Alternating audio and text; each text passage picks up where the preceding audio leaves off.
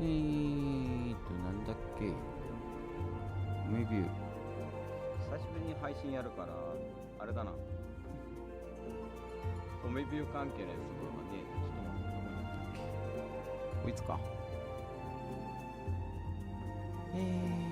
ちょっとお待ちを。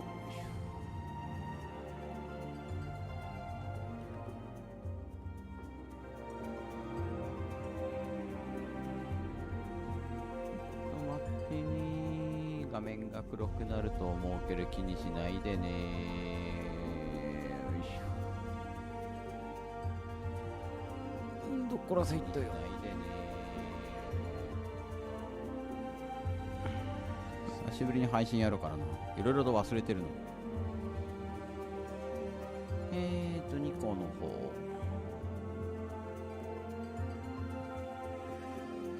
適当に時間を延長かけておきます。でいけるかな、多分。あれダメだ。よし。これでいけるか。OK だね。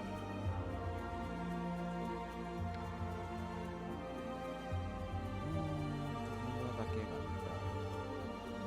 OK。一応11時から PLL 始まるんで、それに合わせてまあまあ雑談しながらのね、枠ですね。特にはこれといってはないですけど、それ以外で何かあったっけ、やるところ。とりあえず大丈夫かな。ただね、夜勤明けなんで眠いっす。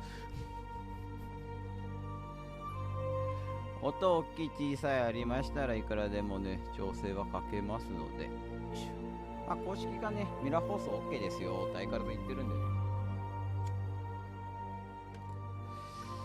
堂々とできるところでもあるけど、まあそこまでうちの放送自体に対してはよいしょ需要はないとは思うんで、あくまでも暇つぶしっていうところで枠は取ってみました。あと OK だっけ。あ、やべ、言ってね。配信の映像が飛んでね、多分。ちょっと待ってね、ごめんね。2個の方が飛んでなかったね。多分大丈夫だとは思うけど。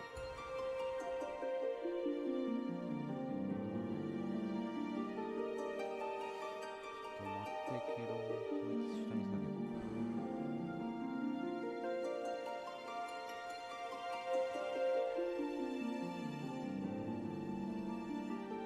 映像がこれでいってるでしょ。あ、大丈夫だね。あと2個側の確認も知らなきゃだけど。ちょっと待ってね。ごめんね。みちゃいらっしゃい。今日はなんじゃら今日はなんじゃらじゃい ?11 時からだから多分そろそろ始まると思うけどね。よいしょ。棒読みが、ちょっと待ってね。棒読みが入ってねえな。棒読みちゃん読んでもらう。ちょっとね、配信久しぶりにやるからね。今日はにじゃら。今日にじゃらか。俺今のところパンツ一丁だからゼロじゃらだ。よし、棒読みも読んだから大丈夫そうだね。そうね、夜勤明けだからちょっと眠いでただ内容が内容だから次回のやつもでかいだろうけど、今回バトル関係とかやるらしいからね、そこら辺も含めてちょっとしっかりと見ときたかったかな。4時間くらいらしいよ。らしいね。長いらしいからね今回ね。ちゃんとコーヒーとか用意してはいるけど、途中寝たらごめんなさい。4時間って言うとさ、でもさ、それこそあれか、本当に直前の PLL って感じだね。コンフィグになってるし、選ばれてるところ。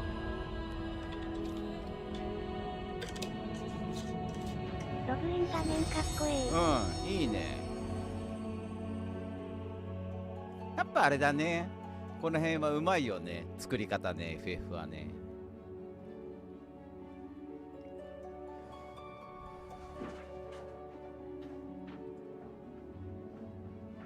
一応今ミラーしてんのが YouTube なんですけど、多分ニコ皆さんおはようございます。おはようございます。関係は第66回ファイナルファンタジー14時間が長えな。レターライブのお時間です。Thank you very much for tuning in and welcome to the Final Fantasy 14 letter from the producer live number 66。皆さんにご挨拶お願いします。Thank you for watching. My name is Naoki Yoshida, producer and director of Final Fantasy 14. 皆さんおはようございます。あくまでもね、 Final Fantasy 14プロデューサー兼ディレクターの吉田です。よろしくお願いします。やりたいとは思いますけど。はい、そして今日はゲストにあゆみさんがいらっしゃいます。あゆみさんお願いします。Hi, hello, my name is Aimi. I'll be helping with translation support for today's broadcast. 今回の通訳サポートを務めさせていただきます。徳竹あゆみです。よろしくお願いします。よろしくお願いします。よろしくお願いします。And lastly, my name is Toshio Morochi, also known as Fox Clone, your global community producer here. 信号を務めますコミュニティチームモルボルことムローチです。どうぞよろしくお願いいたします。はい、はい、よろしくお願いします。多分裏でサブアカの方に物を作らせながらやってる。いやまあちょっと押したのはさ、はい、まあもうねでもね昨日のねテスト放送を見てても思ったけどね疲れてんな。オープニング画面をね、いかにうまく見せるかっていうのをギリギリ疲れてんな。今が一番大変な時期だろうなと思いつつ。So we started just a little bit late to this time. Of course, Yoshida had to step out to smoke a cigarette, but that's beside the point. We were trying to show off that opening sequence there on that screen, and we wanted to time it just right. And we were struggling until the very last minute there, so apologies. Yeah, there was a hot debate here. ケンケンガクガクやっておりました。無事出てきてよかった。いや、この本名も長いよね。約10年だから。かっこよかったです。ありがとうございます。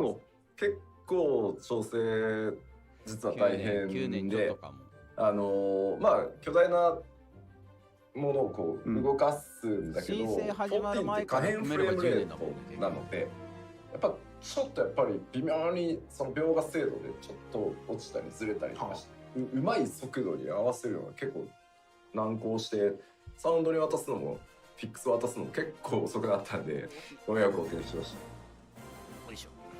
Thank you so much. It was quite a struggle, a big undertaking to make the different adjustments. When we're trying to move large objects on screen, of course, with the fluctuating frame rate, it is a very challenging element to kind of render. And depending on the quality of the rendering, it's quite difficult to get the timing just right. So we did struggle on that. I'm afraid it did delay us in handing over the animation over to the sound. メディアツアーのところの一環だろうから、はい、まあここからで、今日はなんですけど、今日の PLL はちょっと特殊な回なので、まず最初に今日がなんでどういう段取りなのかをちょっと説明させていただきます。So this letter live is kind of special one, so let me explain what is the setup for today. まず、今日は通訳、あゆみさんに通訳に入っていただいて、日本語と英語のバイリンガル放送で、行います。So first and foremost, this letter live is the bilingual in both Japanese and English. So we have あゆみさん here, and she can help translate English to speak. And then during the letter live, how it works is どんだけ手入れるんだろうね。basically speaks in Japanese and then 今回ほら translate his 下げられるじゃん。 into 全体的なところのまず吉田さんが原則日本語でもろもろ説明していきます。でそれをあゆみさんがデノミ関係気になるよね。くれるというスタイルで進みます。で私ですけれども毎どれ回ぐらいそのだから超える力に近い内容のところのなんかバフをつけさせるみたいな話は上がってはいるけど、最後の最後のお知らせコーナーが来るまで私からは大して重要なことは申しませんので、あれ今モルボールなんか通訳し忘れてるじゃんとかあっても気にしないで特に「あは」って言ってるだけだなって思っておいていただければいいかなと思いますので、そういうご理解でよろしくお願いします。あはんっつってるね。So and then I will translate myself by myself. But if you notice, if I mistranslating something, but just leave it because nothing important information is coming from my mouth anyway. So until the end at the announcement call section, I mean. I'm just nodding and then saying, "Aha!" Wow, is all my job is so just leave it. And then today's Letter Lab has 4時間ぐらいとはいえ three major sections. The first part is all about the new jobs. I mean, job changes. 長いよね。 Followed by the battle-related うちも updates. 休憩する And わ。 then we are gonna have some other. まあ裏でサーバーに物でも作らせておくな。 There are three major sections for today. 今日は大きく3部構成になっておりまして、最初は皆さんお待ちかね、ジョブ関連は全部お待ちかねなんですけど、最初はジョブ関連情勢のお話をします。続いてバトル関連、今日は主に PVE ですけれども、バトル関連の調整のお話、そしてさらにその他のいくつかお知らせがありますので、そういう話をやっていって、まあ賞味4時間ぐらいですかね。わかんないな、わかんないな。まあ今日私こちらにニコニコとTwitch と YouTube とコメントが全部あるんで、大概こっちに行ってる場合コメント見てる。So just to let you know, Yoshida-san has the monitors for Nico Nico, Twitch, and YouTube broadcasts, and he's following along with some of the comments. So don't mind him if he kind of drifts off to the side of the screen. He's just checking the comments. そうです。で、私のはちなみにこっち側なので、私はこっち見てると思います。Yeah, my screens are placed here, so I will looking at here this direction to check your comments. はい、皆さんのコメント、私の方は画面こっちにありますので、私がこっちを見てるときは、あ、なるほど、なんかコメント読んでるんだなと思っていただければと思いますので、よろしくお願いします。相変わらず寝てるか吉田寝てるかとかね書かれてるんですけどね。あと眠そうって結構ありますね。あ、6回目でもやってはいるんだ。We were seeing comments like, "Oh, Yoshida's actually looking at our comments. Oh, he looks kind of sleepy. 相変わらずのなんだろう。etc. etc." ニコダの YouTube の T シャツ特定班早いよ。できないんだ。There's no time for sleep. We won't be able to release the game if we taking time to sleep. だって14のほら巨大さはさ、皆さんもよく知ってるじゃないですか。たくさん遊んでいただいてるんで、あれを全部見るんですよ。もう何から何まで、サブクエストの端からね、ありとあらゆるものを見てってるんで、10秒から15秒ぐらいラグあるかな。I mean, you understand how large FF14 is. You all play the game, and we have to check every single aspect of it, from not just the main parts of it, but even the nooks and crannies of the subquests as well. So there's no time for sleep. まあまあなので、今日は今モルゴルが言ってくれたように、まあ今日と次回の PLL で 6.0 ドーンとご紹介するんですけど、今日は主に PVE、それからバトル関係のシステム周りだったりとか、アップデートの、詳細というより、まあ、ジョブに関してはコンセプトをお伝えしていく回になってます。で、例えば PVP の新しいコンテンツとか、ギャザクラとかっていうのは次回の PLL で特集するので、そこはぜひご承知おきください。どこまでどう変わるかだな。Of course, as Foxconn just mentioned, we will be covering the different elements with this PLL, and we will have another follow-up immediately before the release of Endwalker. But we will be covering the different elements of the new expansion. So for this PLL, it's going to be primarily about the PvE items, the battle system updates, and the job changes. We won't delve too far into detail for each individual jobs, but we would like to go over the different concept that went into the different updates that we'll be making. Unfortunately, PvP and Disciples of the Land and Hand information will be next PLL, so I'm afraid we will not be covering it during today's broadcast, so apologies in advance. で、あと特筆すべきなのは、まあやっぱりジョブのその例えば 6.0 の、例えばナイトがもうここがこうなってここがこうなりこのアクションがこうでこれの強さはこうですみたいなのは、まあ当然ちょっと言ってたら終わんないっていうのもあるし明日からいよいよメディアツアーがスタートします。で、メディアの皆さんには一足早くですね、特定のエリアと、全ジョブレベル90でプレイをしていただいてですね、メディアの皆さんとかインフルエンサーの皆さんが、全世界一斉に情報解禁して、インプレッション上がると思うので、まあぜひそちらをですね、詳細はね見ていただければなと思っております。ここでどんだけ情報が漏れるかだね。And of course, we also wanted to make note that with the different job updates, I'm afraid we won't go into detail. So we won't be like, oh, Paladin's going to do this, and Magician's going to be like that, and Potencies is this and this and that.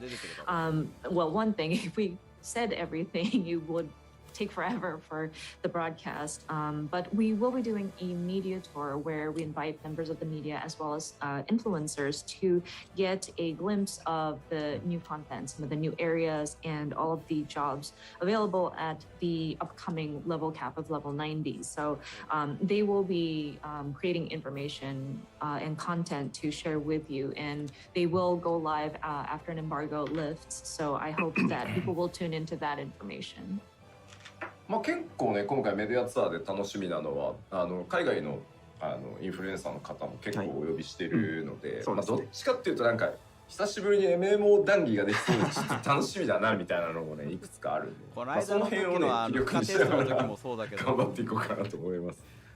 いろいろと多分あれだろうな。 And the one thing that I'm really excited about is that we do have a lot of Western influencers joining us this time for this media tour, and so I am so excited to talk MMO shop with them in my interviews. So that's going to be kind of like what I'm going to be looking forward to throughout this media event.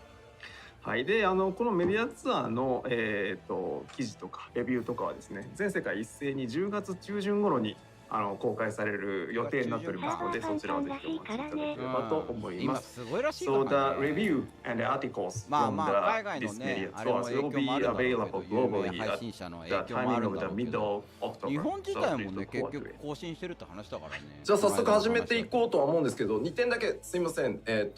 あと2つ確認させてください。まず1つ目、今日お伝えしていく情報はやっぱりエンドウォーカー行月のフィナーレまだ開発中です。最後の最後本当にギリギリまでバランス調整やってるので、今日お伝えした内容が変わる可能性があるっていうのはまずご理解ください。これはしょうがないだろうね。So before we jump into the main part of the show, we would like to bring up two additional points. First of which is, of course, we'll be talking about Endwalker today, but we are still making final adjustments. It is still in development, and so please understand that some of these elements are subject to change. そしてですね、もう一つ大事なことなんですけど、確かに私疲れております。疲れているのは事実なんですが、怒ってるのとかそういうのはないです。顔がねそういう顔なんです。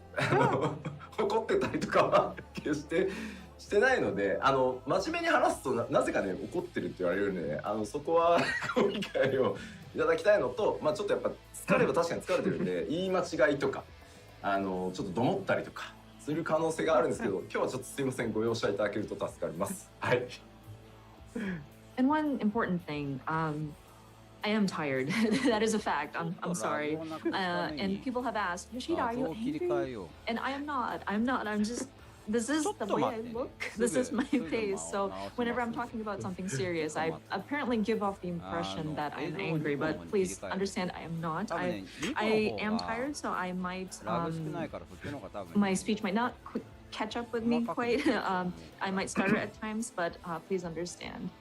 いつもじゃんって書かれてる YouTube. Yeah, that's good disclaimer. YouTube comments saying, but you're always like いつも疲れてる。いや、言います。You're always tired. さあ、じゃあ始めていきましょうか。まあ一応後ろ制限はないんでね、ゆっくりやるところはゆっくりやっていけたらなと思ってます。音声関係だけ切り替えます。Okay, I think we are ready to jump into the これで、行く前に2個側になる。これで今2個側にしたんで、全ジョブに対する基本方針をざっと説明しちゃおうかなと思っております。So of course, we are going to be discussing about the different job updates and adjustments. But before we jump into talking about jobs or even roles, actually, I do want to cover something that encompasses all of the different jobs in general. まず最初、ベースの方針なんですけど、こちらはシャドーブリンガーズ 5.0 の、方針をそのまま引き継いでおります。So just as a baseline, we are sort of building upon what we have adjusted in Shadowbringers 5.0. まあもちろんその新たなアクションとかはあるんですけど、まあその新システムとかをね、各ジョブにこうゴテゴテつけたりして、もうそのさらにシステムを各ジョブ複雑化させるようなことはしてません。And of course, with the new level cap, we do add some more actions, but we haven't incorporated any sort of brand new system tacked on there or made anything too complicated. まあもちろんベーシックのコンセプトはまあ50を引き継いでってるんですけど、まあ、新しいアクションっていうのは当然たくさんありますし、変わってるところっていうのも各ジョブね、それぞれ第一章ではありますけど結構あるので、まあ、その辺の方針は今日お伝えしていこうかなと思ってます。And of course, with the basic thought being building upon Shadowbringers 5.0, of course there are new elements that are added leading up to Endwalker, and different elements that we have changed, may it be small or big.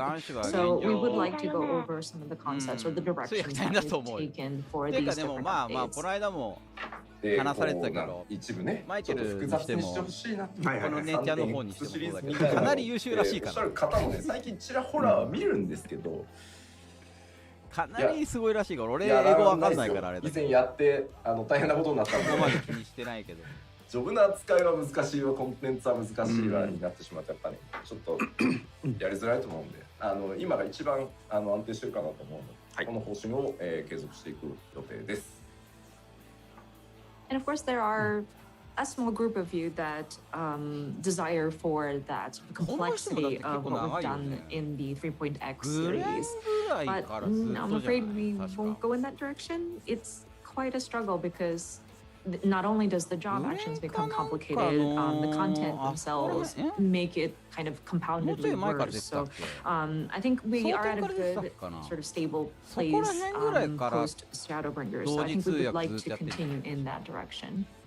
まあもちろんね、個人個人ね、3-0時代が良かった、4-0時代が良かった、いやいや今がいいんだっていうご意見あると思うんですけど、まあ全体をずっと長くね、こう見てきた自分に関して、まあ、やっぱ5-0の方針が一番多くの人にフィットするだろうというすいません判断をさせていただいております。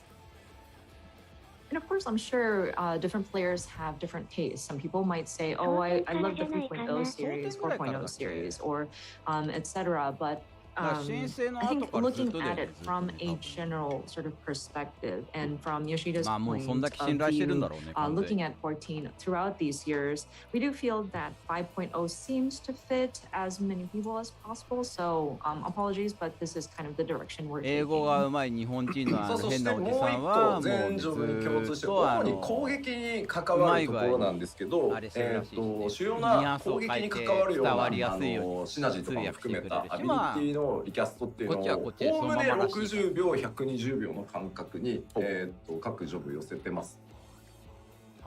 And another thing that encompasses all of the jobs is regarding their attacks and some of the primary abilities and their recast timing. I think we've kind of equalized it to kind of lean towards that 60-second or 120 seconds.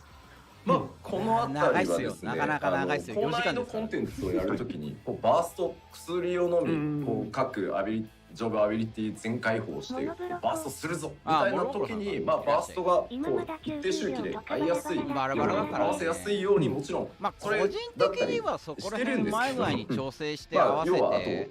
各ジョブ60秒90秒120秒でバラバラなところを後々から調整かけてまた重ねてっていうところをやってたりするからまあ俺はそれでいいとは思うんだけどね。 And this kind of takes into play when you go into the high difficulty dungeons and raids where you have that sort of burst timing that you can match with taking your different medicines and then doing your different cooldown abilities, and you have that sort of relatively similar cycle depending regardless of what job you would do. So even if you kind of go into your alt job, you'd still have that kind of similar tempo or that cycle that you can keep up with. ただしですね、最大の注意点でございます。こちら。Of course, there is a caveat to that. 当然ですね、すべて寄せ切るわけにもいかないので、全部が全部60と120になってるわけではございません。ここは忘れずにぜひご注意ください。ライゼンがなくなってからずっとクッキー焼いてて、クッキーを焼いてる最中にヘッドホンをちょっと新調して音楽を聴きたいなと思って、その時に晩神の曲を聴きたいなと思って晩神の曲を聴いて、そこから60秒になってるじゃねえかよ切り抜き動画を見始めてからまた FF にもあったりするわけですよ。クッキーババあれも残念ながら90秒キャストのままなんですよね。スチーム版が出たっていうのもある。It's like the ley lines. Oh no, it's not 60 seconds. No, that one still remains to be 90 seconds. Apologies. やっぱまあまあアビリティが全部60秒から120秒だったわけではないだろう。捨て置かれ Really て sad. これはこれで個人的には They've 全然 neglected いい me. とは I'm 思う not けど。aligned to your まあ timings. 60秒120秒の周期に合わせるって形で、ね。まあまあ軽いものが60秒ある程度、寄せていく対象にちょってと入っなかった重めのものを120秒にして強めのところで、まあタンクだったら The main job of the 辛いところに対して合わせるような missed out 感 on じじゃん having his timings of his ability. His one of the main abilities kind of aligned to that 俺は kind of 調 cycle. 整のところが公平に取り扱われてる。フェアですよ。フェア。The battle team treat every job fairly. あ、今みーちゃん今生きてるみーちゃんとかもサンサバミンだからあれ。そのまあでもしょうがないと30秒思う後に次の間よ。をあれ私から開いたりして。だってうちの放送枠あいつ一人で何やってんだみたいコなミュニティ空気が調整中にもなるほどございました。 So like everybody else is doing their 例えば abilities 離 and れる their 人も nice 離れるだろう cycle し、 timing, やっ and ぱ then 30 seconds later I まだ come 俺 in with my ley lines and ツイッターの everybody's 方 kind の of フォ looking ロ at me ーで weird, like は what サン is サ he バの人 doing? たちた Off くさんいるけ timing. ど、まあまあまあではまあツイッター上でつながってるっていうだけだから。全ジョブに共通する、まあベースは 5.0 をそのまま準拠してますよ。しょうがないで、いろんな主力の長いからね攻撃に関わるようなアクション、アビリティのリキャストが60、120にこう、寄ってますよっていうことによって結構変わるものってあるんですね。まあそれを頭の中にまず入れた状態でいいじゃないか、うちなんかボロボロだよ。ものがあるので皆さん頭の中に入ってます。大丈夫ですか CL なんか今ボロボロでうちの方。CL どころか Our リーグが base ボロボロでも。 concept is kind of building ユーベ upon にして that も 5.0 あれにしても Shadowbringers, and then a バル lot サ of にしても the primary abilities have been クリスチアー aligned ノの to 離れ kind て of fall メ in ッシ離れて place だから。 between 60 or 120 second い cast や timing. もう So with that in mind, there will be abilities で that もあれでしょ kind of 万 change 有にクリスチアーノが戻ったっていうの in も影響がでかいんだろうけど、 accordance 今 to 万 those 有 updates. So リ if ーグ you で keep that 1位 in でしょ。 mind, and there's something that I want to watch, I CL want you の to 方はなん watch とかなるかな as と you 思って think はいる about け that. ど、ただなもう油断できないから Are ね you ready? 今の。皆さん大丈夫ですか？では約20分ありますので、はい私もコメントはしません。ぜひですね。ごめんなさいね、丸期関係ねえところのサッカー話とかゆっくり雑談話ばっかですからね。長くなったあゆみさんそれでもよければRight. 聞いていってくだ So さい。 we will be looking at a 20-minute footage. None of us here will be making any comments. So if you could take こ your の間 time 見 to た、ああ watch めんどく the さそうなとこ入ったなとは思 footage, ったけ and ど。 then he has more to say. さあそれでは、6.0 エンドウォーカーのジョブアクショントレーラーとなっており1ます。箇所か2箇所ぐらい確かきついところがね。 This is the 6.0 job action trailer. どうぞ。まあ変わらずで状況が変わってないからだとは思いますけどね。前々から言ってはいますけど、執行役員だからその現場に立っちゃいけないってわけでもないので、そこら辺は前々から言ってるところだよね。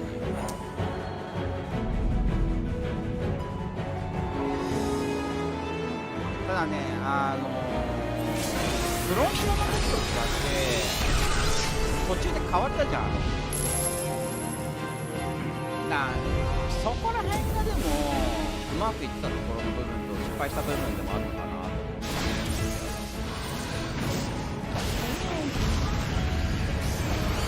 相変わらずのリュウさんはかっこいい。根性版はかなり遊びましたわ。根性版はねやってない。申請からです。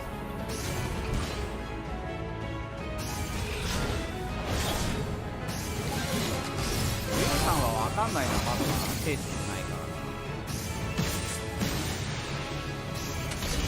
めっちゃ好き、笑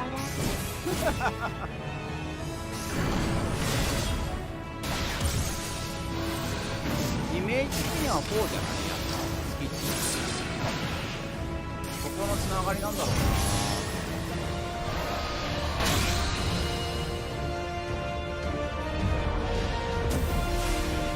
さあうちはタンクだね。5くらいかな。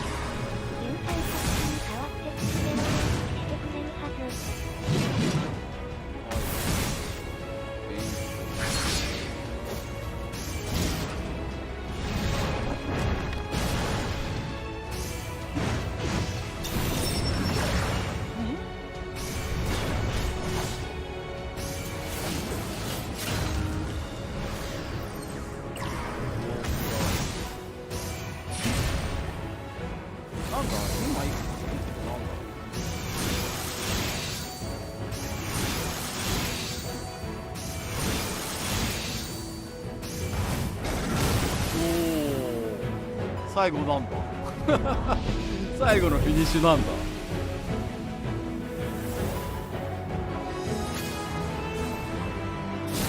3アクションぐらい見慣れないやつだ。3アクション4アクションぐらい。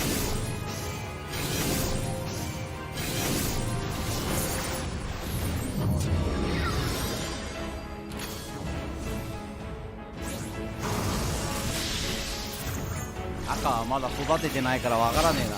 これを分かるようにするためにも今ジョバ上げしてはいるんだけど、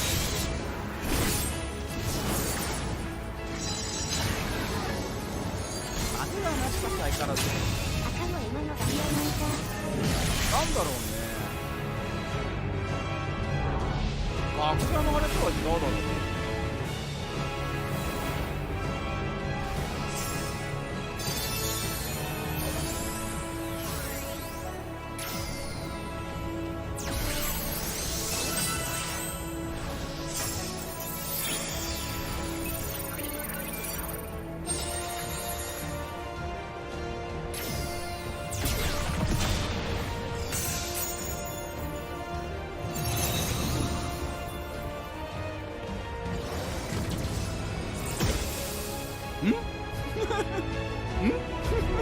なんだ今最後のやつコピーでもすんのか。暗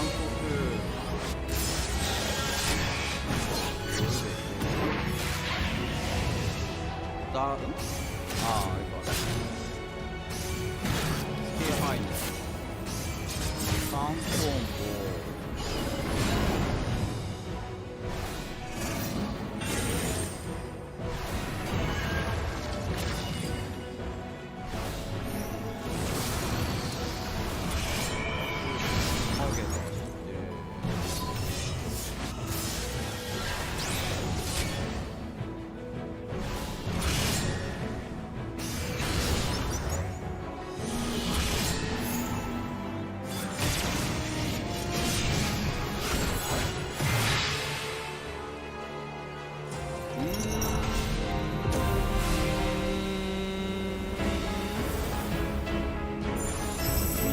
やっぱ3つ4つだな。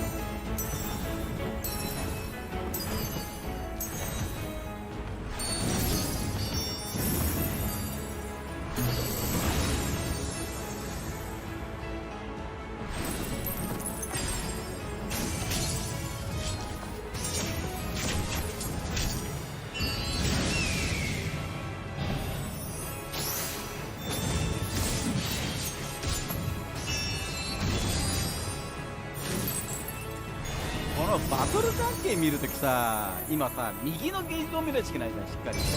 どれぐらい消費するのかっていうの。忙しいよね。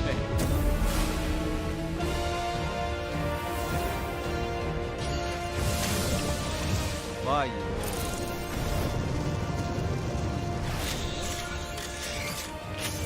少しまあ上げ途中なんで、なんだかんだ面白いんですけど。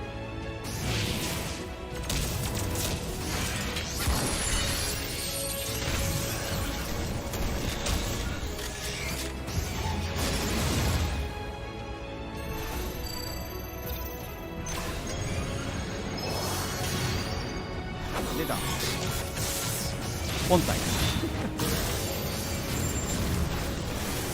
手動がしてきたわ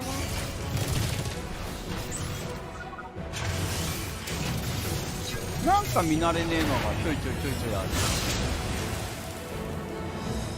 アクション変えてる部分もあるんじゃないかな。あ、ガンブレだ。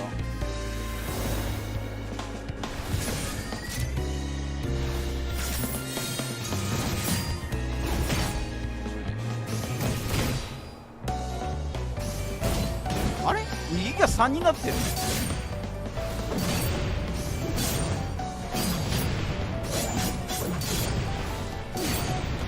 これは1個取るので、縦コンボ入れて1個返した。2だよ、もともと2。今は3になってるの。これね、アクション見るよりか今ね、消費状況見てる。ああ、2減らすやつ出た。最後のやつがあれだね、2消費だね。だからそれの分で1個あげたんじゃない？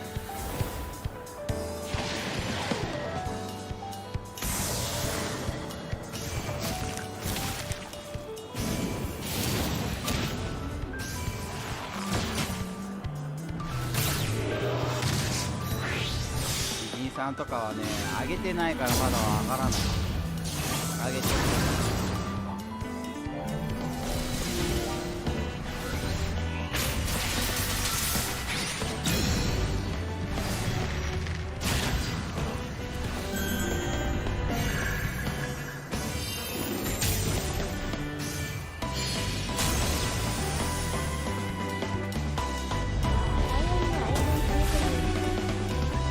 やっぱそういうところがあるんだね。さすがにわかんないな、そこら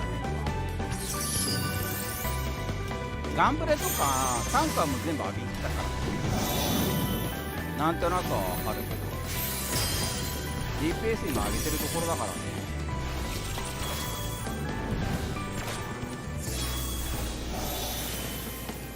先生もこんなんだったっけ、右のところって。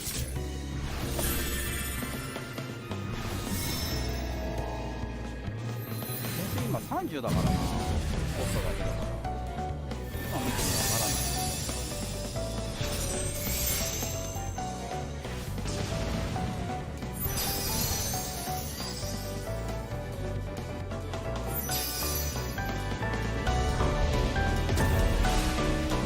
侍か。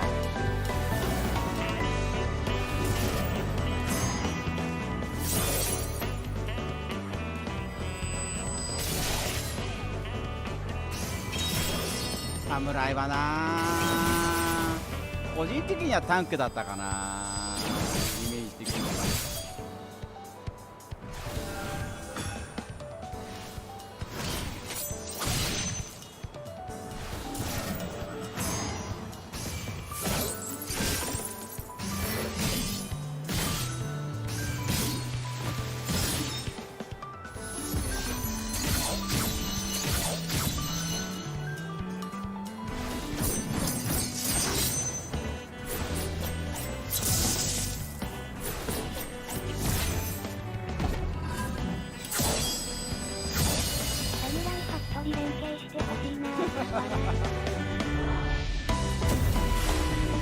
白マン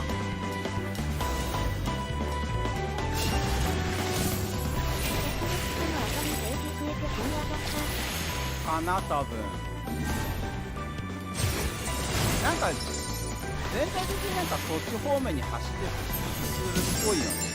なんかうちも他の曲に関しては結局まだ今上げてる途中だから、その辺知るために捧げる情報がある。まあ行決までに上げれるところを上げようと思って終わり。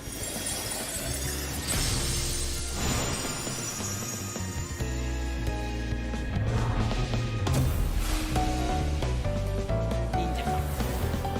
違う、忍者汚い。ホーリーなのかなと思ったけど植物が生えてる。ユリかなんか。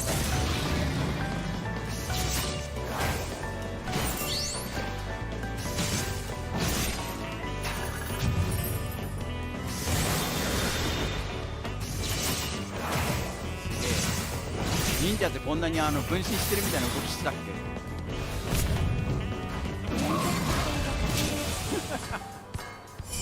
それ違う、それタンクだろ。メインタンクだ。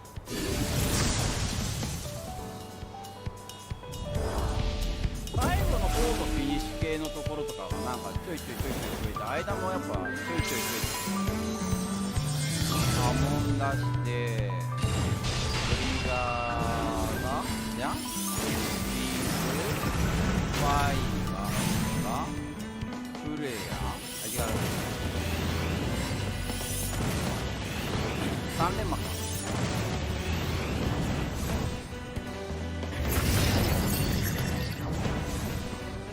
これは今上げてる16ぐらいかな。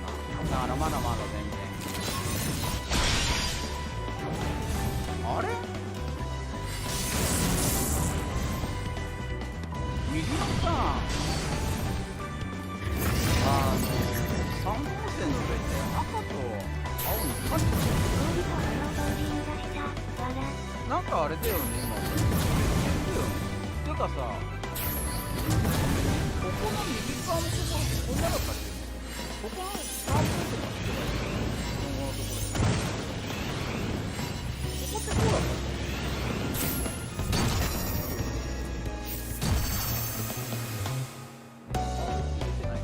見えない。赤と青の3本線だった。いや、赤と青の線。賢者。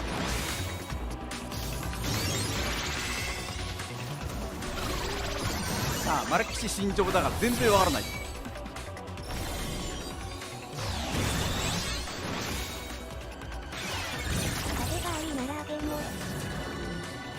酒があるならあげもあるんじゃないか。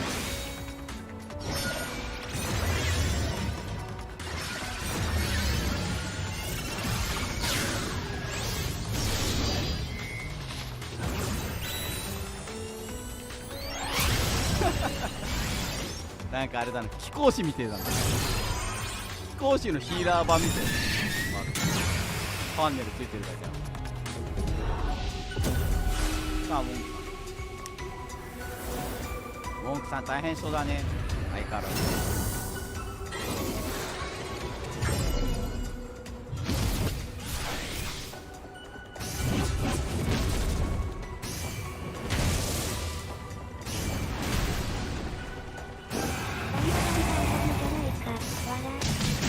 ニューガンダムって言うんじゃないか、それは。パネル。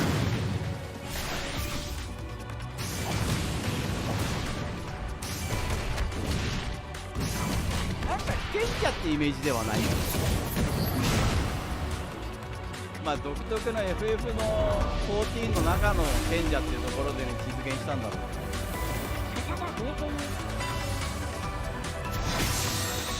文句なんかまた忙しくなりそうだな。昔のイメージでしかないけど。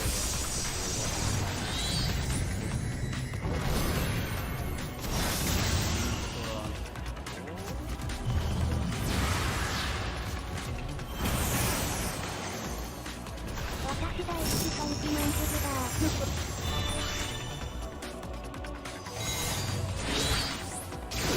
ガルード。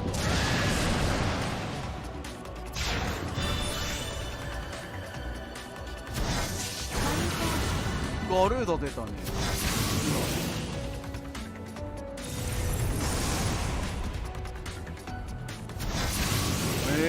全体的にガルードの技になるんだ、この辺が。これでもいいくじゃん。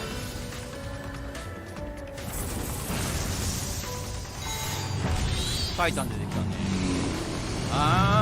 そういう系に行くってことか。多分普通にこれイフリートも出んじゃないかな、名前通り。だからイフエギ、タイタンエギ、ガレエギってあったのがそのまま本体が出てくる。これイフリート。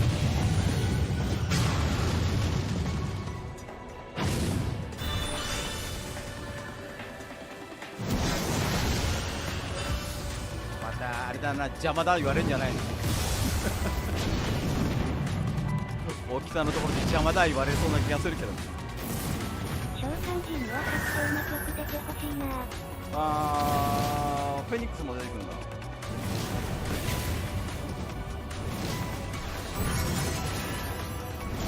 そこは曲でね、まあってところある。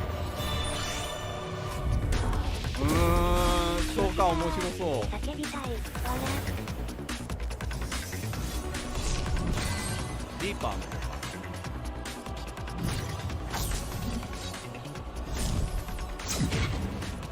リーパー2種ゲージ。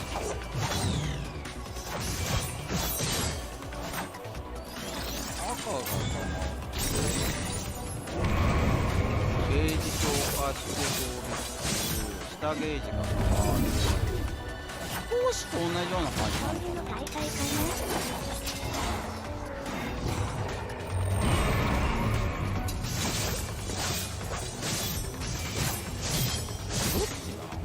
赤よりシナ PK さなんかな多分。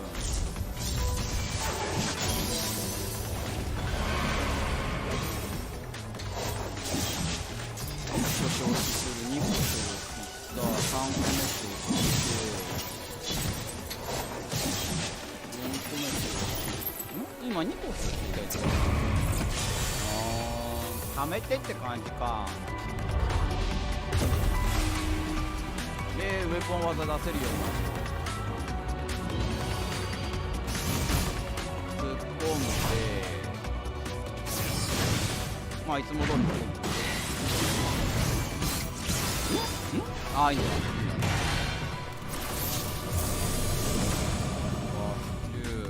馬先が開いて。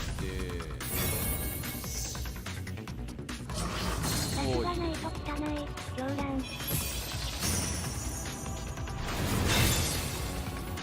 で、ビーフ。これが新技だね。これも新技だ。これも新技だ。なんだ最後の3連コンボ。なんだ最後の3連コンボ。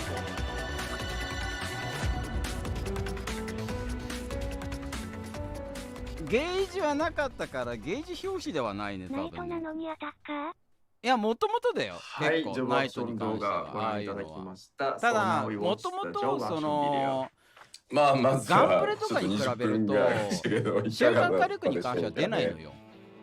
But first of all, yeah, it's 自己ヒールがしやすいっていうところで、がっつりヒールのところはできたりするんだけど、そこを結構攻撃に回したりすることが多いから。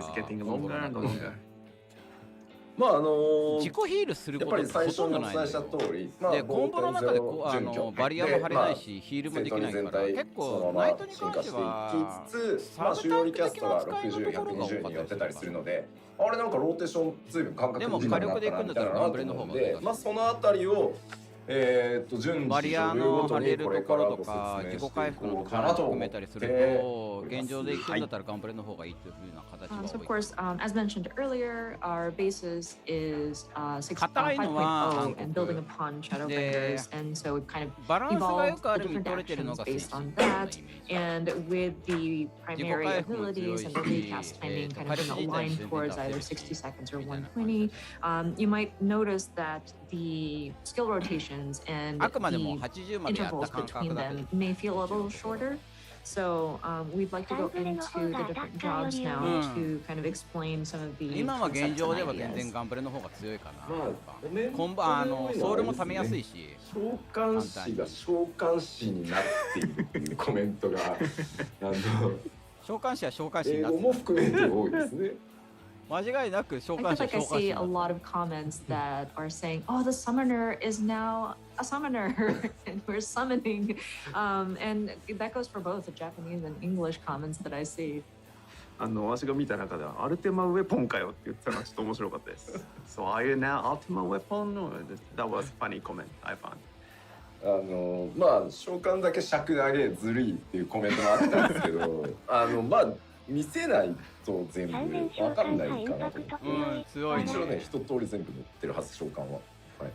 まあもともと持 Of って course, た some 時はもと of も you と may 持っ have てたんだ noticed ろう that け the ど、そこの length ところが that しっかりと summoner ね is ガ being ル featured is a ダ little タ longer イタ than ン everybody と else, あと and they were は like not fair. But ま I あ mean, 全 it's 然あれよ。 quite ボ a ルボルに関 significant しては change, す so ごい we よ。 wanted to show off all that we リーク can. 関係に関しては、まあじゃあも皆さん頭の中にそれぞれごどれぐらい自身のメすごいのかインジョブの映像ある程度頭に入ったと思うので、ここからロールのお話で一応なんか話を聞いてる感じではっていうので、ボルボルぐらいその通訳関係のところでうまい具合に伝えられるっていうところ、ニュアンスのところ Okay, とか so も now 含めて upon looking うま at the く人は job なかな action かいない trailer and having that sort of mental image of your primary job and what actions that you saw, we'd like to dive in. We'll start from the different roles and then go into the い different やーこ jobs. れ威力関係さあまずはタンクからいきましょうか。パワーポイントお願いします。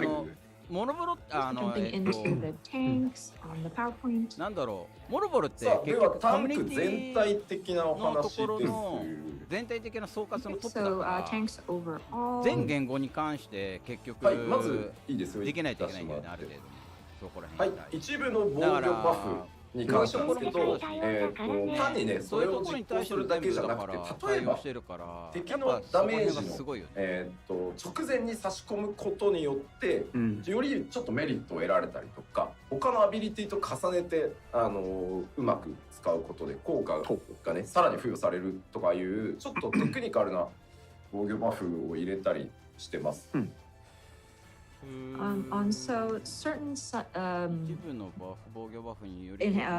certain defensive buffs that you cast, we wanted to of course add some benefits to it.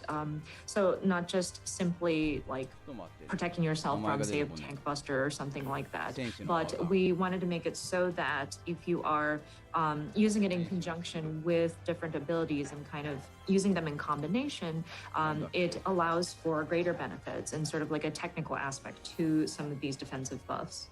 なんかこれね、ジャストガードとかパリーとかやれてるんだけど、ね、サーバークライアント型のゲームでね、さすがにそれは無謀なので、まあすごい効果の例えばですけど効果の短い追加効果があるんで、なんかこう敵の栄翔の半分ぐらいでもうとりあえず打っときゃいいやだと、まあ一応軽減 10% とかは働くんですけど、その後について効果がちょっと無駄になるねみたいな感じなので、そこは効果を見てうまく使ってもらえるといいなって感じです。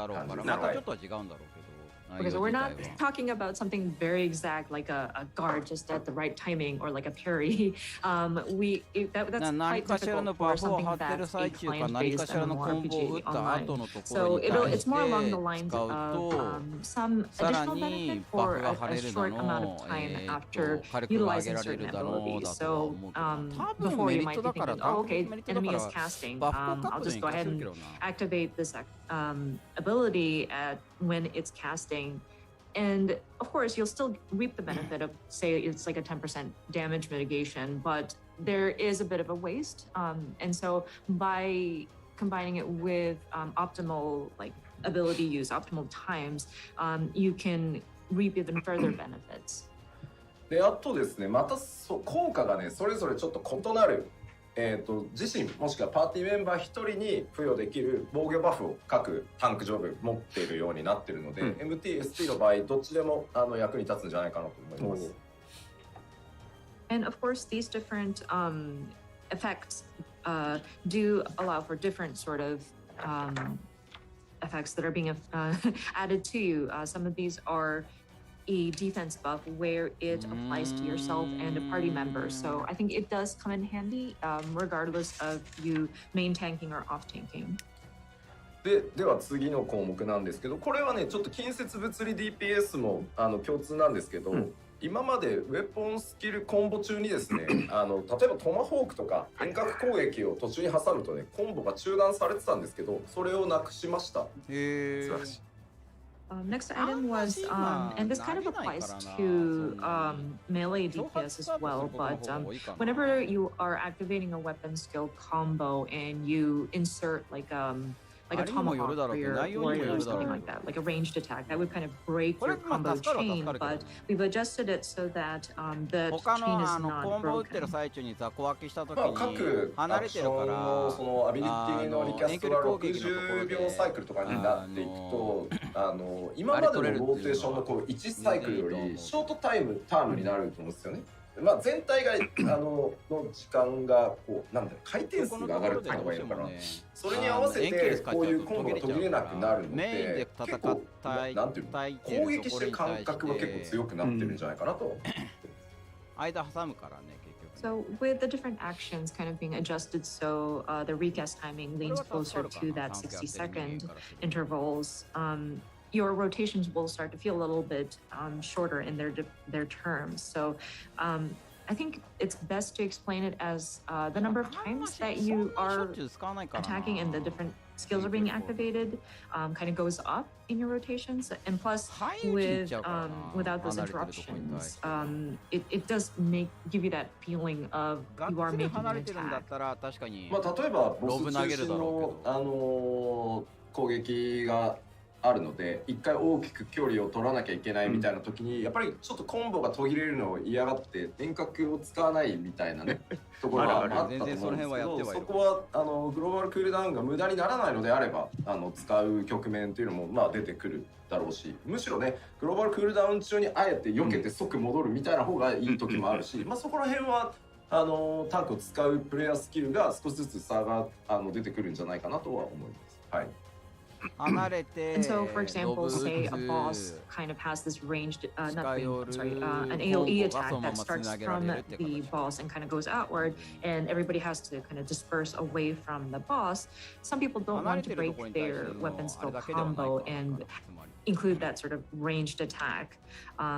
But with the sort of adjustment here, now we don't have to worry about like wasting our cooldown time, global cooldown time, or in some strategies, you might have to kind of decide when you deliberately need to time your GCD so that you can avoid some of those attacks. So I think this will kind of give the tank sort of strategy a little bit of range.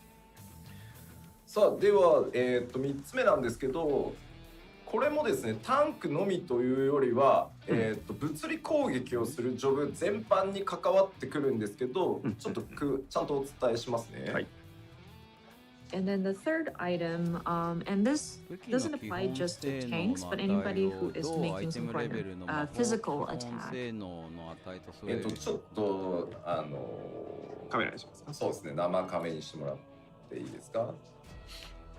ですね、今までファイナルファンタジー14のベースのバトル計算式っていうものの中に、まあ皆さんねレイドとかやっててもこの攻撃は物理か魔法かみたいなよくあると思うんですけど、まあ当然物理攻撃の計算式と魔法攻撃の計算式っていうのがそれぞれ一つずつね、存在してます。はい。So of course, with Final Fantasy XIV, we have this sort of calculations of the damage that is being dealt, and there's like a base or like a fundamental formula that is applied. And I'm sure those of you raiders know to discern if an attack is a physical attack or a magical attack. And each of these have their own sort of formula to calculate the damage that is being dealt. これは新生14レルムリボーンを開発した時に、作ったものなんですけど、当時ねどういうふうにさらにバトルをアップデートしていくかっていうのがいろんな可能性が取れるようにするためにこの物理攻撃っていうベース基礎計算数字と、魔法攻撃基礎計算値っていうのを、それぞれ設定してたんですね。別々に調整できるように。はい、で、こっちが魔法攻撃力だとするとこっちが物理攻撃力。魔法の方がより複雑な計算をするかもしれないっていうので、こいつの値はちょっと高かったんですね。物理計算式のベースになってる値より。And so, with Final Fantasy 14, Final Fantasy 14. Yeah. Oh, sorry. どうぞお願いします。When Final Fantasy 14 was being relaunched as A Realm Reborn, we tried to make sure that the programming is it allows for future updates in the battles, and we try to leave the different possibilities open. So the fundamental sort of physical damage calculations were set up so that we have two separate formulas going on. So we have the magic damage attack calculation, and then we got the physical attacks. And when we were initially thinking about these two separate ones so that we can adjust them separately, the team did determine that with the magic attacks, it does tend to be a bit more complicated in the different calculations. So the base, like the fundamental value, is set just a little bit higher than the physical base fundamental numbers. で、レベル80になってもこの差っていうのは縮まらない基礎値だったので、もう今後バランスをきれいに揃えていくためにこのベースに使ってた物理攻撃計算式の基礎値を魔法と同じ値まで引き上げました。完全に同じ数字になるようにしました。はい。 And so, with the characters now leveling up to level 80, this fundamental どん number な did もの not にしてもそう change だけ as どね、 we やっぱね。 raised そこら辺がやっぱあるかないかっ the ていうところ values. And so は強み with はあるん this じゃないか update, in な。 order for us to make sure these are balanced, も sorry, ともと left, ね、 right, we ウルティ kind マ of オン pulled ライン up と the かね、 physical そっち base の方とかもやってる。 number so that it うん、だとは matches 思 the う、今は。 magical damage attack. でじゃあそれをやるとどうなるかっていうと、まあ、物理攻撃が全体的に強くなるんですね。その計算の元に使ってる数字が上がるので、掛け算すると当然その数字でかくなると思うので、今まで使ってたそのベースが高くなった分、各アクションの威力ってところに書かれてる数字が総じて下がってます。あ、なるほどね。うん。バランスをちょうど揃えるために威力の数字が落ちてます、全部。はい。So what that means is だから that 総合的には with 変わらない the はず base っていうふう numbers な形だけ being ど、表示 equalized, 上の数字 the が変わって physical るってことです attacks か。 would naturally become stronger by default because, of course, the fundamental number has been raised to match so that both of だ these か are ら今 balanced. まで以 But 上 that に being だか said, ら we 近接に needed 関してはアイテムレ to ベル関係が calculate 厳しくな down るんだ so よ。 that しっかりしない the と。 potency that is listed out as a number goes down. 特に近接は。なぜこの説明をこんな丁寧にね、吉田猫かわいいなみたいな、そんなつもりでやってんじゃないんだよ。なんでこんな丁寧にやってるかというと、この後メディアツアーで各メディアの皆さんからスキルの多分スクリーンショットとか出ると思うんですよ。その時にあれも弱体化されてる、これも弱体化されてる、あの数字も下がった、この数字も下がった、吉田は何近接に何か恨みでもあんのかみたいになるのを避けたいんですよ。なるほど。なんで全体の基礎計算式が上がってるんで、その分掛け算したら高くなりすぎちゃうんで、数字は全部一律下げてるんで、そこはご了承くださいねっていうはい。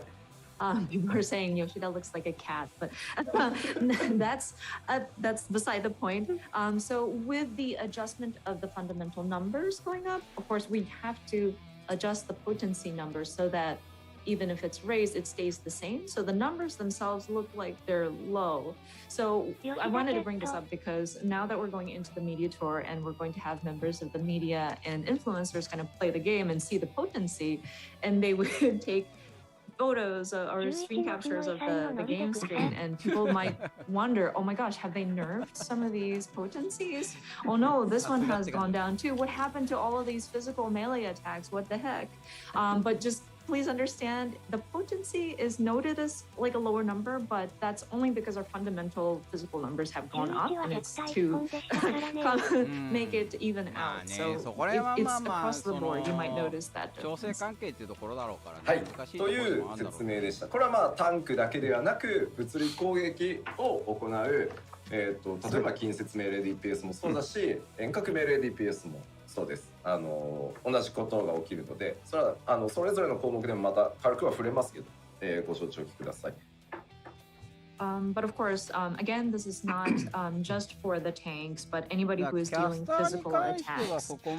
So that means melee, like close range DPS, as well as ranged physical DPS, will be affected by these numbers. なんか俺をヨシニャンって呼ぶのはやめろ。Stop calling me Yoshinyan. 48歳のおじさんにそれはないだろう。I'm 48 years old. Please stop calling me レンジ that. 経過だから。あ、そうか。声だけだとね。機嫌悪いのって変更なるんでかかるよ確かにまあ大丈夫です。ジョークなんで。はい And then people start to comment, oh, Yoshida sounds angry. No, don't worry, I'm not angry. I'm just joking. はい。じゃあ続けて一条目ナイトいきましょうか。はい。Okay, moving on to the Paladin. はい。じゃあ1行目どうぞ。まあリクエストカットの効果をね、残り MP 量気にせず使えるようにまあ調整したりとか、さらにさっきね動画でもご覧いただいたと思います。ソーフティオールから派生する三段コンボ、勇者みたいな三段コンボが追加されてます。まあ主になんで、まあこれ以外にね、もちろん多数の変更点追加あるんですけど、まあ代表的なところだけ。はい。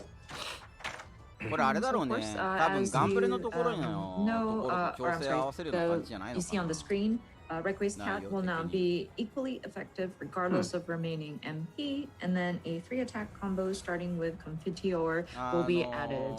You may have seen in the job action trailer earlier, but yeah, there's this really neat sort of combo that happened after you launch Confiteor. So yeah, those are some of the major updates. Of course, there are other multiple different adjustments that were made to the tank, but those are the main ones that we want to pick up here. まあ、ナイトはいわゆる正当進化で、まあ、何かがめちゃくちゃ変わるっていうことはない感じです。で、基本ローテーションはただちょっとあまりにも脳死にならないように、少し工夫というか考える余地みたいなのを今回入れてあります。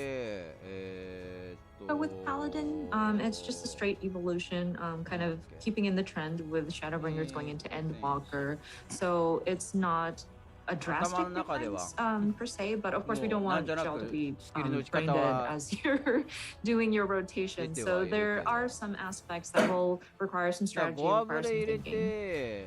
で、突進のですね、インタービーンの、要は撃てる距離が、5メートル伸びて20メートルになっているので、まあ、その辺の使い勝手の向上もさせてもらってます。And the gap closer, intervene, has been adjusted as well. There's an additional 5 yawns you can move forward, so it's a total of 20 yawns you'll jump in. さあ、では続いて戦士いきましょう。ファーストが上がり直すからファーストを入れ Is the て warrior. またゴアブレードの発生の方に切り替えるような感じじゃないかな。戦士はですね、まあ、範囲攻撃のローテーションをやるにも一定間隔で、まあ、ブレハをやらなきゃいけなかったんですけど、今回範囲コンボだけでもそもそも、バフが付与されるようになってます。付与も維持もできるので、まあ、なんか相互単体から範囲から単体みたいなところが割とスムーズになってます。And then, so with this one, the first point, damage up effects can now be triggered and extended by AoE combos. So I'm sure as you're playing Warrior, at one point you'd always have to insert Storm's Eye into it in order to kind of sustain. But we have made it so that it can be triggered and extended even if you're doing your AoE combos. So I think it's it causes for smoother transitions if you want to do like a single target rotation into like an AoE rotation and back and forth. 先ほど動画でももうすでにお気づきの方がいると思うんですけど、2つ目、オンスロートとアップヒーバルからビーストゲージ消費がなくなってます。And then the second point, and you may have noticed this from the job action trailer, but Onslaught and Upheaval will no longer drain the beast gauge. いいんじゃねえかなとは思うけど。さらに、まあ、現象の解放の実行後に発動できる新しいアクションが追加されてます。まあね、さっきなんて And then there is a new action that will be available upon execution of inner release.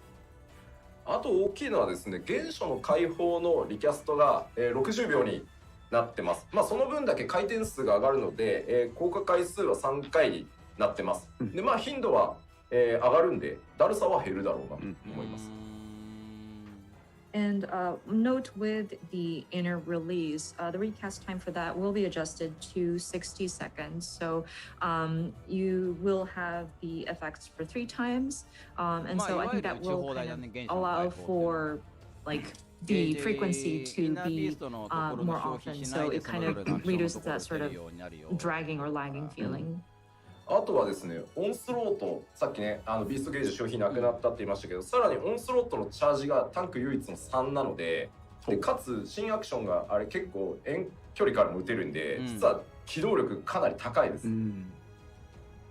And then we mentioned about how Onslaught will not drain the beast gauge. We are also adjusting that to have a total charge of 3. And then with the new action that stems from it, it does allow for a lot of mobility. あとは原初のタケリも今回パワーアップさせてあるので ST 性能も上がってます。間に挟む程度でしか打たないんです And よ。 then the sorry, 原初のまあ離れてるところ範囲攻撃を避けるのに離れてそこから急接近するのに打ったりもするだろうけど。はい、チェックしてください。大丈夫ですよ。アクション名は難しいんですよ。ごめんなさい、原機初の。動戦ね、日士。本語と英語全く違いますからね。原初の移パケリ動が増えるっていうのはでもね、面白いだろうけどね、3アクションになってくれるし、基本2アクションだからね。今 Sorry, guys. It is nascent flash. あ Sorry まあ about でも that. 急接近にあんまり使わないけどね。 Will 回しちゃっ allow てるか for ら。 it. So 上がる if たび you're に off tanking, it will also help you there.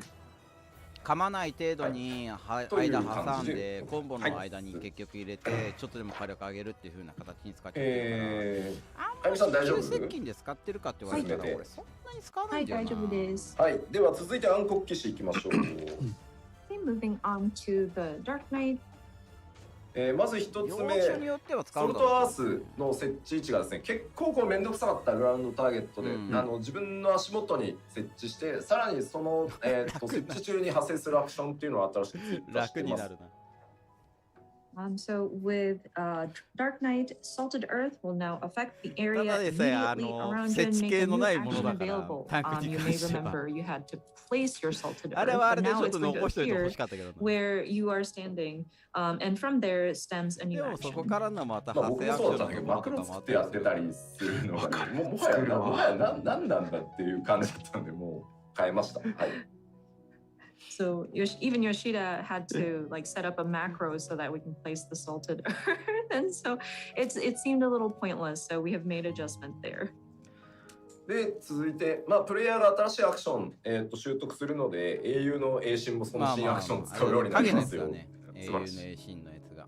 And so the second point was your simulate will also gain a new action when you acquire one of the new job 今の abilities. 状況で慣れて So はい your るか living ら。 shadow is going to learn new い actions い as ん well. だけどね。まあ、暗黒は今綺麗に結構ローテ回せてるんで、極端になんか変わるってところはないんですけど、ただブラッド・デリリアムのリキャストが、こちらも60秒になって、3回までの効果になってます。なのでやっぱりこっちも回転数は上がります。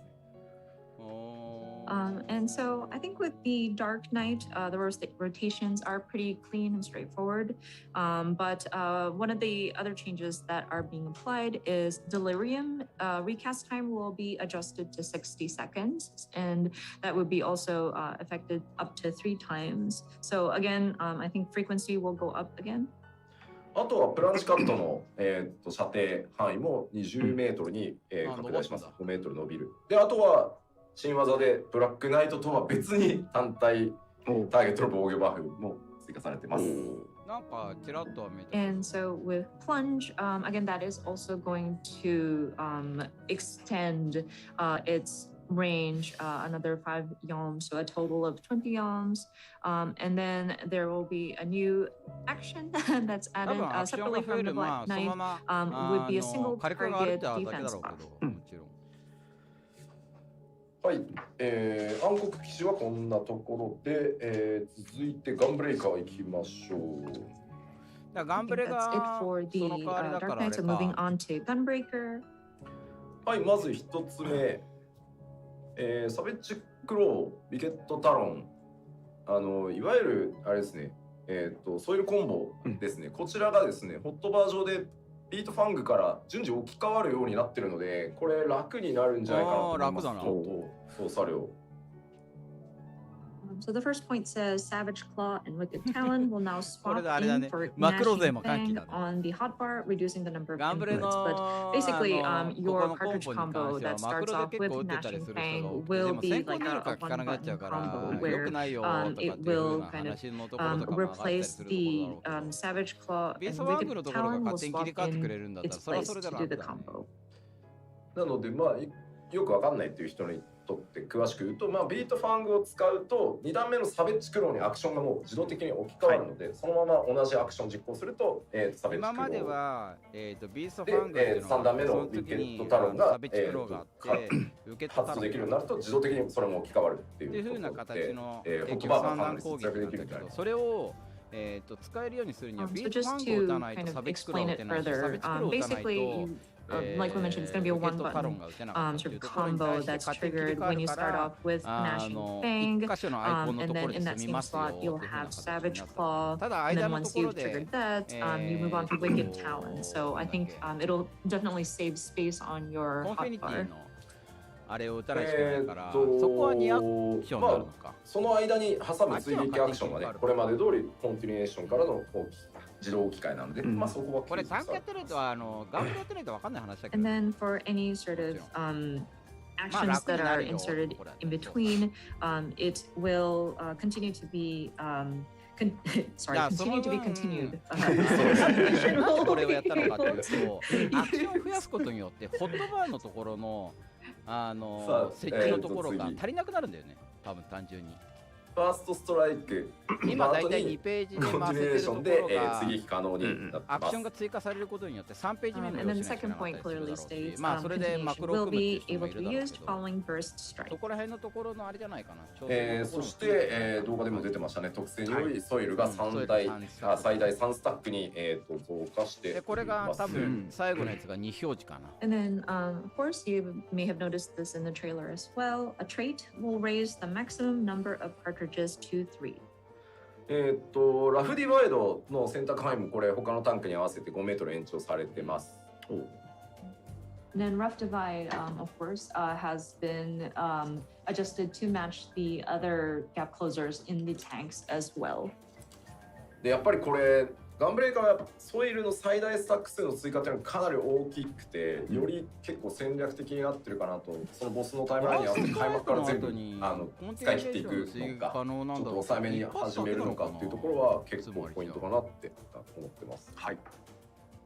And then with the cartridges and the maximum stacks has been raised, I think that definitely adds an element of strategy. So you might want to decide if you want to go in full on and use up your different cartridges during the timeline, earlier in the timeline, or do you want to kind of save it for later, etc. バーストストライクが、いわゆるソイルを消費して、威力、ちょっと高めの威力の技を打つ。さあ、では続いて、ロール、メレー DPS、近接物理 DPS いきましょう。わからんぞ。やってない人間だからわからんぞ。DPS? じゃあまずメレー DPS 共通の変更点からです。一つ目、牽制の効果内容がちょっと変わります。So first is something that applies to all melee DPS, but the effect for feint is going to change. 両方とも下げるんだ。でですね、軽減の打ち合わせなどを盛んにヒーラーさんとタンクさんとしておりますとですね、まあ私黒マダな昔でいうブレハあれだね。近接さんがですね、牽制はオートアタックの痛いところに置いときますねみたいな。なるほど。昔のステルピントだね。はい、調整をしました。So with this feint, and this is probably applicable to a lot of you who go into raids, and Yoshida being a black mage, he would discuss beforehand with the DPS and tanks and healers to kind of talk about, okay, so when are we going to place this? And they're like, oh, feint. Maybe we'll place it where auto attack hurts the most. So, その代わり物理ダメージの減少を変更してるから、魔法ダメージも減りますよ。って実際には超大技の後に来るオートアタックが実はめちゃくちゃ痛くて、タンクも防御バフ張った後なんで実は AA で落ちるがあるんですよ。なんでそこにね牽制結構効くんですよ。効くんですけど、今回あまりにもなので、牽制の中に魔法ダメージ減少っていう効果も少しつけました。ただ当然効果量魔法ダメージ軽減の効果量はアドル、キャスターが持ってる、軽減の方が大きくはなるんですけど、無駄っていうことはなくなります。はい、はい。So I mean, to be fair, with some of these bosses, sometimes the attack, the auto attack that follows after the sort of tank buster or the large damage hurts a lot, and it's immediately after the tank has already used up their defense buff. So sometimes it does come in really handy to place things right after one of those really large attacks. But so we will, there will be an additional effect of mitigating magic damage Of course, that being said, the proper like protection that you want to have against magic damage is addle that some of the casters would have, but just in case, I think that's a handy sort of benefit to it. 続いてですね、これさっきタンクでもお話しましたね、メレー DPS もそうですが、遠隔攻撃をした際に今までコンボ中断されてたんですけど、こちらも中断されないようになりますので、ご確認ください。And then second point is similar to what we had discussed during the tank rolls, but the combos are not broken by ranged attacks that are inserted in between. はいはい。そしてもう一個も先ほどご説明しました、武器の物理基本性能の値というのを上げてますので、全体的に攻撃力が上がった分、威力という数字に関してはその上がった分だけ落としているので、ナーフしてるわけではなくて、計算式が変わったので、今までとは違いますよというのをご承知おきください。And then third point is also, as we mentioned during the tank roll section, but again, with the adjustment of the fundamental damage attack calculation for physical attacks, we did have to adjust the potency so that it appears that the potency number might seem smaller, but it is still the same strength. We have not nerfed it, we just wanted to match it with the sort of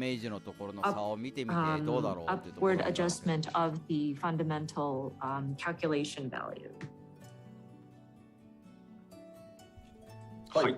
ではジョブのお話に入っていこうかなと思いますが、よろしいでしょうか。Okay, so we are moving on to the different jobs within this role. I think we're good. まずは、竜騎士からいきましょうか。First is the Dragoon. はい、まあ竜騎士もねかなりなんだろう綺麗に回ってるので、まあ、今回まず範囲攻撃のローテーションっていうのを拡張してます。So with the Dragoon, I think these also have a fairly clean and straightforward sort of rotation that you can utilize, but we've kind of expanded upon the AoE rotation. であとはウェポンスキルのコンボローテーションをきれいに成功させていくと実行可能になる新しいアクション、これまあすげえ派手なやつが、多分出てたと思いますけど、はい、追加されてます。And then for the second point, a new action will be available upon successful execution of weapon skill combo rotation.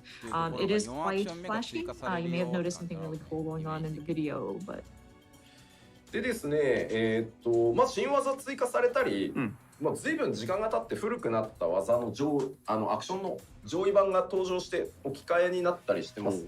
なのでボタンがねめっちゃまた増えるわみたいなのはないです。はい。So with this one, of course, there are just new actions that are being added with the new level. まあだからナイトでいうだからロイエのところの部分の次が追加されるような。And of course, throughout the years, we've kind of upgraded some of these existing actions to become like a higher version of certain actions, and we've just kind of swapped them in place of the base skill. So it's not like we're going to be adding like additional button presses or like additional slots you'd have to fill. で青の流血は、今回特性に移動しましてですね、アクションとして実行したり、維持する必要はなくなりました。And then Blood of the Dragon will now become a trait, and so there will no longer be a need to execute it as an action or to maintain it. で発動条件下、それが発動条件だった技はすべて通常時に使用可能ということで調整されております。So for any actions that required for the Blood of the Dragon to be activated will be available at all times because Blood of the Dragon will be a trait. であとはですね、スパインダイブが2チャージになっているので、まあちょっとね移動に使いづらかったと思うんですけど、まあ移動用に1チャージ残しておけるように、溢れなければねロスすることはないので、1チャージ残しておけるようになってます。And then Spine Shatter Dive is going to be changed to 2 charges. And some of you might have experienced like, oh, I wish I could have used Spine Shatter to kind of move over. But now you'll have that 1 extra charge that you can probably save. So unless you kind of like wasted but as long as you have it, you'll be able to use it. で、ランスチャージがリキャスト60秒、リタニーは120秒となっております。And then Lance Charge recast will be changed to 60 seconds, and Blood Litany recast will be 120 seconds.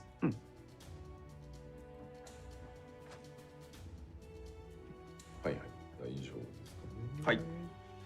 じゃあ、ゆきし以上でございます。That should be it for Dragoon.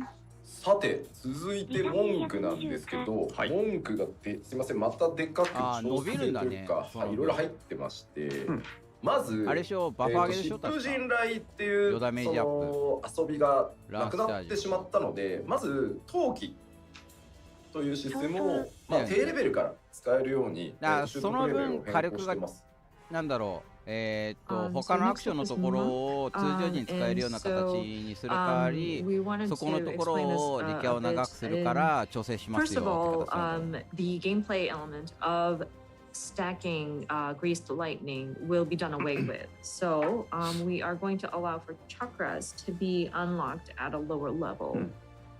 そしてですね、もう一個、新しいシステム、必殺技っていうものを、搭載することになりました。マッシュかな？ And then we are implementing a new system that we call Masterful Blitz. ですね、もう全体的に拡張されてるんですけど、まず新しく3つのチャクラっていうものが、出てきます。So I mean, it's been adjusted fairly significantly overall, but so just going into a bit, we will have 3 chakras. で、さらに陰と陽2つの陶器があって。And then so there will be like a yin and a yang. その組み合わせによって必殺技の中身が変わります。And so getting like a balance of those chakras and the 2 different types of it will allow for the different skills to be activated. ちょっと待ってね。作業って手机にあったな。笑なんかあれだろうかね、そこからのつながりを作ったって感じだろうかね。ちょっと分かりづらいよね。で、まあチャクラを付与する仕組みって踏みなりが起動条件になってるんですけど、踏みなりが、2スタック、チャージのアクションになってます。So with this chakra system, you will need to activate it using perfect balance, but perfect balance is going to be a charge action that can stack up to 2. いいんじゃねえけど。チャージタイム40秒なので回転が早い。思った俺もだから。And stack, each stack is charged up every 40 seconds, so it's quite fast. で、手数で押すっていうコンセプトは変わってないです。ただ必殺技が入って忙しさがめっちゃ上がるんで、聖剣好きと総称打の2つは方向指定が今回なくなりました。And so, of course, the concept of trying to rush with the different skills that you activate and quickly going through these different skills has not changed. But with the implementation of Masterful Blitz, it does get a lot busier. So we've adjusted True Strike and Twin Snakes to not have like a directional condition. 疾風陣雷のところとかの流れの内容のところとかの話、そこまでいいです。大丈夫です。文句忙しそうだな、相変わらず。長年気持ちは良かったんですけど、羅刹章がですね、今回なくなっております。And I know a lot of you had enjoyed using this and it felt great, but we will be taking shoulder tackle away. ただ純粋に新しい移動技、突進技が追加されるんですけど、殴りません。ほう。But in its place, we will be adding a gap closer or like a rush action per se. It will not be something that you use your fist. ただ味方ターゲットして移動もできるので。But it is その味方が離れてくれたやつにまあ魔文みたいなステップみたいなもんですね。なるほど。ステップして即ボスへみたいな使い方ができる感じです。But with this rush sort of movement, it is going to be simply for moving around, but you can also target your ally or your party member to rush over to them. So say you needed to kind of go towards somebody who had dispersed and went off into the distance. You can rush over to them. So kind of like there's an action that's similar in the Black Mage's kit, but you can go in there to kind of close your distance with your party member. 大丈夫、まあ、ダメージ与えない。クローバーの場合だと魔文を置いておいてボルボルにステップした後魔文に戻るできるんだけど、今回敵もターゲットできるので、敵から味方へ味方から敵へっていうのができるんで、そんな感じでまあなので羅刹でこう味方殴ってしまうわけにいかんのでそうですね、はい、殴らない技になって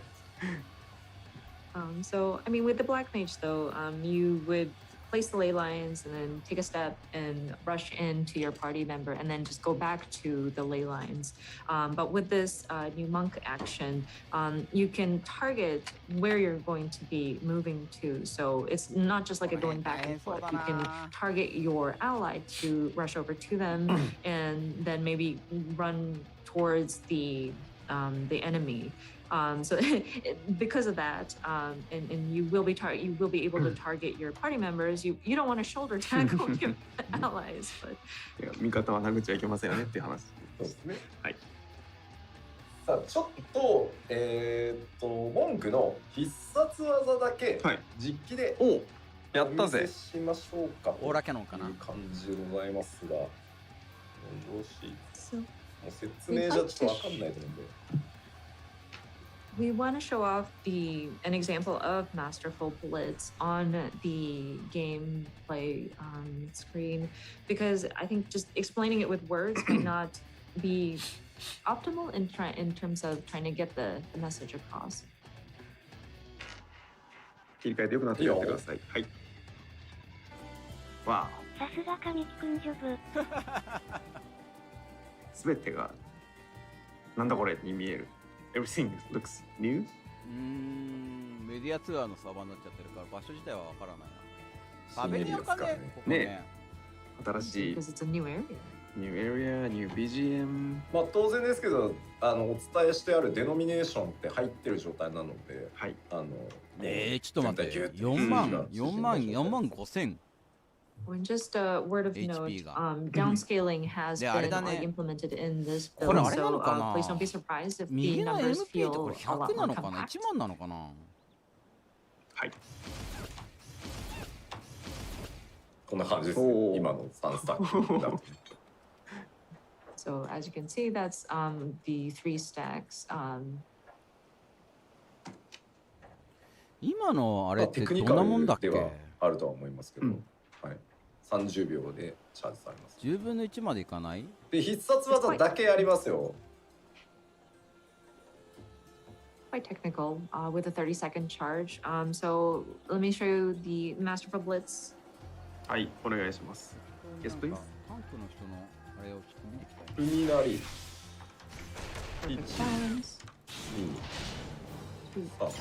ここにこれ溜まってんの見えますかね？3つ。Can you see the 3 kind of below that chakra gauge, kind of glowing there? はい。ここら辺ね、でここにモックやってたりすると見比べできるんだけど、デノミの具合とか。これ3つ違うチャクラをつけた時に出せる。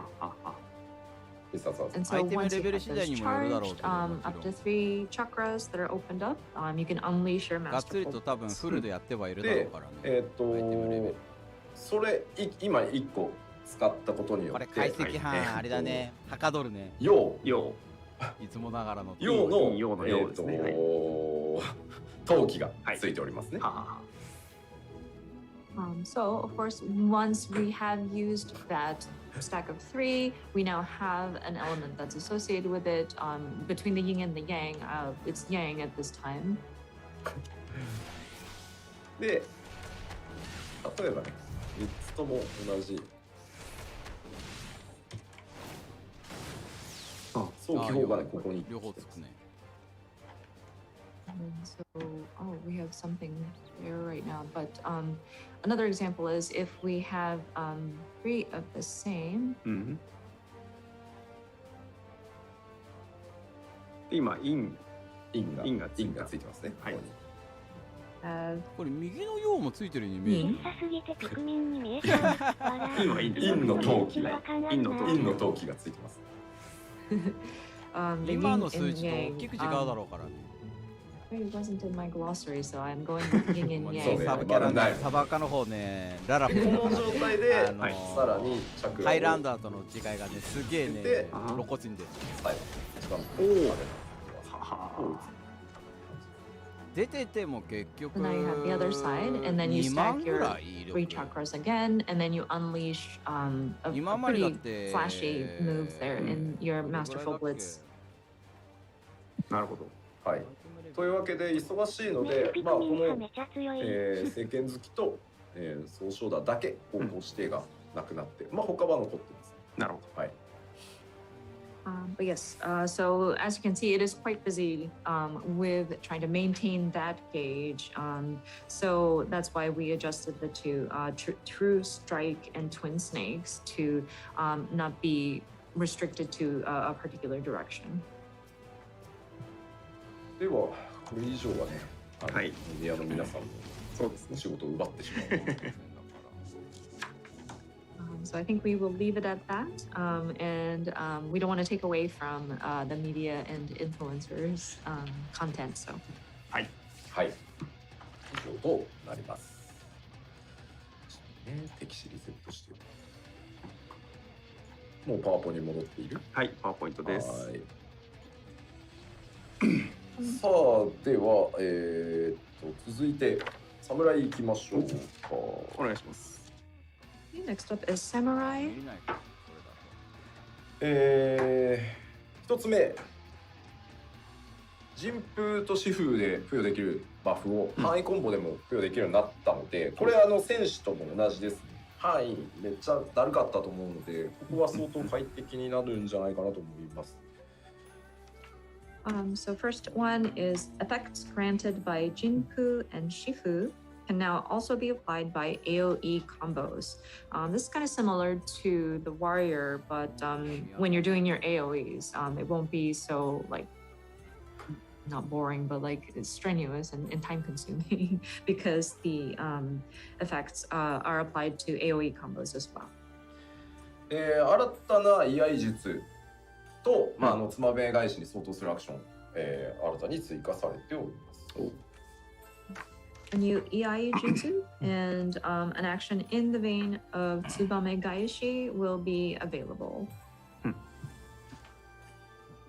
ちょっと待ってね。相手のレベルが530じゃないけど、竜騎士のコメントがね結構で、もちろん竜騎士のねちゃんと範囲書きましたね。範囲のローテーションちゃんと拡張されてるんで、そう竜さんも大丈夫ですよ。People seem to be concerned about the Dragoon, but I did mention, right? I did write it down. We have expanded upon the AoEs. パワポに書いてあるんでご確認ください。It's on the PowerPoint. Don't worry. Please check. で、ですね、侍なんですけど、やっぱピュアメレ DPS として思いっきり正当進化です。今がだからヒットポイントが文句の So with the samurai, of course, we wanted to kind of expand upon that pure melee 13万 DPS. 14万ぐらい。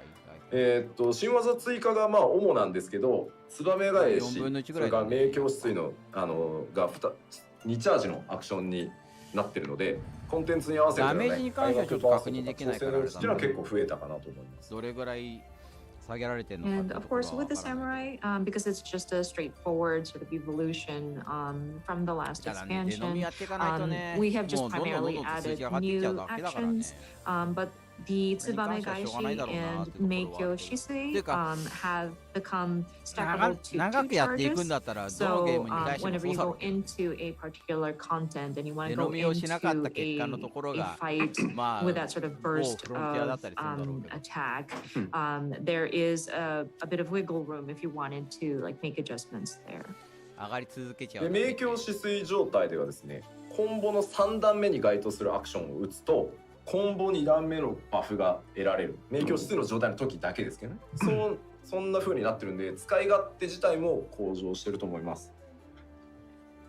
And then when you are under the effect of Meikyo Shisui, and then you go into that third phase of your combo rotation, you will be granted the effects of that second combo action.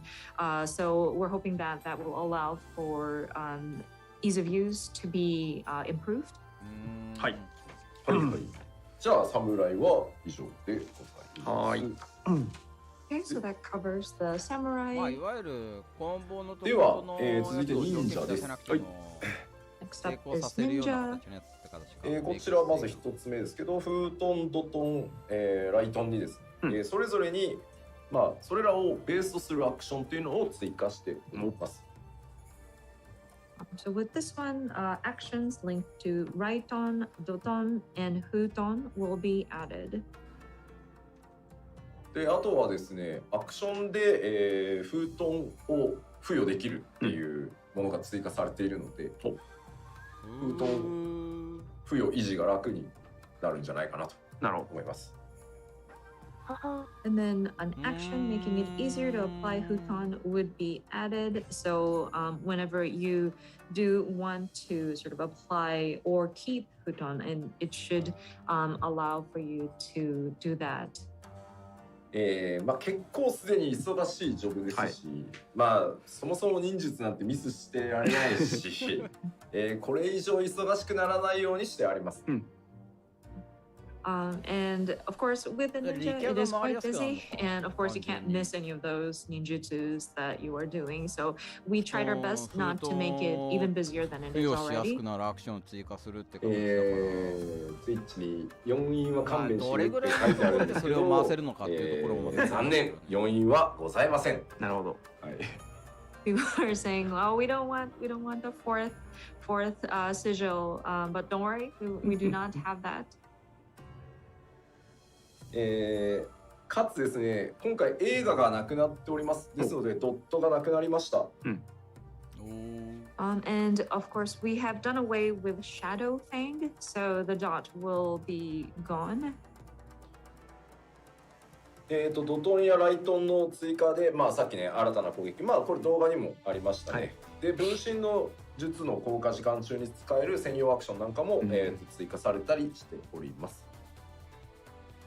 And then, of course, as mentioned, there are some new actions that are linked to Doton and Raijin, as you may have seen in the video. And then, when you are using the, I'm sorry. それを打ってなんぼっていうところのあれのイメージしかないからな。Whenever you're using the Bunshin, there is going to be a specific action that will be added to that as well. はい。まあ、付与しやすくなるアクション追加ってところだろうけど、それがどれぐらいで回るのかな。That should cover ninja. そして、近接メロディペース最後は、こちらでございます、お、出ました。新ジョブリーパーでございます。はい。Last but not least, this is our new melee DPS job, Reaper.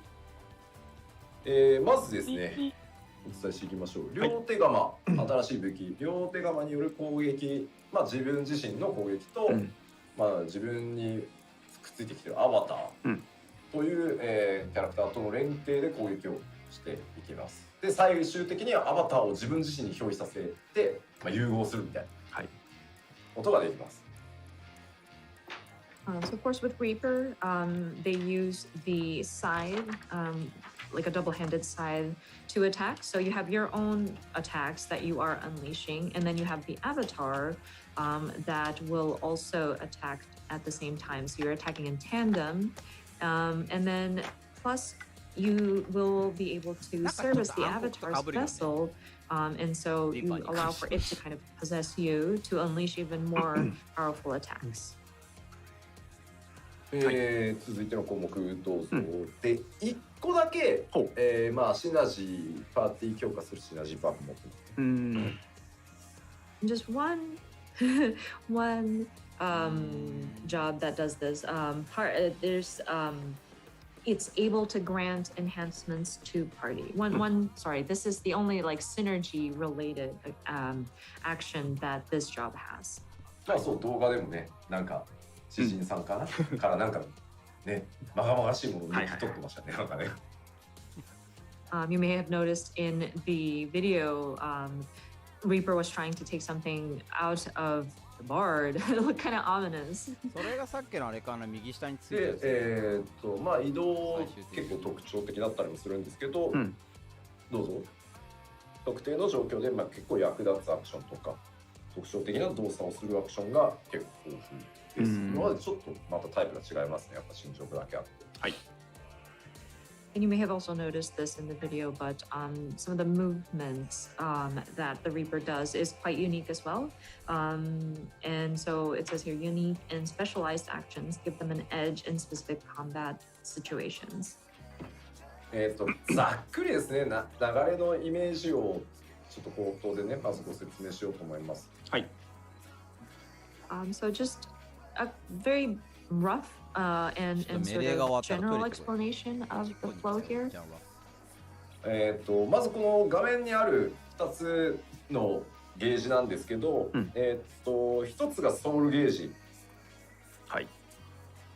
So if you take a look at the job HUD there, you see two different sort of gauges, but one of them, the top one, is the soul gauge. で、まあソウルゲージを貯めて、アバターと一緒に攻撃ウェポンスキルを使う。そのソウルゲージを消費してね。And then, so you would charge up the soul gauge in order to unleash different attacks. And this also applies to some of the attacks that you unleash together with your avatar. And that would sort of deplete some of the charge that is built up in the soul gauge.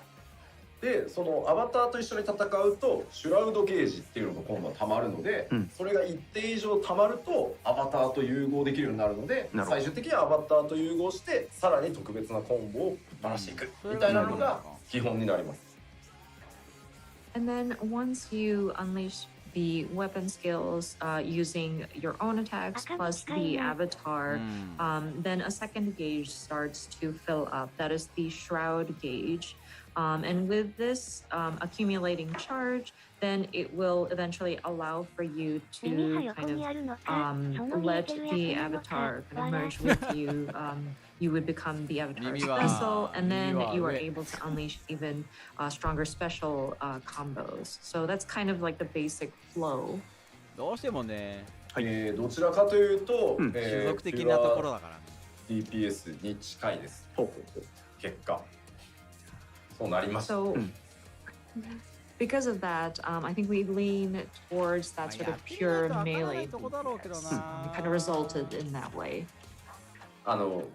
侍の方がピュアではありますけど、侍と同等のピュアメレー DPS とは言わないですけど、ピュア寄りです。なるほど。はい。Of course, our samurai is definitely a pure melee DPS.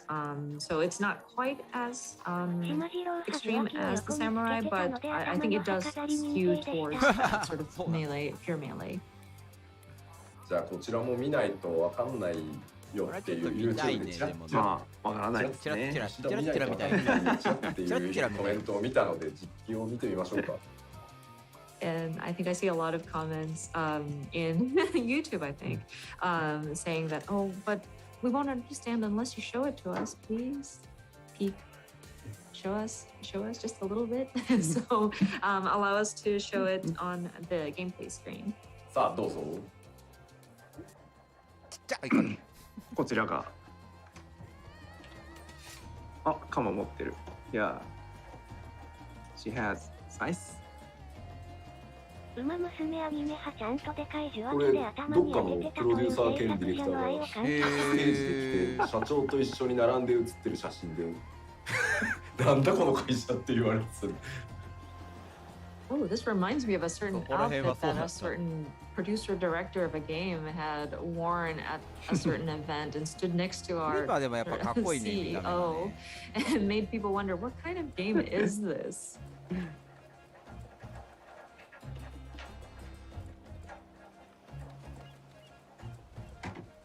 ざっとゆっくりちょっと動かしますね。ほい。 So just a rough 多分 overview エースなんだろう and け kind of ど、さっきに比べると4戦近くヒットポイントは低い。お願いします。準備をします。 sorry, one moment, we're gonna prep. でこれ1個ね、アビリティじゃね、シナジーのやつにかけました。でなん So か we've applied the synergistic デバフを ability 入れました。 and applied a debuff. で相変わらず本体の方がでかい。 Backside. よいしょ。 I'm sorry, side attack and It then is. back attack. Oops. I think we ran out of charge. まあ Sorry. 武器の特性上どうしてもあれだね、範囲攻撃に見えちゃうね。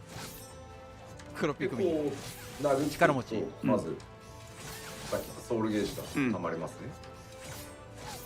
So as you can see, when you continue to hit the enemy, the soul gauge kind of fills up.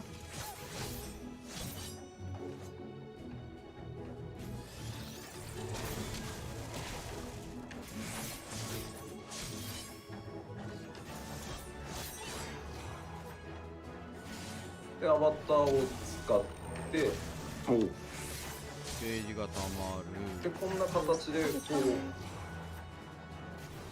難しいの通訳挟むタイミング。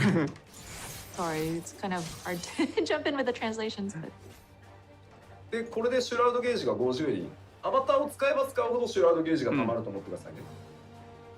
but again, just a reminder, once you attack using your avatar, the shroud gauge starts to fill up. で、これですね。変身します。 And transform. こんな感じ。わマスクが外れるんだ。これちゃんとね皆さんのキャラがこのモードに一人一人なりますんで。 But yeah, each of your characters will take on its own form, or not its own form, but I'm sorry, it's going to take form, and it'll still be your character. あ。完全にダークサイドになりました。見た目的なところで。落ちてます。 Yeah, now, yeah, he completely fall into the dark side. Yes, totally. しょうがない、ゲーム内は許してあげる。20秒ぐらいかな。これはいい順20秒、30秒ぐらいかな。ちょっと嬉しいです。計測してみればわかるだろうけどね。This is 憑依 very, できる時 very 間帯が。 emo. でちょっと移動アクションなんですけど、はい変わってましてこのポジションから向いている進行方向に対して前に移動するアクションと、はい後ろに移動するアクションがあります。 So as for a gap closer, there's a move where it'll allow for you to move towards like forward, and then there's a way to move kind of backwards. はい。でその位置にですねゲートを開けておくことができる一定時間勝手に残るんですけど、これでここにゲートのことです。はい。はい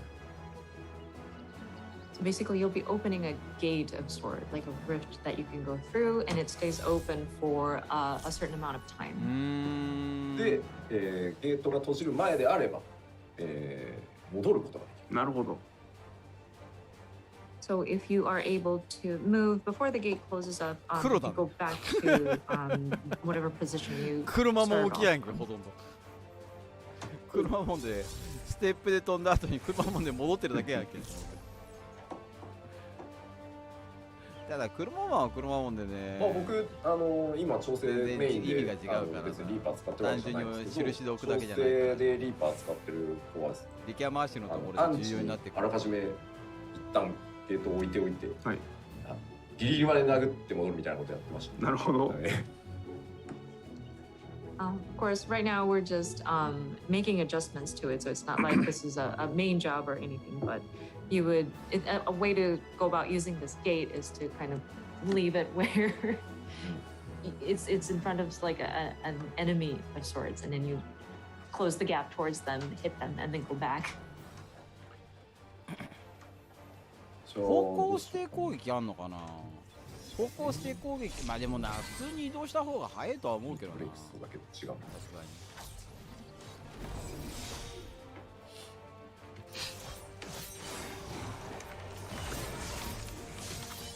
どちらかというと忍者の技かな。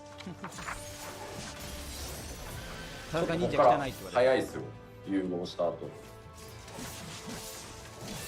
Really quickly after letting the avatar take over.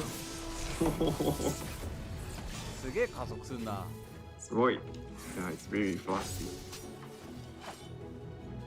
融合するとちょっとプレイ速度変わるので、結構テクニカルですね。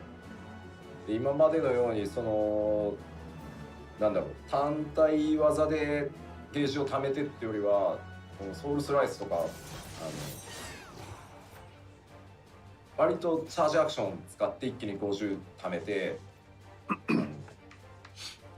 長めにこうソウルゲージを貯めてようやく呼び出してみたいな感じじゃなくて、どんどん切り替えていくことになるんで、プレイ感今までとかなり違います。But with the tempo of these different actions that you have to do, it is quite fast. So it does require a lot of like technical aspect of it. And it's not necessarily like a single target all the time. Sometimes it's like a soul slice, and adding some different abilities in there.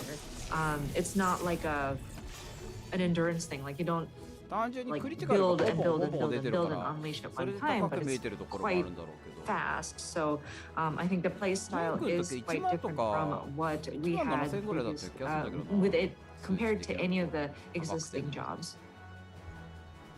でもなんだろう、一通りと全自分触ってますけど、テンポはすごい気持ちよくてね、楽しかったっす。That being said, looking at the different jobs, this one included, the tempo does feel really good, so I think it is quite interesting. これはね、結構やり込んでいただけるんじゃないかなと思います。And so I think the more you get your hands on it and try it out, I think it's something that you can kind of master and try to make the most out of it, because it is quite fun.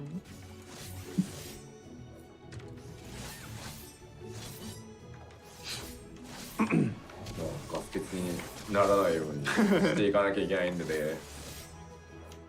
だからまあ人気がきっと出るだろうなと思って、もうちょっと優しめにしたかったんですけど、意外となんだろう、いい感じの難しさになったかなとは思うんで、まあ練習したらしただけ面白いかなとは思うんで。But of course, you have to be mindful of like resource management, making sure that your gauges are up and you're going through this managing it properly. And of course, with this being a new job, very flashy moves, we expect it to be very popular. And so we were torn about making it a little bit less challenging, so to speak. But I don't know, I think it's a good kind of difficult. And again, it's something that would be fun to kind of master. And the more you delve deeper into it, the more I feel like you can get out of it. まあベースのコンボには方向指定がないんですけど、アバターとやる技みたいな時は方向指定が存在するものもあります。なんかそこはどっちかというと味付けです。はい。Of course, the base combo doesn't require any sort of directionals, but once you start involving your avatar, there will be. So be careful of that. But I think it's just, it adds flavor to the different abilities that you're unleashing. 簡単じゃんとコメントがあるんだけど、さっき言ったように早く高速移動しながら昔のさ、高速で回さなきゃいけない中で出てくるんで、しかもさっき使ったのどっちだっけとか出てくるんで、方向指定だらけだったから、簡単ではなかったですよ。はい。今もまあある程度 Then we also have those people saying, "Oh, but it's an easy job." Comments, which is not true. You are going to be moving around the battlefield pretty quickly, and you're also trying to get through your rotations very quickly. So, and you also have to remember, okay, so I've used this skill, so where does it connect to next? So it's not easy per se. 今ね YouTube でね FF14 を見せてくれるプロテストが始まってます。Twitch もそうなんですけど、残念ながらですね、僕今日今使ってるこのメディアツアーのワールドはですね、デバッグコマンドの LB3 フリーが使えないんですよ、残念ながら。I also see comments saying that, oh, I want to see Limit Break 3, but I'm afraid this is, in this world that we created for the media tour, we don't have the debug command to unleash the LB3, or we don't have the debug command LB3 free, so sorry, I'm not able to show it to you. ただですね、もうすでに公開しているベンチマークトレーラーの最後にゼノスが使ってるなんかすごいやつがリーパーの LB3 です。ああ、なるほど。はい。打ち込みますか。But that being said, you may have seen the benchmark trailer, but when you see Xenos at the end and he does this really flashy move, that is the Reaper's LB3. なのであれをご覧いただくと LB3 リーパーの LB3 があこういうやつかっていうのがわかります。はい。So I think that would be a good reference if you want to see what the Reaper's LB3 looks like. 今はね、一番辛い時だろうからね、大変な時だろうから。では、しょうがないよ、しょうこがない。れなら今終わりにしようと思うんですけど、まあ2時間になるんで、そうなんです。3休憩と。はい。なので、ここらで一旦ちょっと手短に10分ぐらい、10分休憩ぐらいを一回挟みたいなと。で、休憩開けたら残りの遠隔っていうかマイクがオフになってシリーズの DPS とヒーラーに。どのタイミングからかわかんない。4時間どころじゃねえな。おかしいな。数字で言いますと。ごめんね。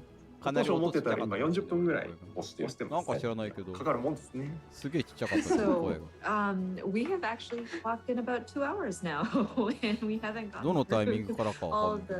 well, we've gotten through でも関係ないな。 melee DPS. あれなんでこれ聞いて I る think we would like to take a 10-minute break, and then we'll jump back into the remaining DPS. すげえな。Yeah, we're なんでっていうかこ on のマイク about の a 40-minute delay at this point, so I think we want to take a quick break. ですので、ここから10分間休憩取りたいと思います。予定外のマジ休憩なので、お供は特にございません。本当の休憩でございます。So now we want to have a 10 minutes break. It's pure break, so we have no video to show during the break. This break, so 10分後にお会いしましょう。じゃあ Let's see you again in 10 minutes. あれ聞いてね。まあいいや、ちょっとトイレ行ってきます。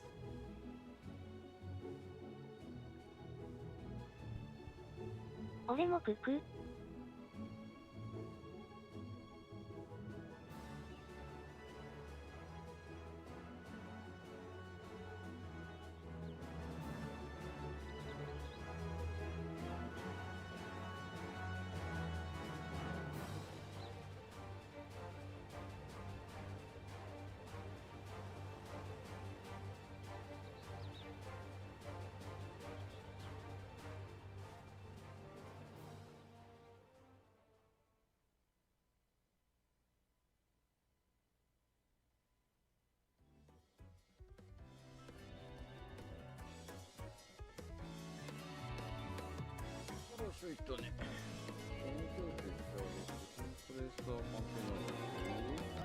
なんでだい、うちのところのマイクは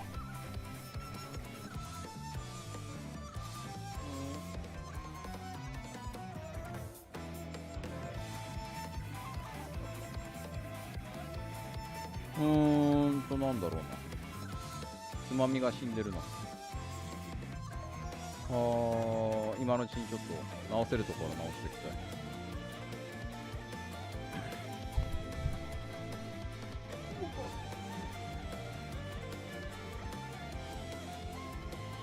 あれなんで AG03 こ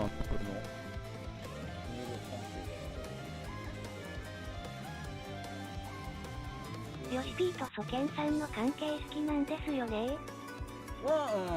やっぱだからなんだろう、この間の、2回前のだから時もやっぱね、いろんなところで話されてるところではあったりするけど、もう申請が結局そのにするぞっていう時とかも含めてからやっぱずっとだから、やっぱもう信頼関係っていうところに関してはずっとだろうし、それはねもちろんもろもろだって他のチームの人たちとかもそうだろうけど、まあね、そこら辺があってのこその今の FF かなと思うところはある。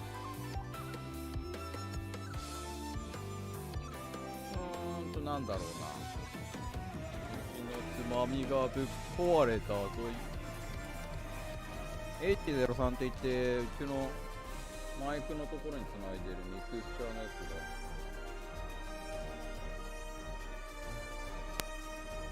ごめんね、ボクボク言うかもしれないけど、マイクのボリュームを下げても変わらねえ。あとで中でちょっと調整しとこう。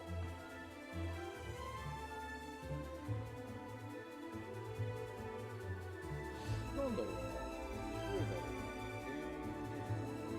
う、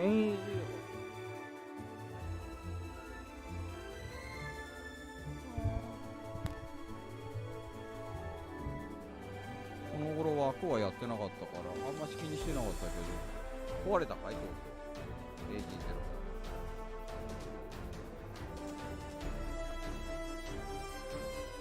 まああれぐらいしか使ってないんだけどね。赤ゲーのヘッドセットつないでこっちから音取ってるのと、今はマイクのボリュームの上げ下げぐらいでしか使ってないから、そんなに重要視は必要はないんだけど。何がダメなんですかこれ。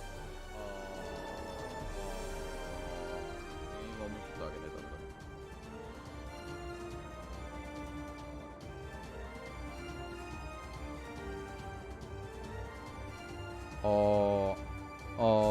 ダメだ。治んない。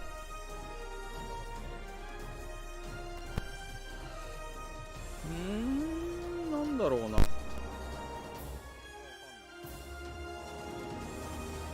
わんないし。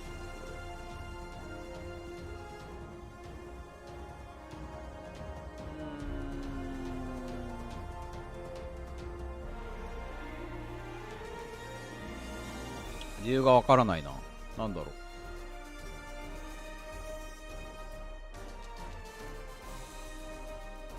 どっちだ？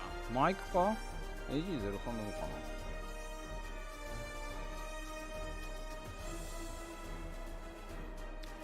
な？いやー、あれだったら AG03 買い直すかな。ドライバー当て直すかなんかして、ちょっと調整はかけてはみる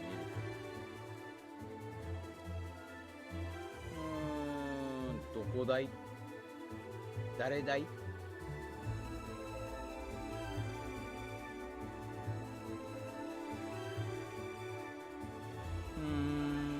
なんだろうな。なんでこれのつまみでいかなくなったんだろう。あとでちょっとドライバー入れ直してみっかな。とりあえず。なんかね、こういうオーディオミクチャー系のやつでいいのがあったらな、買いたいなと思ってはいるけど、ミックスアンプとかみたいにあれするやつは他にも結構いろいろ出てていいやつはあったりするんでそっちは試してみたいなと思ってはいるけど、ただ現状ミックスアンプで十分っちゃ十分なんでいいんですけどね。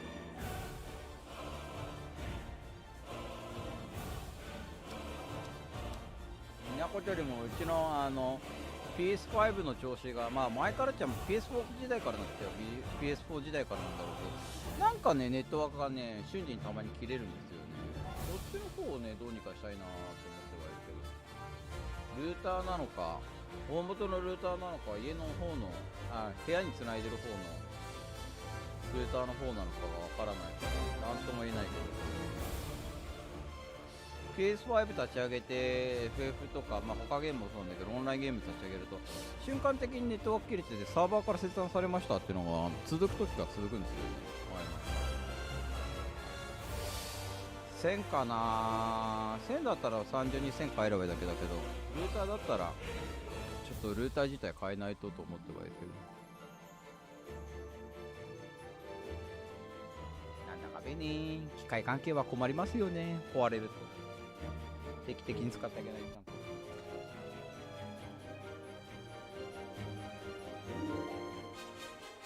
なんかちょっと今度探してみっかな AG03 のなんか代わりになりそうな面白そうなうちらのレベルで行くんだったら全然 AG03 がまあ手頃っちゃ手頃なんで使いやすいは使いやすいんですけどね音もいいしまあもともと本来はギターとか他の機材とかも含めてつないで使うもんですよまあ普通にヘッドセットつないだりとかしたりとかあとはマイクつないであげてねそれで使ってるぐらいでしか使わないですけどただ手元でボリューム調整ができたりするんですげえ使い勝手がいいんですけど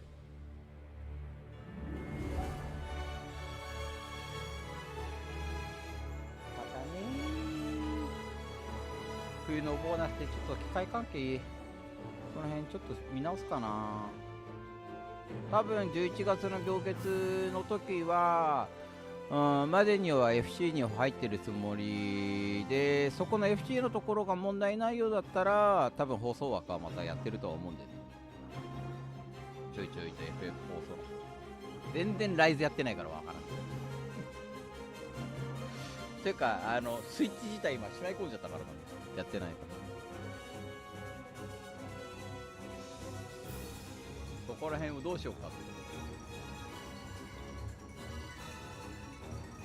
今はサブ赤の方を PC でやっててメインの方は PS5 でやってるんですで PS5 でやった感覚に関しては労働時間とかに含めたとしても問題はないかなと思いますしまあリモートプレイできるんでね外でいてもできるっていうところの強みはありますけどねただね1個だけこの間ツイッターでもつぶやいたんですけど1個だけシャキってないまだシャキってない残念ながらタンクはシャキりやすいからねまだいいんだけどなんだっけシェアボタンのところがあれなんですよシェアボタンとパッドのところの切り替えができないんですよいわゆるうちのところのまだ間に合うかないやーちょっと見づらいよちょっと待ってね画面変える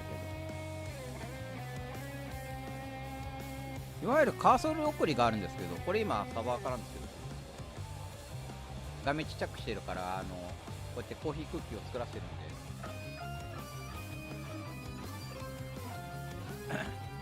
画面ちっちゃくていいやと思ってはいるんですけどこのいわゆるカーソル送りがあるんですねこうやってで PC 版に関してはシステムコンフィグのところのこれかボタンキャブレーションで変えられるんですよシェアボタンにするのかタッチパネルボタンにするのかっていうところとかの切り替えとかはできたりするんですけど PS5 ねできないんですよねそこら辺がね細かいところが画面ちっちゃくてごめんなさいねはい戻ってまいりました。はい戻りました第ちょ66回っと待ってねプロデュースされたライブ、ジョブのご説明を続けております。Welcome back to the Final Fantasy 14 letter from the live number 66. We are now explaining the job changes. ここら辺がね、できるとちょっと嬉しいんだけどねさあ続いて参りましょうか。行きましょうか。続いてはごめんね。遠隔物理 DPS です。はい。So our physical ranged DPS. 遠隔さんでございます。ですね。メイン部来た。じゃあまず共通点からなんですけど、あれ今黒じゃないんだ遠隔物理の共通点としては、さっきお話しした基本武器の性能を上げてるんでというお話になっております。ここは変わらずだね。とりあえず。 So for the physical ranged DPS, and this goes across all of the jobs within this role, the parity between the physical and magical damage attributes of weapons will be at the same, and then yeah, it's just similarly to what we had explained about 知 how 人の絵 we're がエロい。 bolstering the しょうがない。 physical damage calculation なんで全部レンジはあれなんだろう。まあそれぞれが女のオーソドッ子キャラなんだろう。クスに進化している感じなので、まあこの後説明していきます。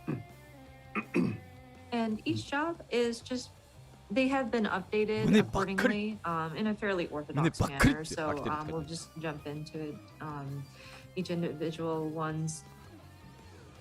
で、共通しているポイントとしてもう一個あって、ダメージ軽減系の、バフですね。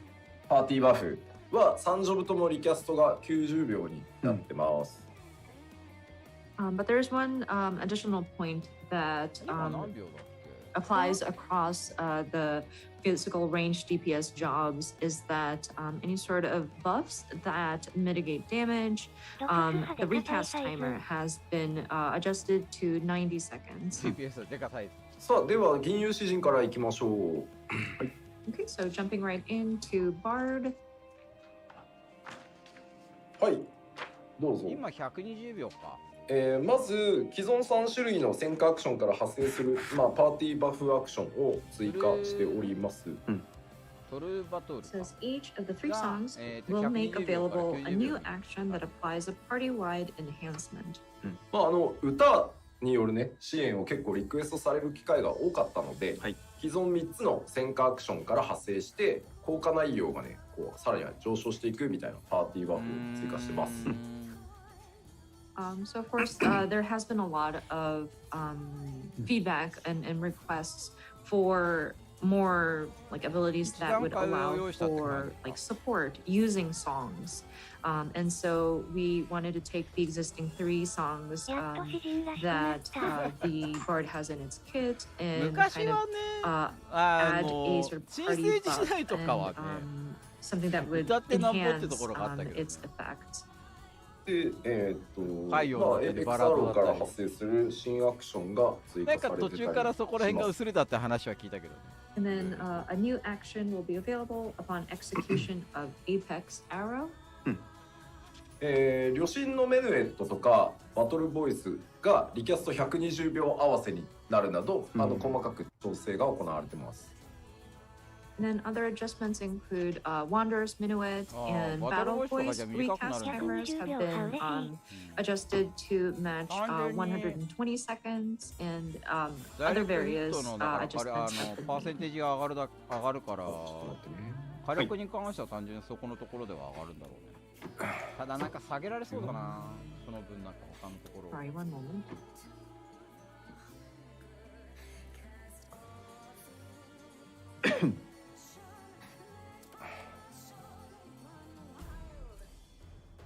はい大丈夫です。詩人はそんなところですね。詩人短っ。で続いてコメントでも変えるとこあんまねえだろうって言われてる貴公子なんですが、はい、貴公子に行きたいと思います。短いよ。 The next up 短 is いよね I'm ちょっと。 seeing comments 他の that やつに比べる今までの近接度もに比べるとちょっと we'll talk 短 about い the よね。 machinist anyway. 一つ目機械をモチーフにした新アクション回転のこぎりが追加されてます。強そう。So the first one, a new そうそうあれ mechanically かな、 themed ドリルか action らノコ called ギリの時代になるのか Chainsaw な。 will be added. であとはですね動画にもありましたオートマトンクイーンに新しい攻撃アクションが追加されてます。And then this was featured in the video as well, but a new action will be added for the automaton queen. そうですね、他だと整備が、2チャージのアクションになってます。それ違う、裏技で別口のところの装備ができるみたいな、そういうの違う。こんな6の裏技じゃないから。でこちらはですね、管理が必要なので、溢れないように、適時使っていただく必要が出てきます。And of course, with this ability being charged, you don't want to waste once it's charged up. So please make sure that you are kind of strategically placing it and allowing to build up as needed. あとは本当主に新技追加で、少ないホットバーで快適っていうところは、変わらない形にしてあります。And then the rest of the adjustments are primarily just new actions being added. We have not changed the concept of trying to keep the number of abilities that are assigned to your hotbar and still play comfortably. 巻いてるのか単純に少ねえのかわからねえ。機構士も以上となっております。はい。So that's it for the machinist. 続いてバランスが取れてるっちゃバランスが取れてるんだろうけど、こちらどうぞ。Next up is the dancer. ウェポンスキルで、付与されるリバースカスケード自己化とかのバフがですね、単体と範囲で共有化されるようになります。Weapon skill effects such as Flourishing Cascade will now be shared across single target and AoE skills. 他にはですね、どうぞ。この辺のテクニカルフィニッシュ、インプロとかですね、攻めの単語からさらに発生するアクションっていうのが今回追加されています。And then new actions will be available upon the execution of technical finish, improvisation, and devilment. 踊り子はバファーのね要素が強い DPS として、そのまま進化してます。はい。So of course with the dancer, it does allow for different buffs to be applied, or they allow for applying different buffs to your party members, and so we've kind of kept that direction with the update here. 単体とさっきお話したようにね、単体と範囲で面倒だったプロックの、管理を統一してあります。And then, as mentioned earlier, the different pucks that are applied sometimes, and it was rather a hassle because you had to differentiate between like single target versus AoE, and some of the pucks that had to be managed between those was made or is going to be made simpler. でですね、快適性をね今回向上させるために、単体アクションのみ、ダンスのステップアクションにこう切り替わってたんですけど、ダンスモードに入ると、今回範囲攻撃も同様に、ステップアクションに置き換わるようになってるので、ホットバーを切り替えね、範囲と、単体で分けてた人は範囲側でもそれができるようになるので、かなり楽になるんじゃないかなと思います。はい。And so, because we tried to make things a bit more smoother in terms of like executing your different rotations. Previously, whenever you were doing a single target attack and your hotbar switched to the different step actions, and you'd have to switch over because AoE does not have that kind of simplicity. We actually updated it so that you don't have to worry about it with the AoE attacks. It's in a similar system where it'll switch into that sort of dance step action mode where the buttons will be replaced by the necessary next steps. So I think before, if you had sort of had to manage like two separate hotbars for single targets versus AoE attacks, I think it makes things a lot more simpler. Yeah.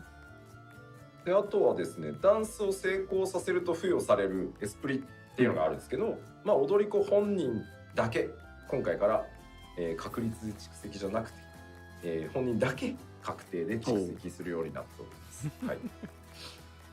And then, of course, there's a spirit, which is applied sometimes when a dance is successful. 踊り子ちょこっとだけしか俺も触ってないけど、そのパーセンテージ 50% いかに引くことかだからね。Sometimes it's applied to yourself at random, but we've changed it just for the dancer themselves is going to a spirit is プロと going かも to そうだろうけ build ど、いかにプロック it'll かっ be ていうところもあるだろう guaranteed け to build. そうね、もうね、すっごいそこで変わるからね。と大体踊り子彼がね感じです。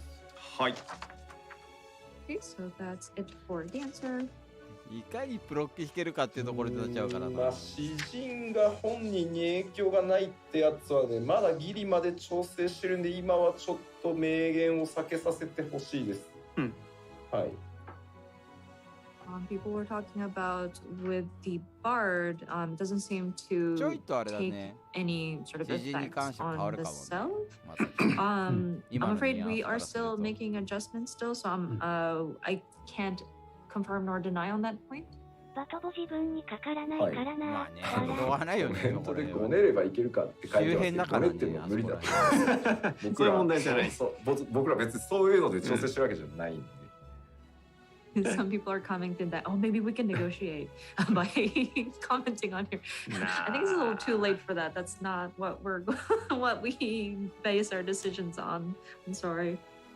違うんですよ。なんかコメントでね、詩人だけなんでって言われるんですけど、そこの軽く上げると全体を落とさなきゃいけなくなっちゃうので、別に全体バランスから知ってるんですよね。踊り子もね、本体軽くもっと低いわけで、はい、そこはバランスなのでご容赦ください。まあまあそこら辺はなんだろう、周りのところを上げるか、自身はね上げるかっていうところで両方にしちゃうと結局一気に上がっちゃうから。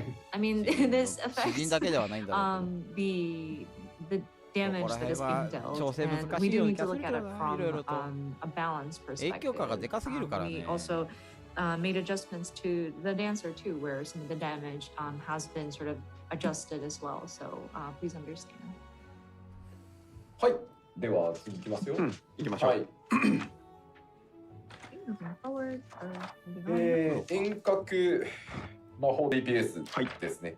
青が入ってない。こちら共通項はですね、シンプルにアドルのお話で、アドルにも、さっき牽制に、魔法ダメージ軽減の効果を少しつけますよと言ったのと、今度は逆でアドルには、物理ダメージの減少効果を少しだけ、入れることにしました。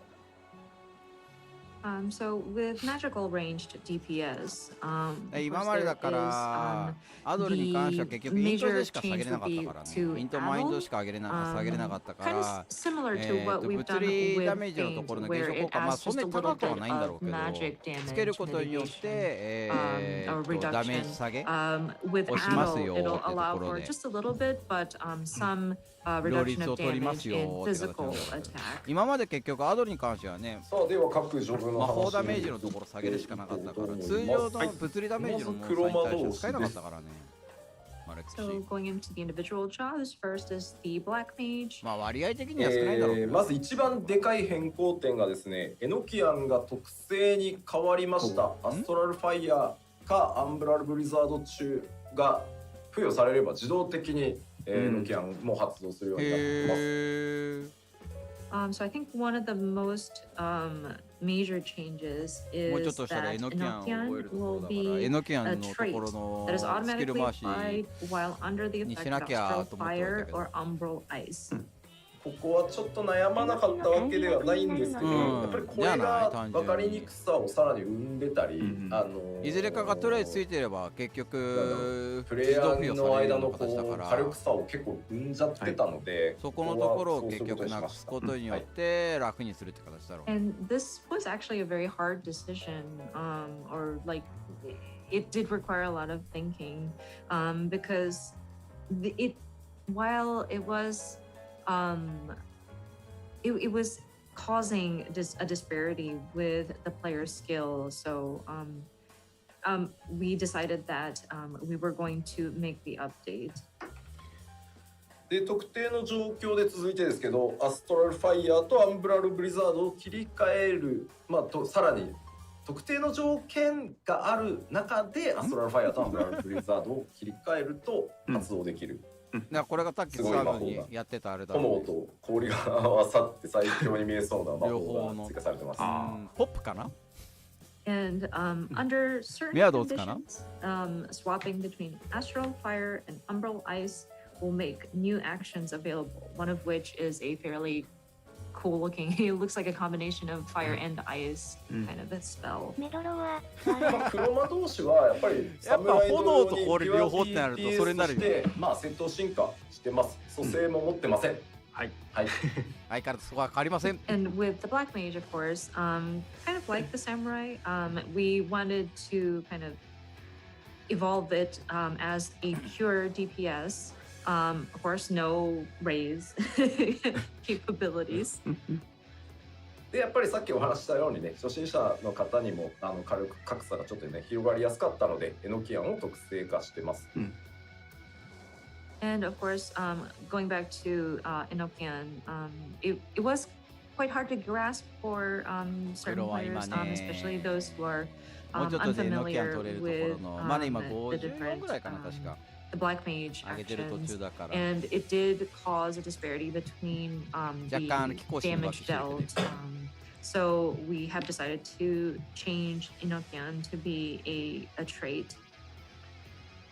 他にはですね、ファイガプロックとかサンダープロックの継続時間、プロックの継続している時間ですね、を伸ばしてあるので、まあ、ちょっと折り返しでやらなきゃいけないこと今回増えてるので、その分サンダープロックの継続時間を伸ばしたりしてます。結構この辺小手先のテクニックが効くようになってるので、お試しください。発動するときはポンポコ発動するかなって。That is applied whenever for まあ fire 延長されることは悪いことじゃないから助かるけど。Fire 4?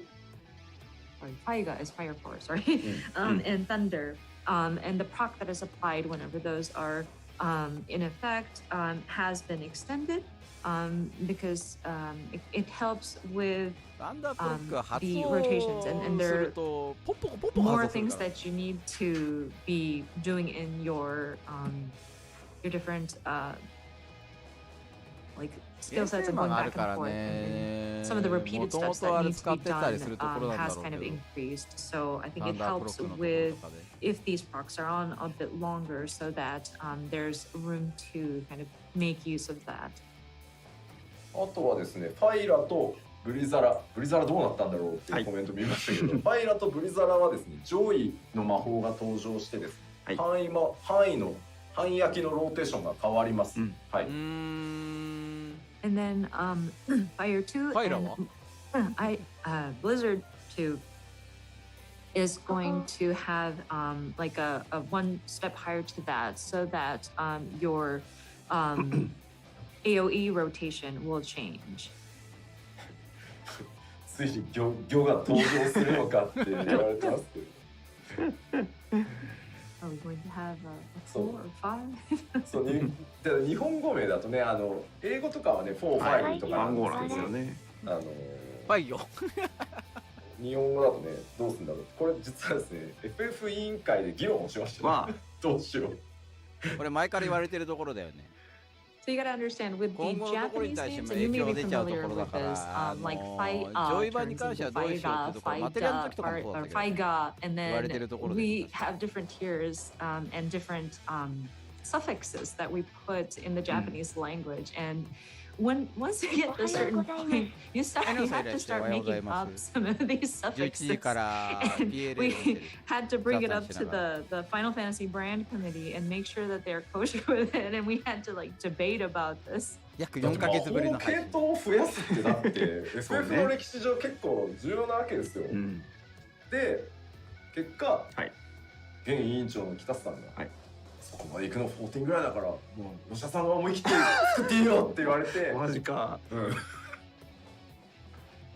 And you know, because the franchise is very, we have a long running history, and having that sort of additional tiers to these magic spells is actually a big deal, because it's kind of breaking history. But the current brand executive, Mr. Kitase, was very kind to say, well, the only people who go a higher tier beyond what was already established is 14.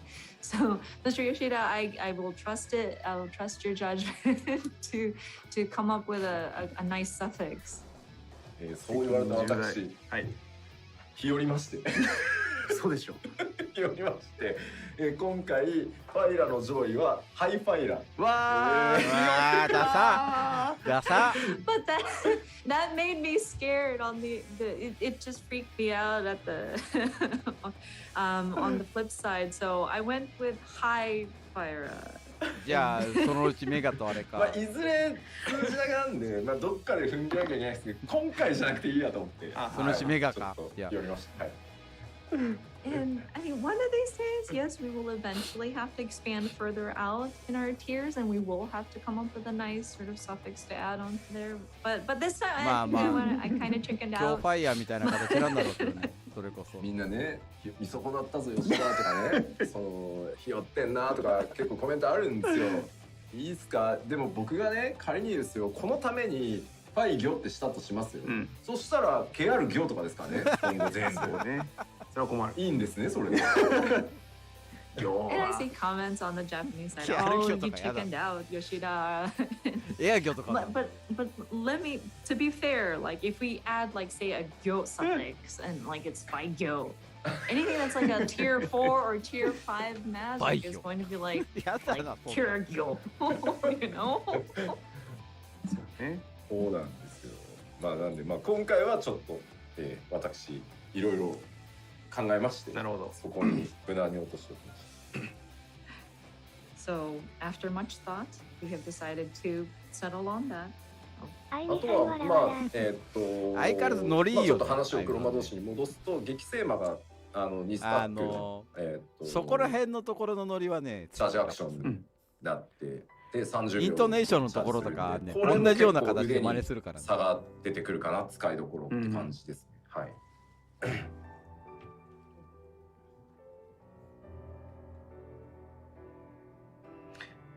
I'm sorry, there's another charge action for Black Mage that has been added. Another charge has been added to that stack. ゴレンマは一応言ってみたんだけど、却下された。And then there was comments about, well, what about an additional like a multiple casts? 3連魔だけでも全然面白いだろうからね。5 consecutive casts, and I proposed the idea, but it was rejected.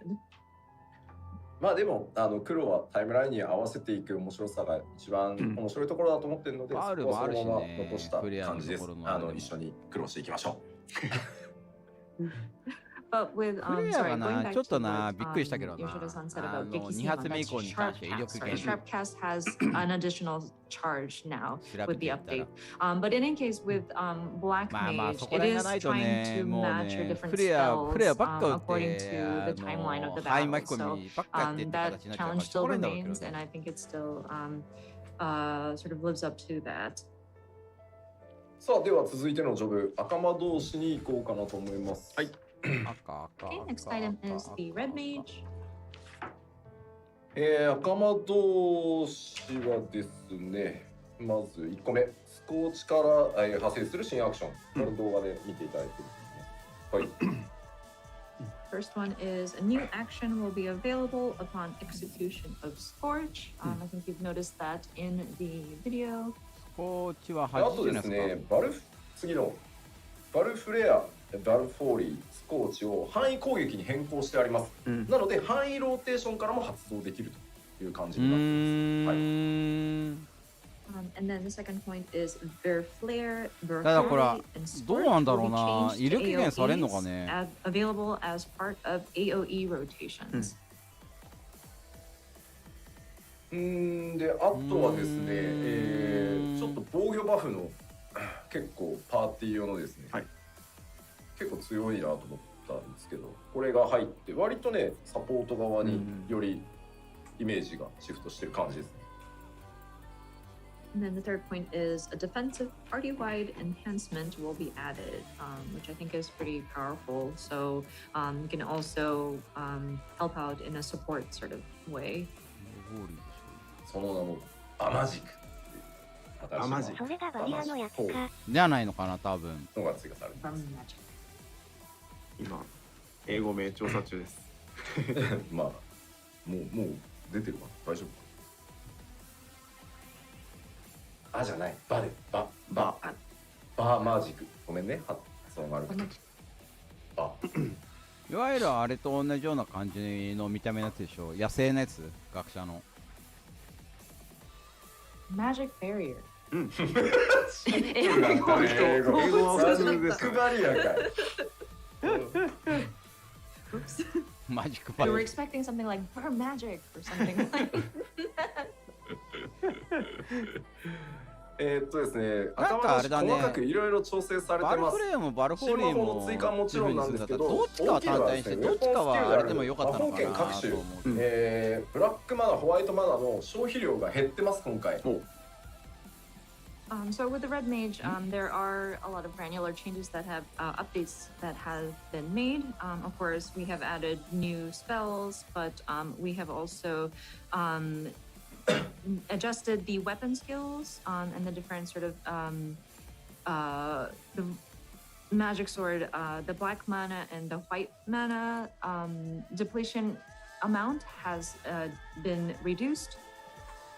で、マナフィケーションを使ったら、もうそのマナフィケーション1回分で、フルコンボまでいけるようになってるので、開幕のバーストはかなり早くなりました。はい。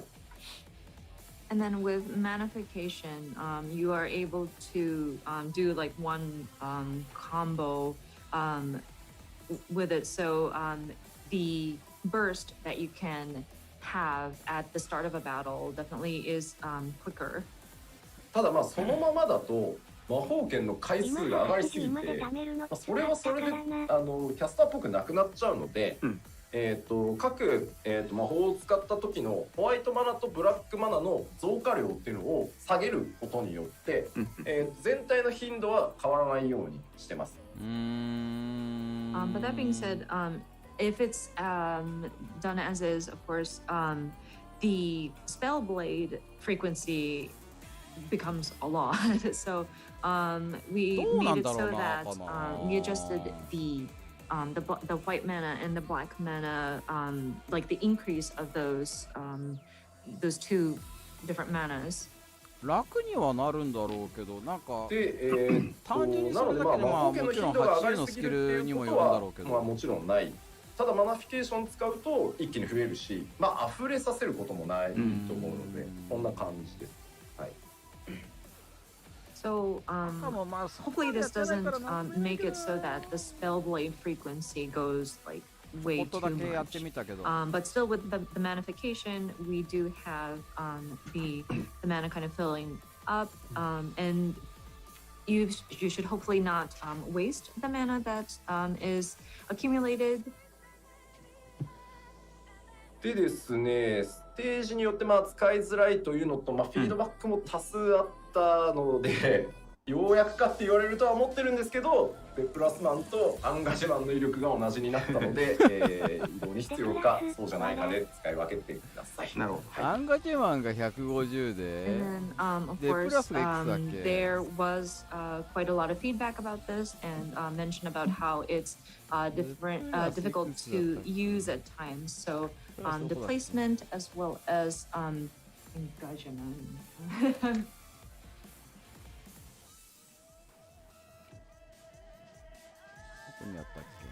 engagement. Engagement. The potency of these two will become the same. 他にはエンボルデンのリキャは、120秒で、マナフィケーション110秒っていう感じ。まあそこはエンボルデン変えてないですね。はい。Then Embolden recast timer is 120 seconds, and then manification is 110. So Embolden should not have been changed. いや、コメントでね、なんかデプラス芸人はじゃあどうしたらいいんだよって、そんなのあれですよ、アンガジェマンのアクション入れなきゃいいんですよ。デプラスにこだわりがあるなら。The people who are complaining about like what displacement. And engagement and swapping between and choosing the proper one. Well, if you are particular about the placement, just use the placement then. はい。赤魔同士こんな触ってみてだな。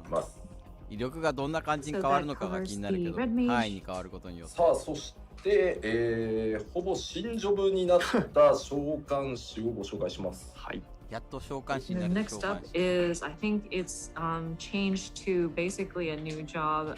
今までもまあエギは呼べたんだけどね。もうほぼ新ジョブだとすいません思っていただければと思います。But again, yeah, if you could look at this from a completely new perspective, it's changed quite a lot. So I think you can consider this a new job almost. まずはというわけでジョブのメカニクスを大幅にリニューアルしております。Of course. So that being said, significant changes to job mechanics has been made. さらにですね、ドットが全部なくなりました。And then all actions applying damage over time will be removed. 新生14以降ですね。これは召喚士ではないドット士だと言われ続けておりまして、ついにドットが全部なくなります。はい。Since A Realm Reborn, a lot of people were saying this is not a summoner, it's just a dot placer. And so we've removed it. はい。そしてですね、エgiではないイフリート、ガルーダ、タイタンを召喚可能になっております。はい。Next is able to summon どっかのディープダンジョンかなっていうぐらいのイフリートだったりガルーダだったりタイタンがいたけど。ただこれですね、イフリートルビー、タイタントパーズ、ガルーダエメラルドと言ってですね、万神読んじゃいけないからね、そんな気軽にね、なるほどの場合ね。なんでまあそこにその力を、ね、移して出てきてるみたいなイメージだと思ってください。But that being said, these are Ifrit Ruby, Titan Topaz, and Garuda Emerald. So we are not literally calling forth these primals, of course, because it's too dangerous. And the whole of 14 to be summoning primals. So the concept is we are sort of transferring their energy, so to speak, into these different sort of jewels, so to speak, and sort of calling those forth. はい。で、その三番神を呼ぶと、本人召喚師本人にエーテル属性が付与されるので、その力で召喚師自体のモードが変わるようなイメージになってます。なるほど。By summoning these different sort of summons, the summoner, him or herself, will gain the sort of elemental ether and sort of switch into さっきのリーパーのあれみたいな形で貯めて数値貯めていってで属性をこっちの場合は属性を貯めていってそこのところでまずやっぱり召喚師っていうイメージにそういうように本当に大幅に変更させていただきました。はい。ガルダが憑依する。So with this update, we really tried to bring out that sort of feel of a traditional summoner. で、流れなんですけど、まあデミバハムートを召喚すると、まあ今まではデミバハムート召喚、フェニックス召喚、なんかこうダウンタイム、なんかもうひたすらルイ打つしかねえみたいな、ルインジャーみたいな状態だったのが、大きく変わります。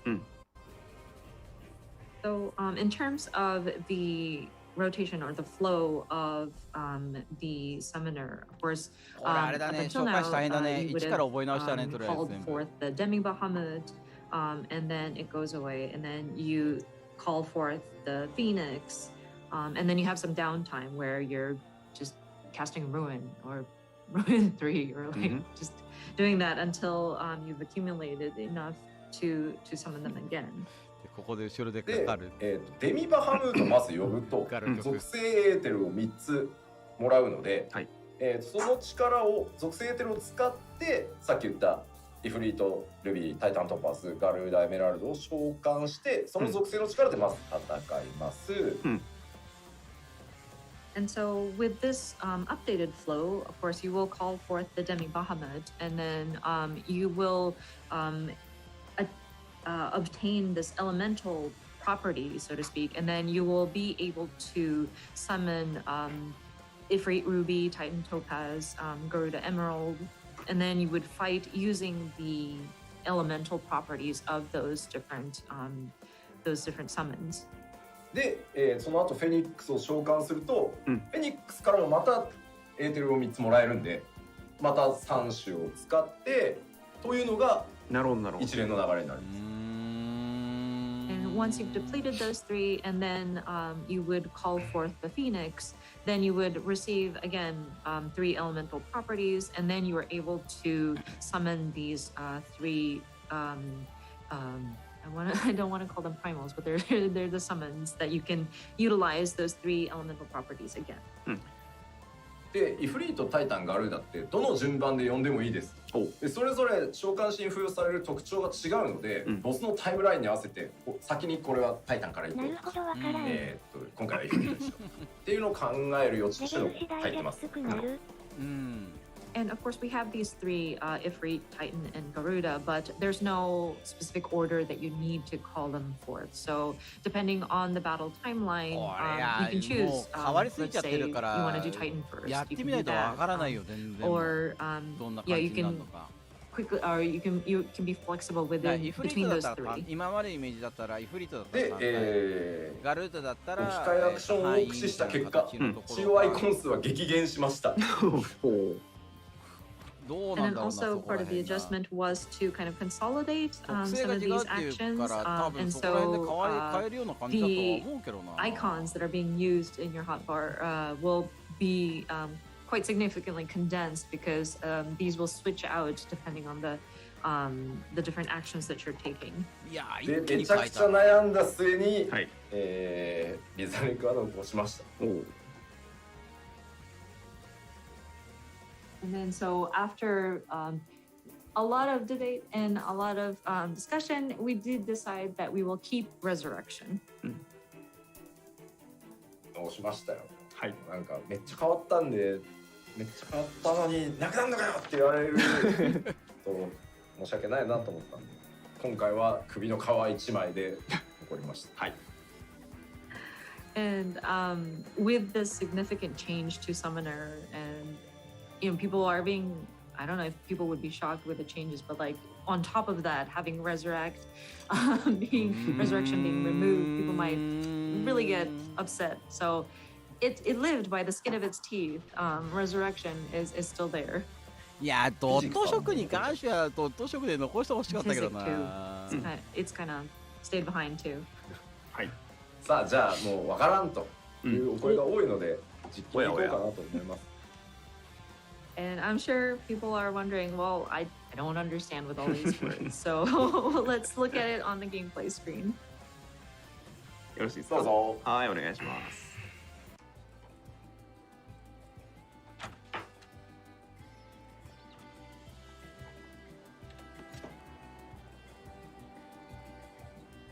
こんな感じですね。はい、召喚師です。サマナ、いや。どうしようかな、これ見ると、まず先さんが召喚師で現れた時の PL を思い出す。しておいてもいいですか？はい。And before we dive into actual gameplay, I would like to talk about Eggy Glamours, actually. モッチーが学者の方になって本を真っ白の本、中身は真っ白だけど。まあ呼べる召喚獣が増えるすげえでけえ頭の全ての召喚獣に対してまずサイズの変更ができるようになってます。And so with the number of summons you can call for, we have made some adjustments, one of which is to change its display size. ただこれあくまで自分から見た時のなので、術者というよりは周りの人がやらなきゃいけないので、それは変わってません。But that only affects you as the person like, calling forth these summons. So, yeah, it only affects how you are able to view these. 邪魔だと思ったら全部ちっちゃくする。で、まあ今実はここにカーバンクル出てるんですけど、はい、召喚師自身のレベルが上がっていくと、ここがイフリートエギになったりするんですけど、まあ僕はカーバンクルの方が可愛くて好きなので、これエギミラプリしてあります、カーバンクル。あ、なるほど。はい。So of course, with the right now we see the carbuncle appearing on the screen, but you may be familiar as the player character goes up, his eggy will turn into like an ifrit, but then right now I like the look of carbuncle, so I have glamored it to a carbuncle. まあでもそんなアクション少ないわらわら。多分見せれるもん限定してんじゃない？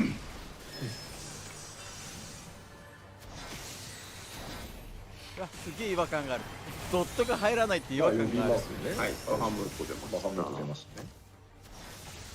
We have summoned the Demi で、こ Bahamut. こに3つ分かります？この鎖に繋がってますけど、はい、はい、解放されました。で、こうなるとこの3つの万神が呼べるようになります。はい、どれからでもいいです。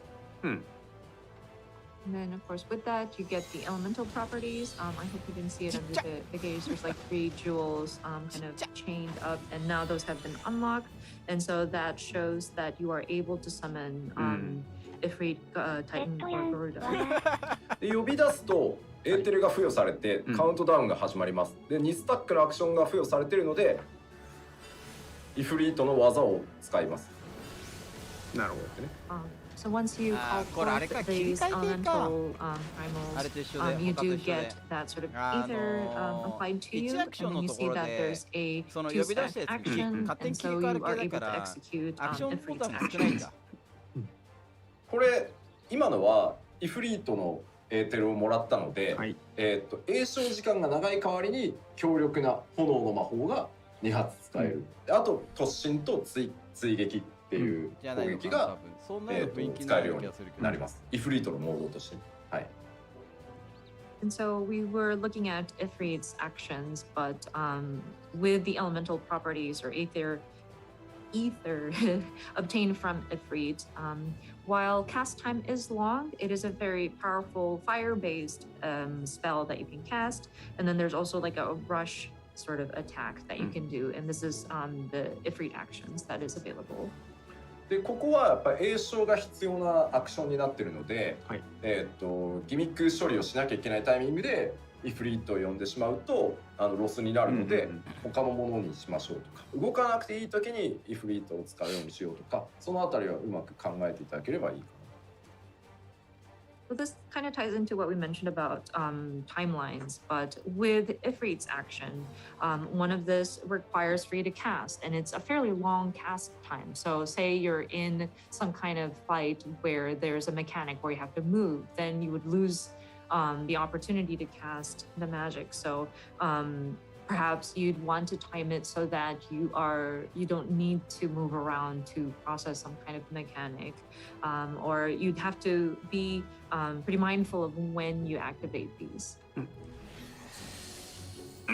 で、実際に召喚をした瞬間インスタントで召喚するんですけど、登場した時にリコー技を一回バーンってぶっ放してはくれます。エリアクションもないから違和感すごい And な。 then, of course, when you are calling forth these summons, it's an instant, but there is usually like a starter move that it unleashes when it's first summoned. で、まあタイタンを呼びます。So now we're calling forth Titan. かわいい、ちっちゃくしてある。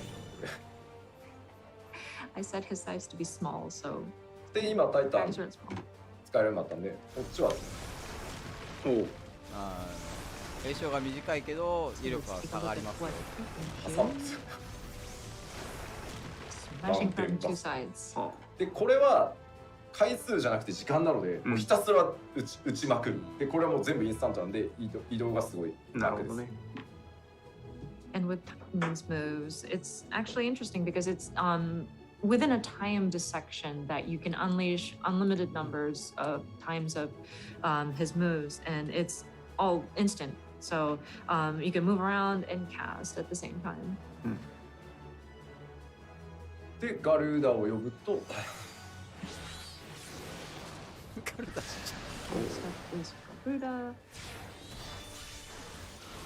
設置型のダメージ床を置きつつ、これはもうインスタントキャスなんで、これも移動かなり、まあ、機動力がだから高いです、相変わらず召喚は。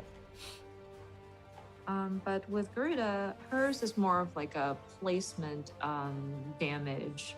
And this is also instant, and so you can move around as well. I think Summoner does have like a good bit of mobility. でフェニックスを召喚するとまた3つ付与されるので、フェニックスが終わったらまた使っていく感じになります。And then once you've gone through that round, and then you call forth the Phoenix, you will obtain the 3 elemental properties again, and so you can utilize these elemental primals again. ちなみにこの3つの、召喚モードは、やっぱりそのタイムライン内で3つともそうは言っても使わないと軽く出ないので、なんかもうとりあえずタイタンだけ使ってきゃいいやみたいなのやると目も当てられないことになるので、で、デミバハムート召喚とフェニックス召喚の間にやっぱちゃんと使い切らないともったいないことになっちゃうでしょ、リキャストタイムが。なのでそこは必ず組み立てが必要になってくるので。なるほど。はい。With these 3 summons that you can do, of course, you need to utilize these in the battle timeline, or else you won't be dealing very much damage at all. Like, you can't just lean towards, oh, I like using Titan only, so I'll use Titan only, or you will not be able to deal much damage at all. So whenever you do cast your Demi Bahamut and the Phoenix and the elemental properties that you attain in between those is something that you don't want to put to waste. Make sure that you are utilizing these and sort of building your strategy so that you can utilize those 3 within the recast. はい。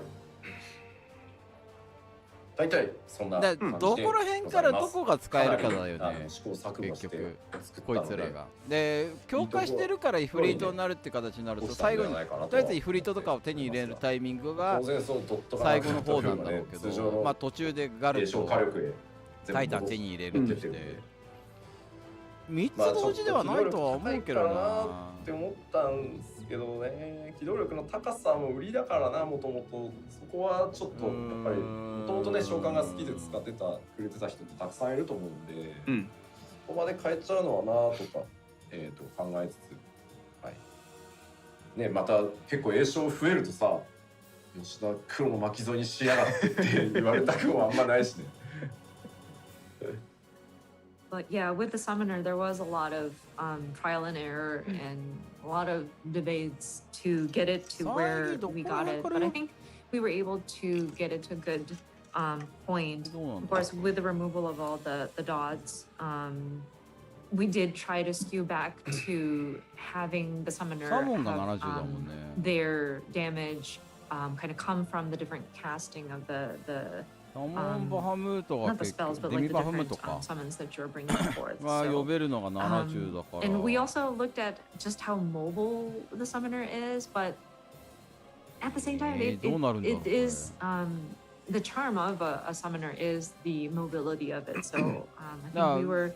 And there were people who were でもどうすんだろうな。 choosing the summoner 今 because まで of の such だからそ mobility. のバイオとかの that と was ころ another の point 内 where we 容が had to どう rack な our るんだろう brains. な。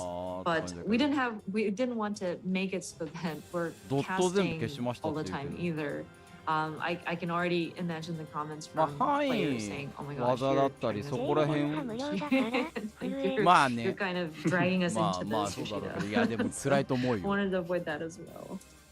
概念が変わっちゃったからね。以上でキャスターでした。はい、ありがとうございます。では最後ヒーラーロールのお話いきましょう。 Next up is the リミテッド healers. ジョブの青がない。まずヒーラーリミさんだからしょうがないなんですけど、各ヒーラーに新しい単体バフの付与アクションを追加しております。単体バフですね、これ。So the first thing is new actions that apply single target buffs will be added to each healer, and emphasis on single target buffs. でそれからですね、全体的にヒーラーの攻撃魔法の詠唱時間が短くなっております。And then overall, we did reduce the cast cast time for offensive spells. そしてですね、全ヒーラー待ってた、リミットブレイクの効果範囲がですね 50m 拡大されました。 And then limit break area of effect will be expanded to 50 yawns. And I Foxconn clapping. 届いてねーみたいなナイス LB 届いてねーみたいなやつがなくなるんじゃないかな。悲しい。今まで30メートルだっけ、確か。Avoid situations where people are like, oh yeah, great LB, but I was not in the area of effect. で、まあ今回その以前からお伝えしていたようにヒーラーロールに関しては賢者を加えた4ジョブでピュアヒーラーに、バリアヒーラーにという、バランスになります。2になるってことですよね。But also with the healers welcoming the new Sage job, we will be splitting it up with 2 jobs being a pure healer and then 2 jobs being barrier healers. 100メートル離れる基本攻撃魔法の詠唱時間は軒並み 1.5 秒になってます。あれとかの場合がね、その霊式とかやってる場合は特にそうなんだろうけど、まあ一部の後はあれか、アルティメットみたいなああいう風な形の範囲が広いところに関してはね、距離があるからね、どうしても。まあアビリティがね、かなり増えてきて、アビリティを使う機会が多いので、まあグローバルクールダウンにどうしても食い込んじゃってすごい気持ち悪いストレスっていうところがあったと思うので、それを軽減するために詠唱時間を短くしてあります。With needing to execute abilities, it tended to, like casting tended to sort of eat into the global cooldown time, and I'm sure people were very frustrated or would have been very frustrated with it. So we're hoping that by sort of reducing the cast time for basic attack spells to 1.5 seconds, that would reduce the frustration and stress. それでは白魔導士からいきましょう。はい。Jumping right into White Mage. 白魔導士はですね、もう正当進化オブ正当進化以外の何者でもございません。効果も見た目も特徴的な、リリーを設置するという設置型の回復アクション、これ非常に便利で強力です、が追加されております。So with the White Mage, this is just a simple 設置型なんだ。They as simple can be. Let's see. It reads a functionally and visually distinct restorative field action will be added. ピュアヒーラーでもさっきの設置 And of course, White Mage will fall under that pure healer category. ホーリーのジョイ、ホーリジャだったかなが入るんで、そいつでもリリーが咲くっていう。なるほど。そっちがあれなんだ。花のやつか。And then a higher tier for the holy spell will be added, and so that will also contribute to the accumulation of lilies. で、非常に残念なお知らせなんですけど、アクアオーラさんがついに解雇されてしまう。あらあら。And then one unfortunate news with the White Mage is that Fluid Aura has been relieved of its duties. あとはですね、ディバインベリゾンがチャージアクションになってますね。はい。Then another update would be Divine Benison will become a charge action. 白魔導士に関してはもう本当に今までの操作感のまますんなり扱えるアップデートになっていると思います。But yeah, with the White Mage, it's pretty straightforward. I think the controls will feel as it was, and it'll be a fairly smooth transition with these updates. はい。はい。では先へ進みます。続いては先生術師です。Moving on to Astrologian. 先生術師はピュアヒーラーに寄せることになりました。So with the Astrologian, we are going to skew it more towards a pure healer. ダイアナルセクトとノクターナルセクトを削除して、基本的な回復アクションの性能をダイアナルセクトの時の効果に、変更してます。So the diurnal sect and nocturnal sect will be removed, and basic healing actions will be adjusted to have the same effects as they would have while under diurnal sect. ただこれ、ニュートラルセクトってアクションあるんですけど、そのニュートラルセクトの効果中のみバリアアクションが使えたりっていうことが先生術師の特徴として、あったりします。But that being said, there is going to be an action called neutral sect, which while you're under its effects, there will be some barrier actions that you can use. で、あとはディビネーションの効果を変更してます。And then we've adjusted the effects of divination. ディビネーションによる範囲よだめ上昇バフが、カードの引き運にすげえ左右されるっていうのが、ストレスだったので、このあたり条件を見直しています。The effects of it was really affected by the luck of the draw, so to speak. So it has been adjusted. 通常で使えるようになるって感じです。はい。Basically speaking, you can use it in like normal circumstances. で、その代わり、カードシンボルに依存する効果を持つセルフバフが付与されるようになるって感じです。なるほど。はい。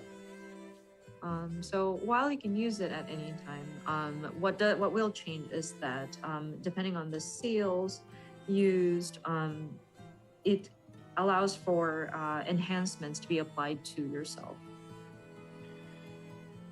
で、リドローはですね、チャージアクションじゃなくて、ドローするたびに1回使えるっていうアビリティになり、あとはマイナーアルカナにも変更が入っています。And then redraw will no longer be a charge action, but it will be changed into an action where every time you draw, you can use it once. And then there will also be a change to minor arcana. あとは動画にもありましたけど、回復と攻撃を結構兼ね備えた、範囲魔法が、追加されてます。And then the other update would be, you may have seen it in the video, but there will be an AoE spell that kind of has a healing capabilities as well as an offensive element to it. やっぱりちょっと ID 行くときに、白魔のホーリーが強すぎだろうっていうところが結構言われていたので、今回、他のヒーラーにも範囲のID 攻略しやすい、ちょっとそれぞれが特徴違うんですけど、範囲を、持たせてます。And this is kind of based on some input that we've noticed whenever people go into instanced dungeon, holy that the white mage can use is quite strong, and so we wanted to allow for other healer jobs to have something similar. Of course, not their characteristics differ from each of the different jobs, but we did want to have some kind of AoE spell. 議論したんですよ、ここは。本当に全員にもういっそスタンをつけるかとか。なるほど。いやもちろんホーリーからスタンをなくすかとか。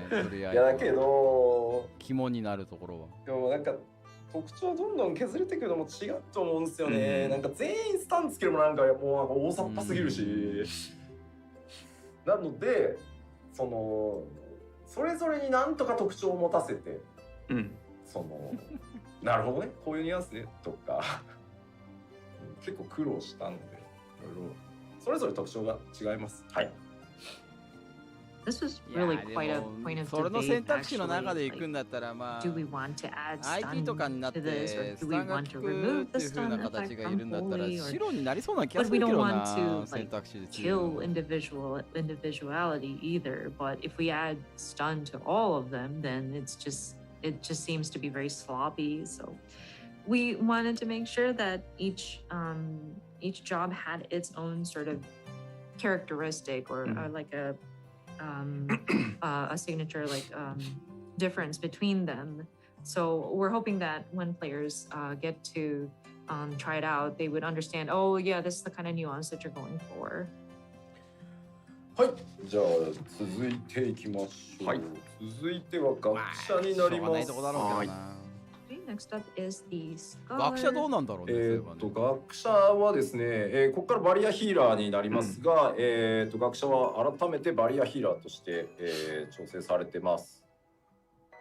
Of course, we're moving into the barrier healers now, but with the scholar, we have sort of made adjustments so that they are leaning more towards that sort of barrier type healer.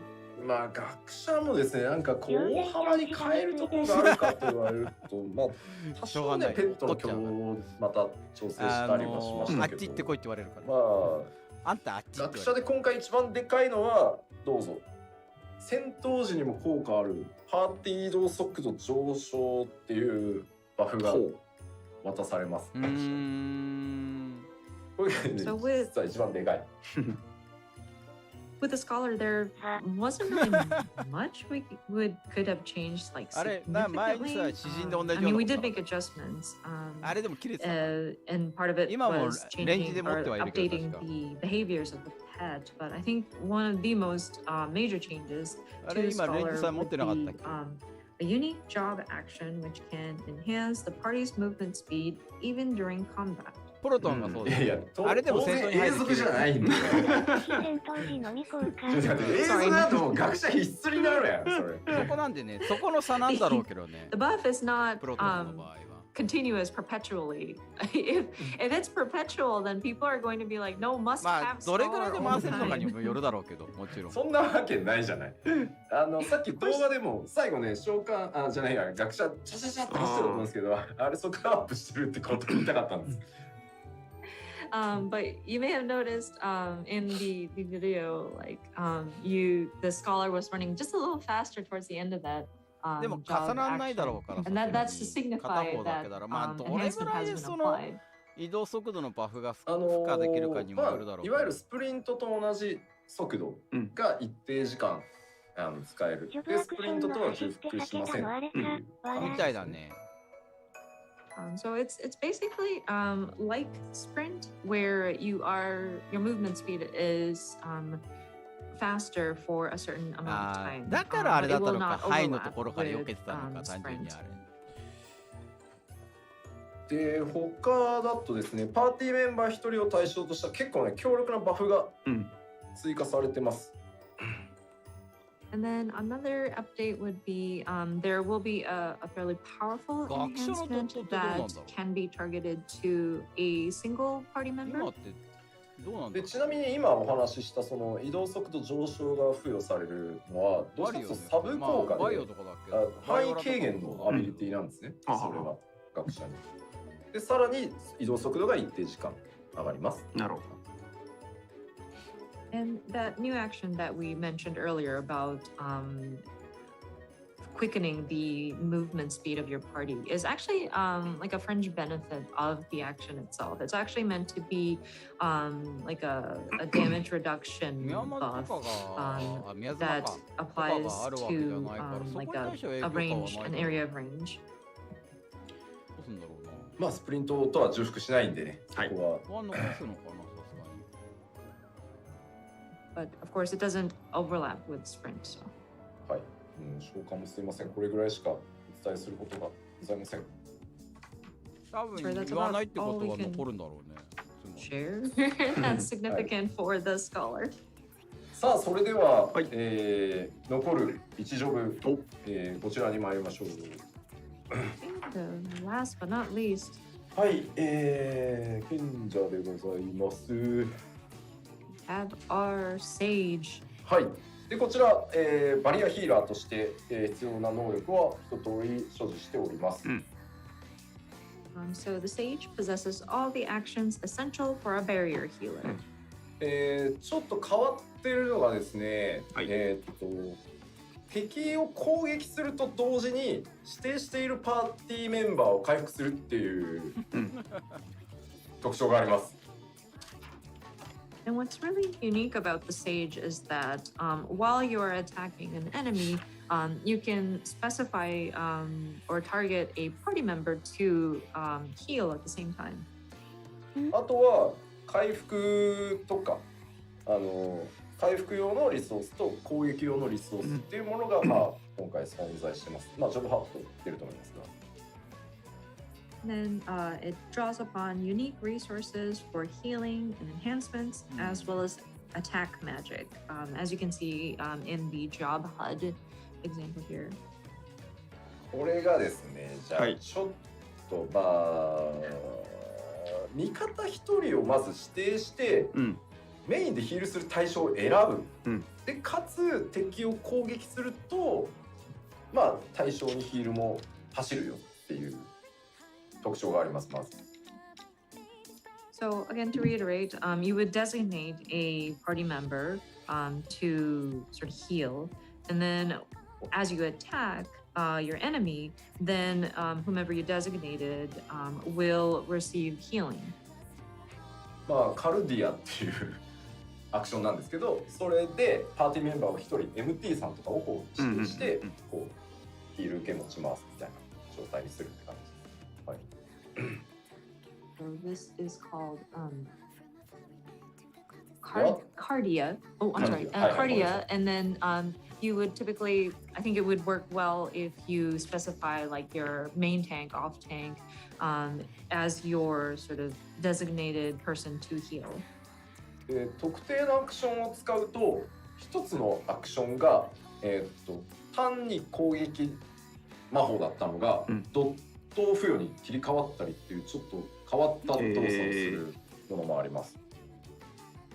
And then there's another unique characteristic where sometimes an action that you execute might be like when you're hitting somebody, an enemy, it turns into a dot also, like a damage over time. で時間経過で付与されるアダーガルっていうリソースを消費してインスタントバリアヒールも豊富にございます。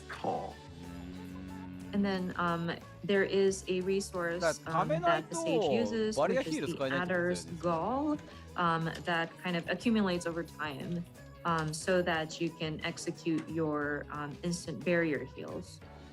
あとはイカロスっていう動画でも飛んでた移動アクションがあるんで、まあ、テクニカルバリアヒーラーって感じですね、イメージ。And then in terms of like a gap closer or like a movement type action, we have Icarus. You may have noticed in the video that the sage is kind of flying. エーテルフローみたいにある程度溜め込めるところもあったりする、溜めやすくなったりするアクションとかもあるだろうから。ちょっと実機でも説明難しいんだけど、一応出してみる？一応出してみるか。So explaining this, like even on the gameplay screen, might be a bit complex, but I guess we should try it. Try to see it on the game screen. Yes, please. 使い物になんねえよって言うんだったらあれだろうけど。はい、そうではないだろうからな。リーパーやん。おい。こんな感じですね。おお。相変わらずのファンネルだ。賢者です。It's Sage。ここだけ見るとちょっとゲームがわからなくなるんですね。PSO2 かな。Just looking at this image, you can't really distinguish. Like, wait, what kind of game is this again? この剣具の収まり方結構こだわりましたんで。確かに。We were very particular about how these Nulas are どうしてもバリアとファンネルって出てくるとニューガンダムしか出てこなかったんだけどな。結構多いっすよ、アクション。There's quite a lot of actions available. でまずこのパルディアっていうアクション、まあ特徴的なんですけど、これを使ってまず誰を主に回復するかっていう、まあパートナーという言い方だとちょっと語弊があるのかもしれないですけど、まあ指定をしていく必要がある。まあ単純にタンクだろうね。So going back to Cardia, this is quite unique, and so you'll be designating whom you want to heal. It might not be fully accurate to call it partner, but I mean you're pointing out, you're designating somebody you will be healing. 今自分に貼りました。はい。So it's now set to me. で、ちょっと攻撃をしますね。We'll try attacking. ほら、攻撃と同時にヒールが走ってます。すごい SF 感がすごいです。2割。So as you are attacking, because I designated myself, as I land an attack, the heal kicks in to heal me. サウンドスタッフ的にどうですか？ SE っていうあらやだ SE っていうコメントが非常に出てますね。A lot of people commenting on the sound effect, the sound effect, the sound effect. How does it sound to you? Does it sound sci-fi enough for こっち you? から電話せんか。初めてこれもチェックで聞いた時結構衝撃だったんだ。It was quite surprising when I heard it when I was doing my checks. そしてですね、このエウクラシアというアクションを使うと、技がね一気に変わったりします。今単純な、攻撃魔法でしたよね。これがアクション使うとモードが変わって、ドット付与の技に変わったりします。はは。So the one which we were talking about where an attack turns into something that can place a dot, that would be the Eucrasia. So once you cast that, an attack changes into something that would allow for damage over time.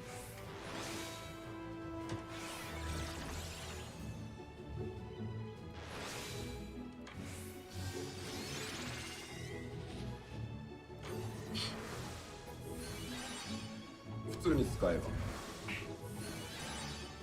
ば技を変更して。なるほど。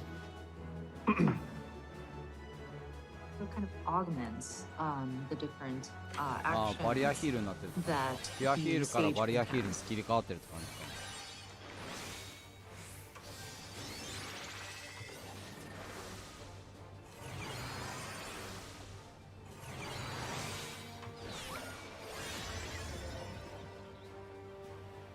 お分かり？ You see?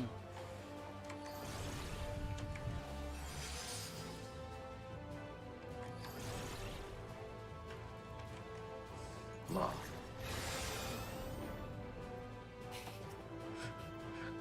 いいかも。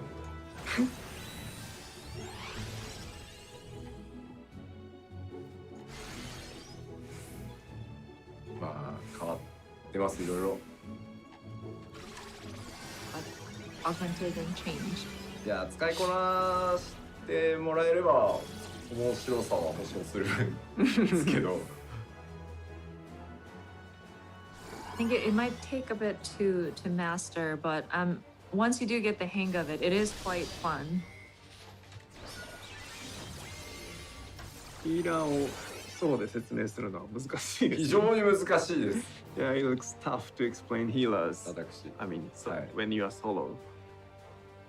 Very true. コメントはですね、もうね、全然あれなんですよね。SE とガンダムの話しかしてないですよみんな。しょうがない。見た目がそのままだもん。Comments are filled with, oh, the sound effect, or it's like Gundam.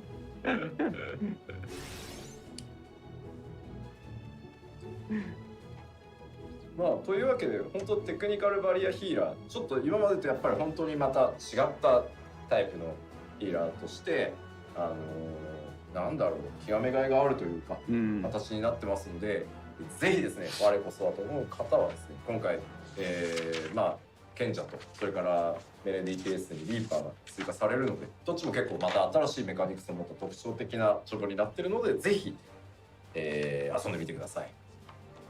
はい。はい。 But あり yeah, がとうございます。あ、ごめんなさい。 in any case, the Sage is definitely a technical barrier healer, and I think it's worth sort of mastering the skill set that the Sage brings to you. And then, of course, we have the Reaper joining the melee DPS, both having very unique mechanics and very characteristic, and very unique. So we hope that people will enjoy this and try it out when it comes out. はい、ありがとうございます。Thank you very much. そうします第1部、ジョブ関連調整パートはこの辺でということですかね。そうですね。はい。So this concludes the first part of today's letter life, the job adjustments. Yes. いや、ここまでで第1部ですよ。第1部です。We're just barely done with the first part. あと2部あんで。あと2部あります。So we have 2 more parts after this. 大丈夫、大丈夫ですよ。はい。では第2部に行く前に、ここで一旦休憩にしましょう。改めて休憩を挟みたいと思います。で、ここまでいろいろご説明しましたので、ここで改めて、休憩のお供にですね、ジョブアクション動画を改めて流します。なので自動的に、休憩は20分休憩です。はい。なので今の情報を改めて頭の中で整理しながら、解析班頑張って感じだな。見ていただければと思います。はい。So before going to the second part, pattern adjustments, we want to take some break. And then for this break, we will replay the job action video again. So with the explanation for each job in mind, please check the job action video. So the length of the break this time will be the 20 minutes. はい、ではよろしいでしょうか。それでは改めてビデオを見ましょう。So let's check the video. 今までとのどうしても差が出ちゃうからな、少なく見えちゃうんだよな。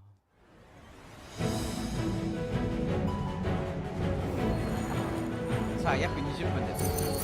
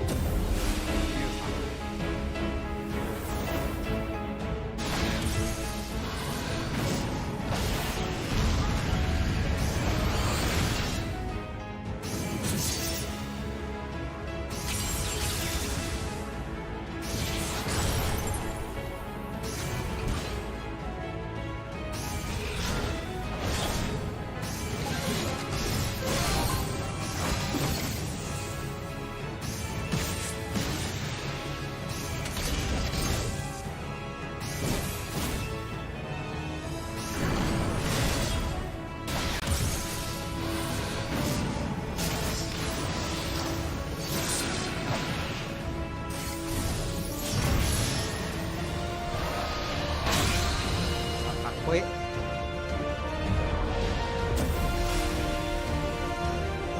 早くなんだって忘れしたもんね。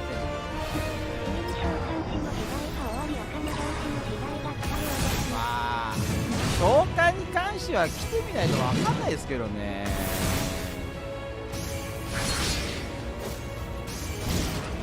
来たでまあでもドットがなくなったのはちょっとどうなのかなとは思うけど。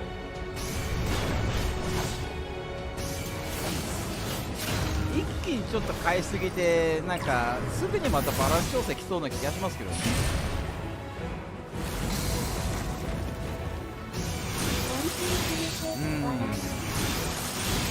なんだろう、今までの結局召喚士のところを全部覆しちゃったんで、まあ召喚士にはなったんですよ。いい意味で召喚士になったんですよ。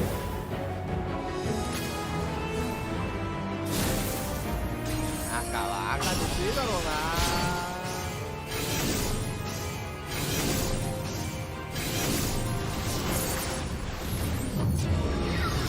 まあうちも全然まだね、赤とか上げ終わってはないんですよ。3区ぐらいですかね。詳しいところでうーんとは言えないけど、上げてる最中ってあげてサポートの方に回ったって感じ。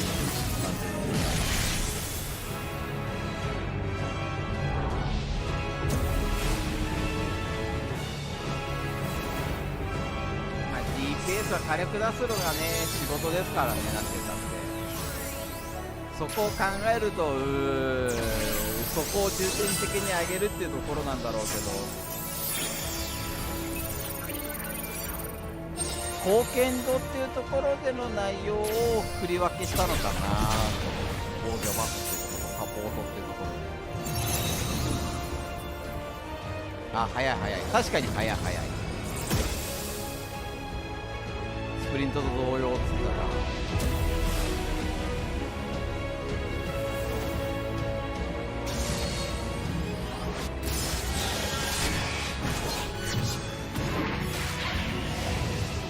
いや範囲指定での設置でよかったよ、今まで通り。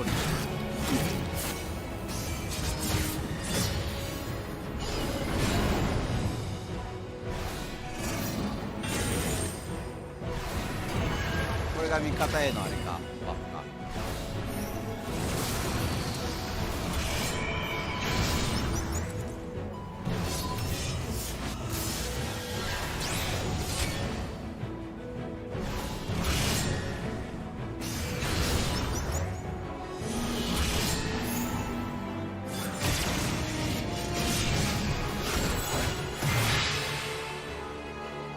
暗黒で面白そうだな。でもな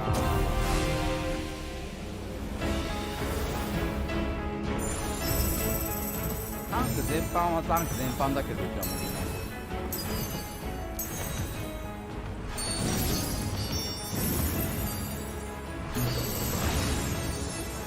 うST やるんだったら、メインやるんだったらまた来てみないとってところはあるけど、何個か何個かどうかな。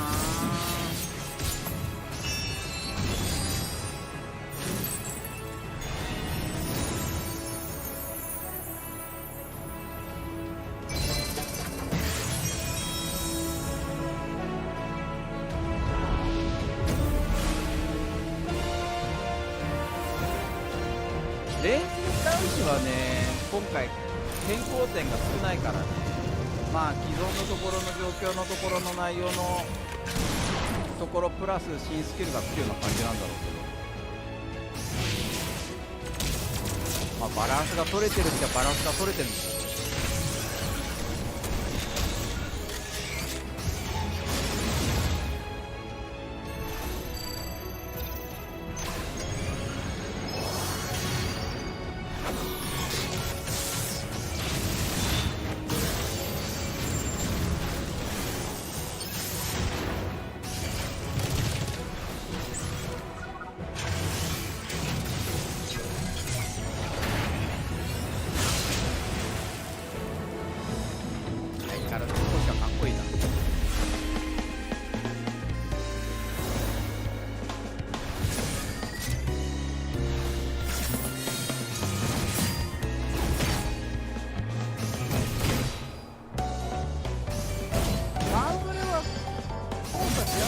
じゃないかな。アクトのところが一番まとめられる。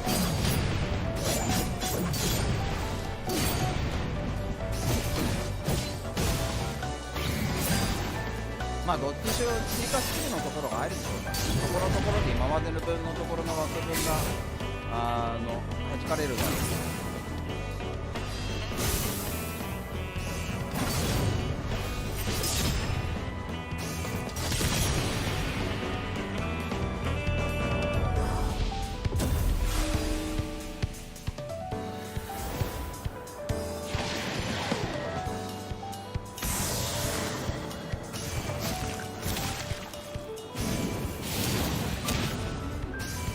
トイレに行く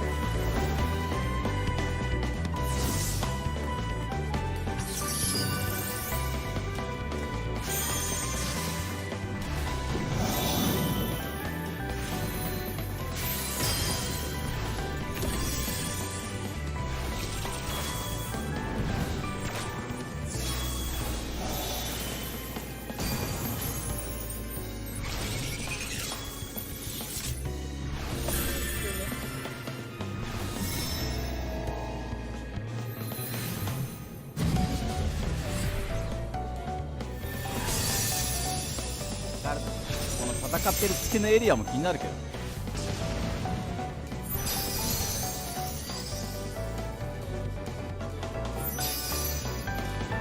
後半だろうね。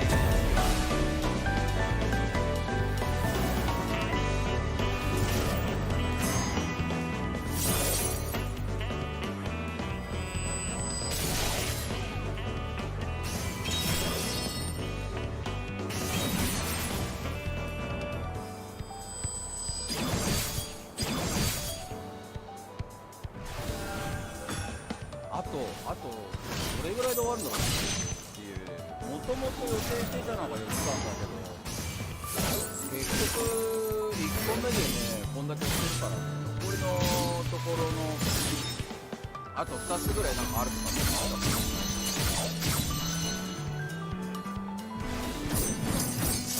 まあ個人的に気になるところはクラフターだったりギャザラーのところが今後のところが次のところで話をするっていうところは言われてるところだったから、そこはそこで気になるところだけど、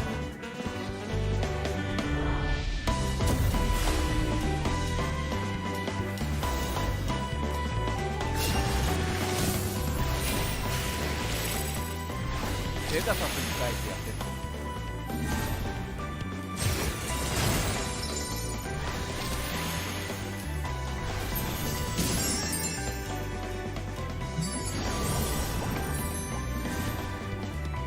あれか、ステッチ型の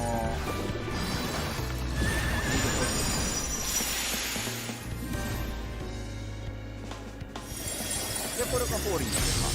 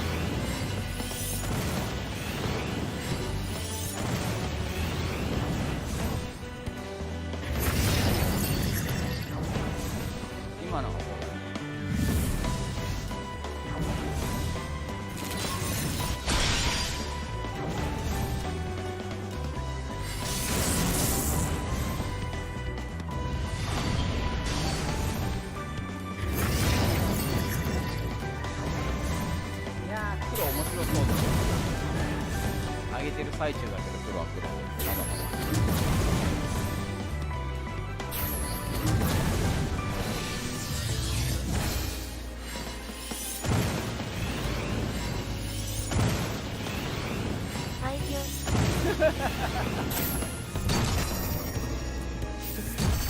ファイギョはファイギョで作ってほしいけどね。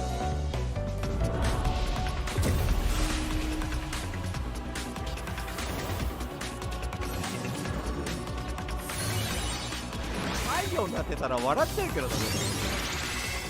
ハイファイターだって話だからね。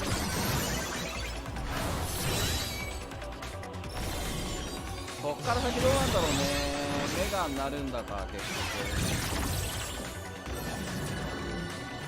マテリアと同じ系統の方に行くのか。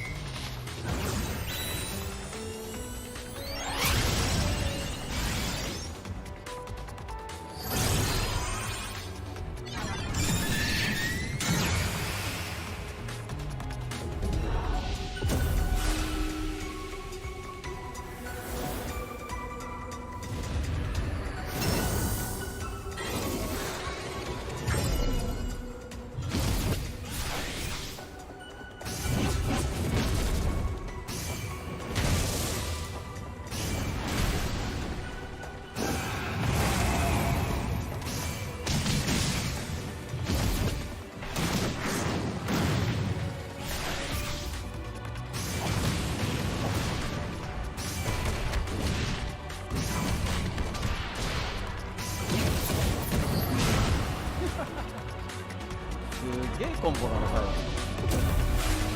さあ問題の召喚、本当に召喚士になった召喚。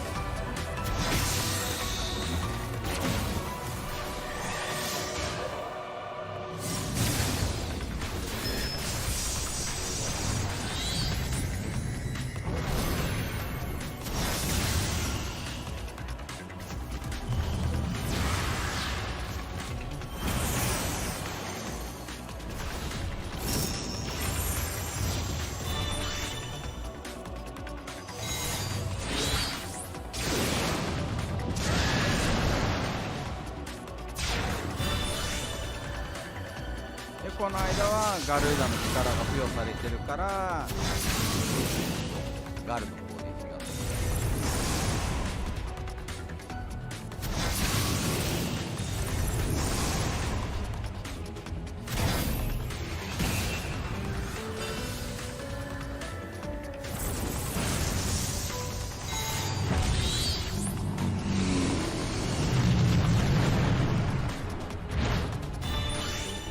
タイタンの大きさでどれぐらいの大きさなんだろうね。あれがマックスなのかな。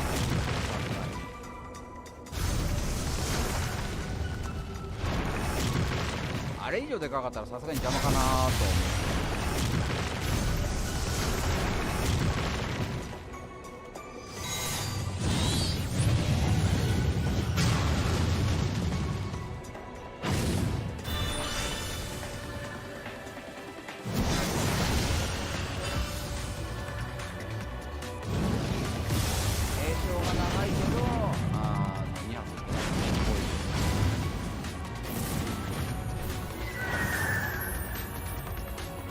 フェニックスでまた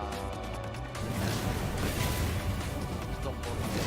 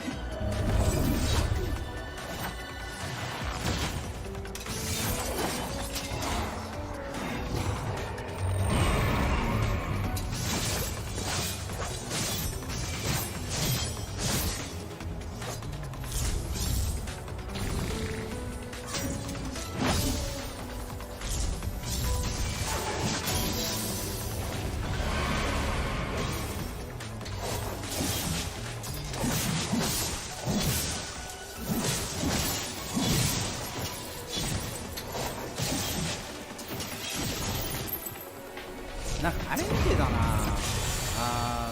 ヴァンパイアハンターのジェイド。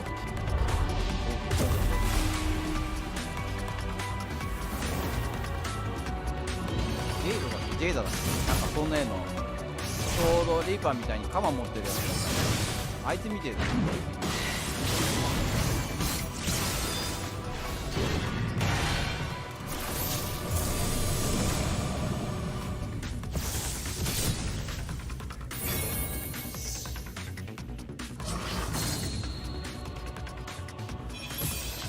HP 関係なしで打てるようになったの嬉しいな。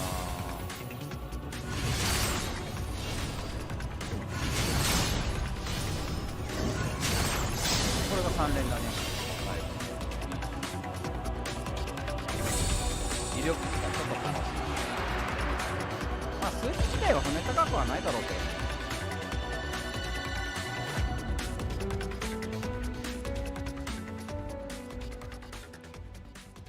なんせ一応タンクですからただね、これでちょっと頑張りに火力関係が追っついてくれれば個人的には嬉しいけど、置いていかれるかもしれないけど、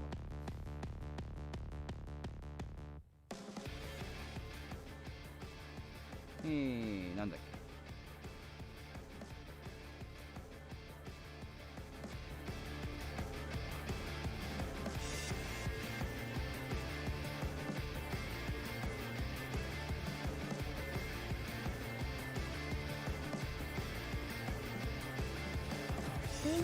た。踊るこの間ツイッターにも載っけたけど、久しぶりにあれを買って CD 買って、まあ、結構かぶってはいるんだけど、普通に音源としたかったから買って、この間ずーっとガンマッシュしてた。で今この間発売されてのやつがあるから、それのやつはサイン入りのやつを抽選予約してそれの結果次第で通常版を買うかサイン入りのやつを買うか考えてる。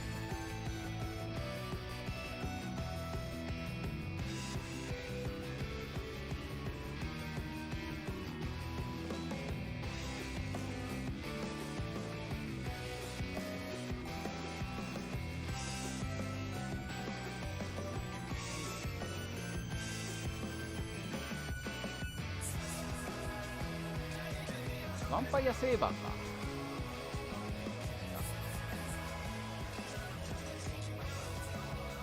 ここら辺で出てきたやつにジェダドーマ。リーパーがなんかそれの動きにそっくりだなと思って。ジェダドーマじゃねえな、違うな。違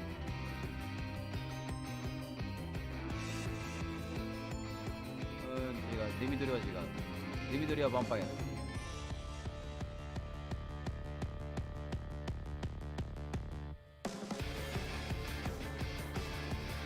あれジェダドーマでよかったの？あ、そうジェダドーマだ。全体的な攻撃関係のやつがそれにすげえそっくりだなと思った。リーパーの。はい、戻ってまいりました。ファイナルファンタジー14第66回プロデュースされたライブをお送りしております。So, welcome back. Yeah, we are back. Now we are running the Final Fantasy 14 Letter from the Producer Live number 66, explaining lots of new features for our next expansion Endwalker. はい、ということで、ここから第2部をお送りしていきたいと思いますが、はい、よろしいでしょうか。最初にですね、前半のちょっとフォローが1個あってですね、はい、召喚師のエギミラプリの話をレベルが上がるとカーバンクルが他のエギになっていくので、姿をカーバンクルに戻したりできますよっていう話をしたと思うんですけど、ごめんなさい、あれ逆で、カーバンクルがもう全基本にいて、これにイフリートエギミラプリをしたりとか、姿を変えられます。すいません、もう召喚は何度もちょっとひっくり返してきてたんで逆に覚えてました。逆なんだということなので、まあいずれにせよミラクルできますっていう話でした。はい。Apologies. We wanted to clarify or make a correction on something that we had mentioned in the first half, where we were talking about the summoner and the Eggy. But we mentioned earlier about how once you level up, your Eggy turns into like Ifrit and whatnot. I actually had it backwards. Apologies. It's Carbuncle is the base form, and then you can glamour it to look like Ifrit, etc. So apologies for that. はい、ありがとうございます。Thank you very much. ではここからは第2部といたしまして、バトル関連調整をご紹介いただきたいと思います。今までのはバトル関連調整じゃなかったのかっていうのが感じです。From now on, we want to explain battle adjustments. はい。Weren't jobs also part of adjustments, I guess? Could be. さあ行きますよ。まずは1個目どうぞ。まずレイドファインダー、レシピコンテンツのレイドファインダーのマッチングに調整が入ります。こちらです。今回ヒーラーがピュアヒーラーとバリアヒーラーに分かれるということで、マッチングアルゴリズムをピュアヒーラーとバリアヒーラーで、マッチングされるようになります。So first up is the raid finder. We are going to be making adjustments for the matching system or the algorithm to accommodate for sorting out the barrier healers and the pure healers. そしでですね、他はやってないですね。他はどっちになってもクリアできるぐらいの難易度なので、はい。で、ごめん、いいよ、どうぞ。はい。The rest, there hasn't been very much of a change. There's really not much of a need to like sort the different the other ones. はい。で、まあなんかちょっといくつかコメントがあるんであれなんですけど、まあ前にもこれ実は話してるんですけど、レイドファインダーやっぱりこれ以上細かく条件を割るとマッチングが伸びすぎてダメなんですよ。なので、まあこれ以上細かくであればパーティー募集を使ってください。ぜひ。はい。I do see some comments mentioning about how they are wondering about, well, what about other sort of sorting and like categorization? But if we add more conditions to the different raid finder, like party composition algorithm, so to speak, it's going to lengthen the time it would take for a party to be matched up. So if you want to be very granular about who joins the party, it might be best to go to the party finder. さあ、ではそのパーティー募集の続いてアップデートのお話でございます。Next up is updates made to the party finder. まずパーティー募集に出すときにヒーラー枠をピュアヒーラーとバリアヒーラーでもちろん分割できるようになっております、今回。So of course, with the party finder too, the healer category will be split between pure and barrier healer. でさらにですね、よくこうなんかいろいろ揉める原因にもなってたところなんですけど、参加条件にですね、今回コンプリート済みでかつ修正源を今週まだ受け取ってないよっていうのを追加しました。はい。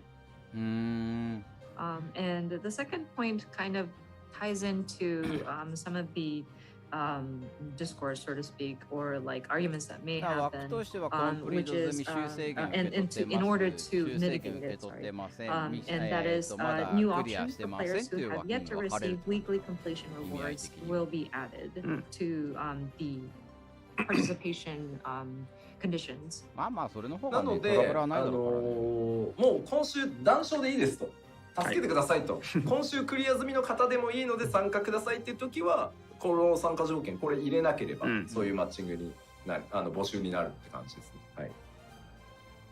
So if people are okay with just receiving the tokens, then and they don't mind not having the weekly completion reward, then you would not need to like specify to this option. それからですね、続いて、ジョブ重複制限で、検索には引っかかっちゃってたんですよね、これ。僕もよくヨシピー散歩で参加するときにやってたんですけど、これも検索からも出なくなります、このチェックボックス入ってると。So search results will no longer include parties you cannot join due to the one player per job requirement. This was actually something that Yoshida also got stuck on sometimes in some of his stroll broadcasts with this whole one player per job requirement. 以上がパーティー募集のアップデートのお知らせでした。はい、さらに進めていこうと思います。はい、お願いします。So moving forward. コンテンツ報酬のちょっと調整を行っております。それがこちらです。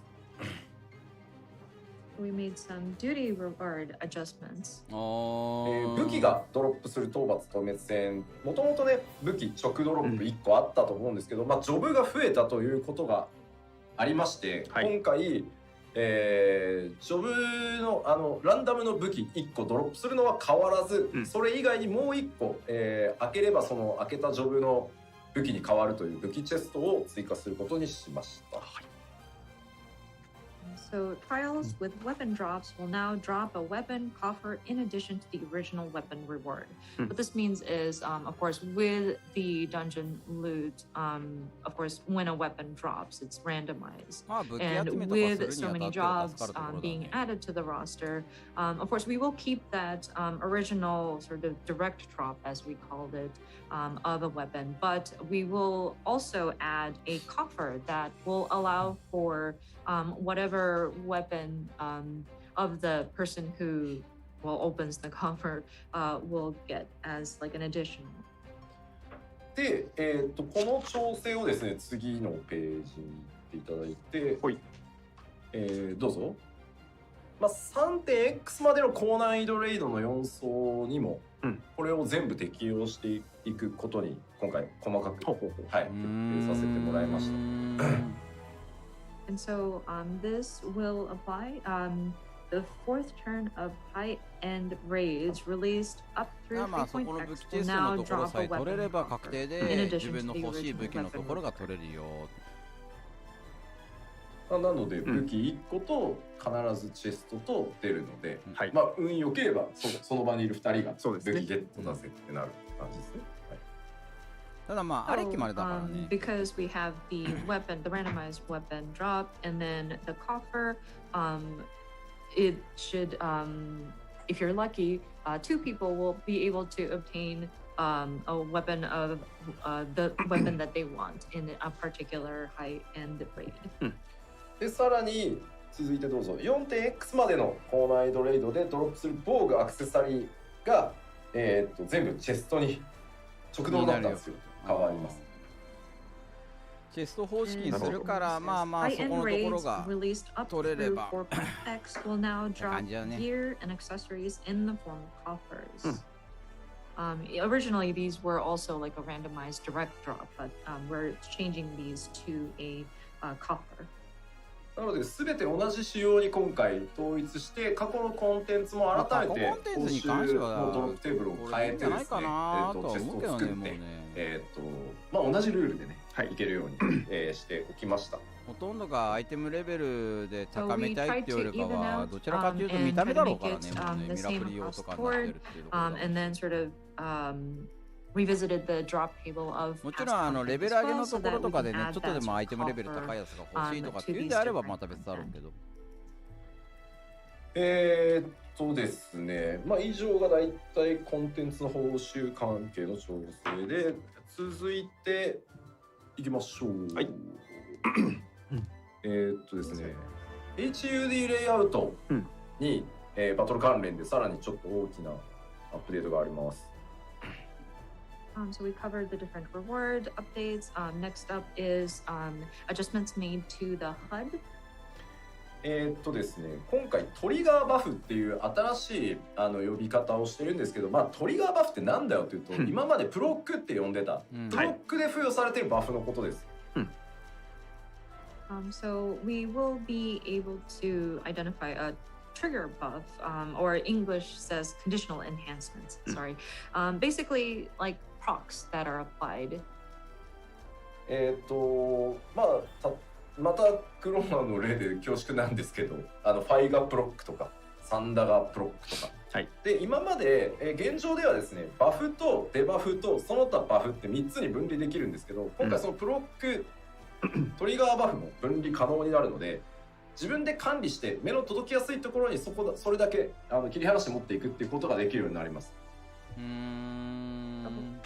Apologies, the example is Black Mage again, but with the Fire 3 proc and the Thunder proc, it's beneficial sometimes to separate it out from the different buffs that you may have, just so that you have that indicator. So we are now able to sort of split out enhancements and feeblements, and then now we will have the proc or the conditional enhancements where you can separate it out and then place it where you feel is best to get a view of. まあトリガーバフだけ当然切り離してね、ジョブゲージの近くに置いて視点をそこでもう管理を固めてしまおうとかっていうのもできるし、まあ、個別にいつもの通り表示サイズを大きくしたりっていうのもできるので、ぜひ皆さんまたこだわりの UI に役立てていただければと思います。with being able to separate out just the procs that show up or the conditional enhancements, you can, for example, place it near your job HUD or your job gauge so that you can just look to one section to identify any sort of buffs that have been applied on a proc sort of basis. Or because you can adjust the elements that you have in the separated sort of display, you can also change the display size as well if you want it to be more like prominent on the screen. はい。まあこれかなりねもう助かる人多いんじゃないかなって気がします。見逃さないように。はい。We're hoping that this would be very beneficial and would help people who do want to keep those like separated or keep track of them separately. で、続いてなんですけど、グラウンドターゲットの利便性を向上させるアップデートを、入れております。Next up is improved ground targeting functionality. ですね、キャラクターコンフィグにこれ、今までの挙動の方が好きだったっていう方もいると思うので、はい、キャラクターコンフィグで選べるようにしてあります。まず設定を新たに項目追加してます。So I'm sure people still prefer the current ways. So we made it so that it is selectable. So we basically added it as a new setting in the character configuration menu. こちらです。言い方としてはですね、グラウンドターゲットアクションを一回押すとグラウンドターゲットマーカー出るし、はい、そのアクションボタンをもう一回押すとその置いてある場所にもう即実行されるっていう形になるんで、パッドはかなり楽なんじゃないかな。はい。So the changes are include press action button again to place target circle. So basically, say you wanted to activate a ground target related action, you can just press the same button again to confirm this is where you want to place the ground target. So I think people using the controller might have a smoother time setting their ground target. っていうところまで行っちゃうんだけど、それに対して行かないですよ、そっちまで。グランドターゲットのところが。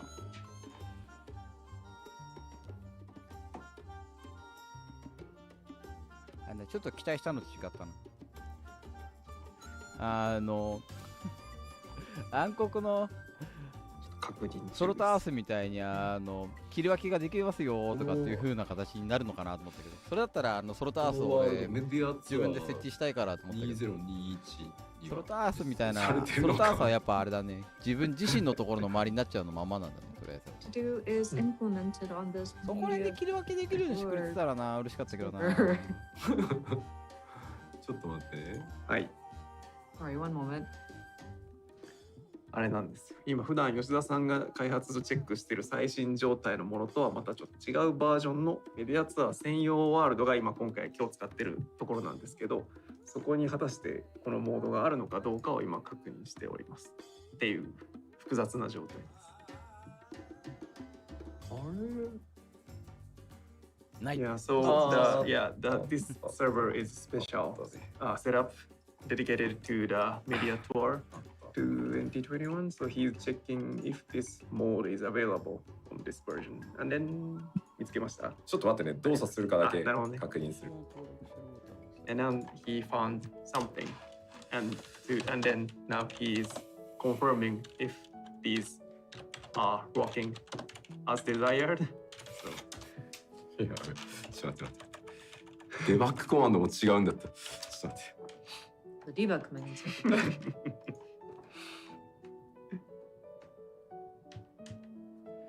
あ、大丈夫。ちょっと待ってよ。リキャスト。これリキャストリセット使えないんだ。まあ、じゃあ、ちょっと待ってよ。はいはい。じゃあ、実機ってもらって大丈夫。じゃあ、ゲーム画面お願いします。キャラクターコンフィグの中の操作設定で、ターゲットの中にここにグラウンドターゲット設定っていうのがあります。でここにグラウンド GT アクションの有効範囲内でのみ操作可能にするでこれはさっきパワポの2行目にあった、そのアクションの、グラウンドターゲットできる距離より、カーソルがもう奥へ行かないなので最も遠いところっていうのが取りやすくなる。すっげえ行っちゃってそこじゃねそこじゃねもっと手前ってやらなくて済む。でそれだけを、オンにしたりオフにしたりっていうのもできるし、グラウンドターゲット中に、もう一回同じアクションをしたらもうその場で実行するみたいな、これ両方分かれてるんで、便利は便利だね。これまあ両方適用でして、一旦訳しますか。どうぞ失礼しました。So when you go into the configurations, and it should be under controls, I believe, but there should be a section where you can set your ground target options. So there are two that is going to be available. One is the aforementioned hitting the action button one more time will place the ground target wherever or will confirm the placement of the ground target. And then the second one was it prevents the cursor from going beyond the ground target range. So sometimes there might be an instance where the cursor is like way in the background and you're like, oh, wait, I don't want a ground target that far back. You can set the configuration so that it stays within the bounds. And so it allows for you to get like the most optimal, like furthest distance through turning this function on. ごめんね、英語 UI で出してあげたかったんだけど私が間違うとあれなんでごめんなさいね。ここにあります。はい。Apologies. The UI is in Japanese. We wanted to make sure that we set the correct settings. So it's in Japanese at this time, but it will be available on this particular part of the character configuration menu. でこの状態でもうこれ以上いかないです。わかります？設置が可能な範囲のところまでしか、グラウンドターゲットに関してはできませんよ。Ground targeting range. I hope you can tell, but the furthest it can go is sort of restricted, so it doesn't go too far back. Like it doesn't clip into the building or whatever. Yeah, you can see the mouse cursor can go further, but the ground target itself won't. I mean, will stop at a certain point. まあこれに関してはマウスが特にって形じゃないのかな。これはいいです。わかりやすい。でこの状態でもう一回範囲外のところに設置しようとするときにできない場合は紫になるんですよね。グラウンドターゲットが赤から。なのでもう赤オレンジ系のところから紫になる。マウス置いといてこんな感じ。自動的に一番遠いところまで行ける。まあ別にこの辺ターゲットしてても使えるけど、まあ一番遠くまで行きたかったら適当に一番遠いところしてる。So of course you can place the mouse cursor where you want to go directly, but then if you just want to go as far as you can, then you can just set the cursor to somewhere like close to off screen so that it automatically kind of stays within that target range, but it doesn't go beyond what is available. 不用意に忍者出したらコメントで「あれ襲撃がない!」って書かれた。So I tried to use the ninja here, and they've noticed something is missing. まあなくなってはいない。Assassinate is not 表示上あれ gone. だろうね。なくなってはいない。全部は出してないってだけだろう。はい。iPhone に関しては。さあじゃあグラウンドターゲットはこんなとはい。ころですね。はい。So that covers ground targeting. じゃあグラウンドターゲットのアップデートは以上で続いていきますね。はい。続いてはですね、パーティーメンバーの詠唱中ターゲット表示、まあこれだけを見るとなんだかわかんないと思うんで、もう出しちゃいましょう。はい。今ごめんなさい、あゆみさんちょっと待ってパーティーリストの中で詠唱バーでどの敵を攻撃してるかとか、どの味方誰を蘇生してるかっていうのが判別しやすく今回なってます。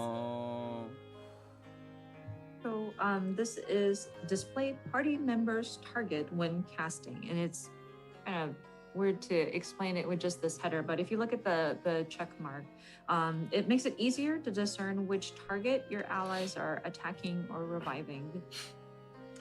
まあ、例えばこの表示に出てるパーティーリストだとまあ例えば左のスクリーンだとモンスターのC 番目の、はい、ヘイトリストに対応しているのでその人に対して今詠唱攻撃詠唱を唱えてますよっていうのが左のスクリーンですね。So it'll show you which number or letter the person or the target is. So in the screen cap on the left side, it shows you are casting glare at enemy C. So whatever's on the aggro list, enemy number C is being targeted. マクロのところとかで誰右側ですが今1番パーティーナンバー1番の白魔導士がレイズをかけているのはパーティーリストでいう2番目のプレイヤーに対してレイズをかけてますよっていうのがまあこの意味ですね。レイズ2って書いてあるやつ。はい。And then the screen grab on the right shows that party member number 1, the white mage, is casting raise to number 2, which you can see is the paladin in that party list. ちょっと別アライアンスが厳しい。まずはパーティー。なんかいずれね考えたいと思います。はい。Now this only applies to parties. アライアンスまでは厳しいって形だね。And I'm afraid it doesn't work on alliances just yet. We'll try to think of something that would make it easier to discern, but for now it's party members. これあれだな、ナンバー C ってなんだろうっていうのなんですけど、ヘイトリストに、敵の名前が出てると思うんですけど、あそこに A、B、C にある。右側のところにそれだと思ってください。はい。左のリストはだからパーティーリストメンバーじゃないですね。グレアなんで。はい。はい。And so just to clarify, the one on the left is when you are attacking an enemy. So it's not necessarily your party member. As you can see, the letters should correspond to whatever enemy list that you have. Usually it's like a name and then the alphabet that follows. So it's that letter at the end. で正直迅速魔どうなるんだろう、正直迅速魔はもうインスタントなんでどうにもならないです。ごめんなさい。People are wondering, oh, what about Swift Cast? And, well, that's instant, so I'm sorry, there's not enough time to display whom you're casting.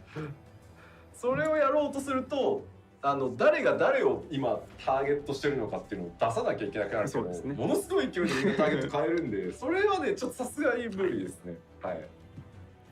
That one, you would have to show like which one is being targeted very quickly. So I'm afraid we wouldn't be able to keep up with that system, so it's not applicable. 蘇生中継のところをこれはこれでただね事故りそうなのは、もろもろ今2の人に蘇生してるから、やべ俺かぶったから蘇生キャンセルしよう、詠唱キャンセルしようって言ったら俺もの俺がキャストしたのを見てあそっちかけてくれるんだったら俺はっつってどっちもそうですねっていうことはあるかなとは思います。Now you might also have to be mindful because now you'll be able to discern like, oh, this person is casting raise on party member number 2, and say Yoshida is trying to cast raise, and then Foxclaw is also trying to cast raise, and they realize, oh wait, it's the same person. Oh, maybe I should cancel. And nobody ends up casting the raise, so you might want to be careful on that end also. だから一度先に詠唱し始めたらガンと強い心で。So if you know you're the first one who's casting like a raise or a cure of sorts, don't be faltered. don't falter. Keep your casting. はい、パーティーメンバーの詠唱中ターゲット表示は以上でした。はい、続いてはですね、戦闘不能時の、0% になってしまったヒットポイントバーっていうのを今回表示するようにしました。Next up, health bars will be displayed even when incapacitated. ですね、これ今までヒットポイントバーを常に表示っていう状態にしてたら、まあ表示されてたんですけど、初期設定のヒットポイント減少中の場合でもこの倒れてる人のヒットポイントバーがブランクで見えるようになる。ああ、そういうことね。So of course, with the health bar, you when it's set to, I believe the default is to show the health bar, but there is a. I'm sorry, it's the other way around. When you set the health bar to show all the time, then regardless how much HP is left, you will always see the health bar. But there, with the default option of only display when HP is below 100%, it doesn't necessarily show when the HP is completely gone. So with this update, whenever somebody's incapacitated, their health bar will show up as like a blank gauge. これはですね、コンテンツ上でですね、キャラクターが倒れているのを見逃してしまうことがあってですね、ありますね。蘇生されずにみんな行ってしまったおーいってなる。まあこれ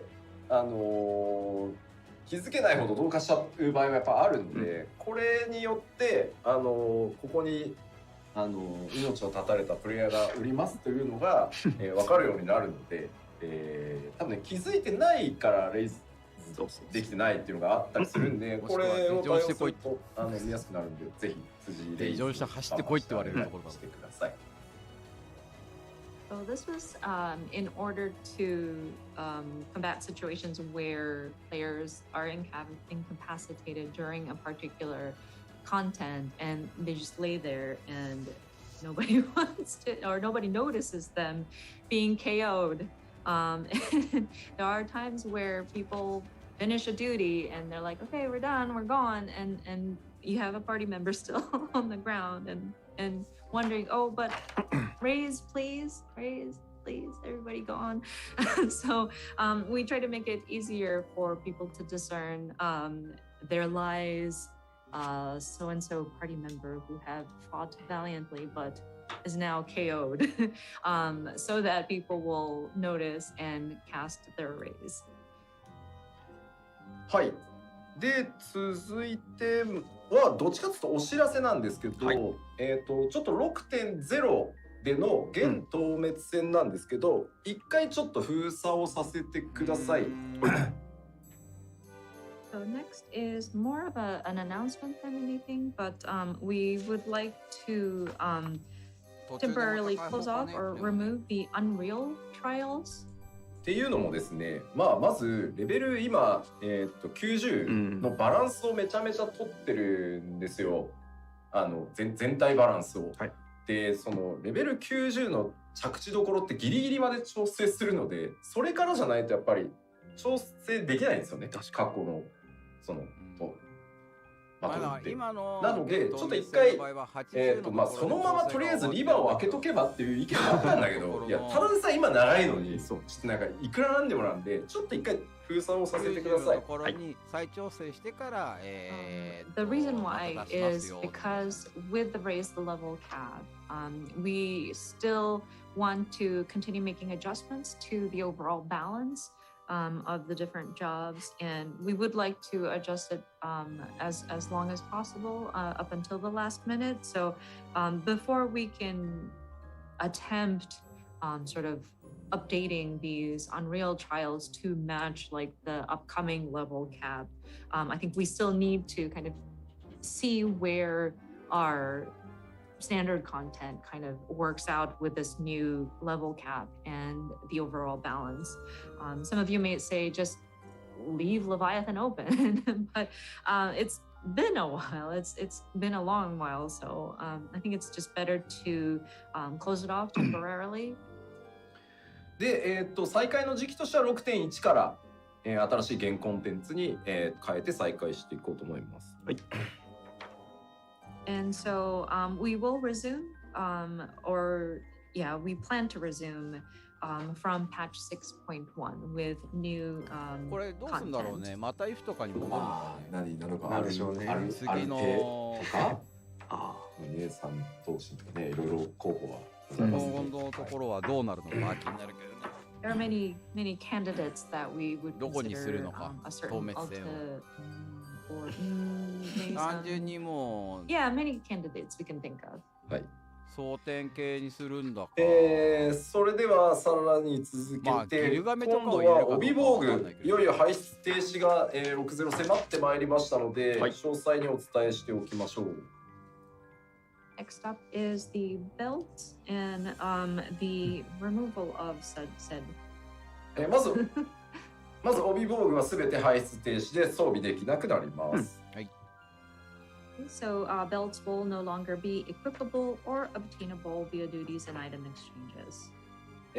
そしてですね、皆さんは基本的に何もしなくて大丈夫です。装備中、もしくはアーマリーチェストに入っている帯防具、それからリテーナーが装備している帯防具っていうのは、すべて我々、データベースを直接調整してですね、遺失物管理人にすべて預けておきますので、リストから後ほど 6.0 リリース後に、選んで回収できるので、皆さんは特に、やることはどうしてもこれをやっといてくれみたいなのはないです。はい。分解だろうね。But with the discontinuation of belt equipment, there really isn't much that you need to do in preparation for it. Anything that was equipped on your character or has been in the armory chest, or if the retainer was holding on to it for you, will all be transferred over. We will be, or the developers will be handling it on the back end via the database and directly updated so that it'll be given to the calamity salvager. So if you want to retrieve them, you can go to the calamity salvager and pick it out from a list and retrieve it there.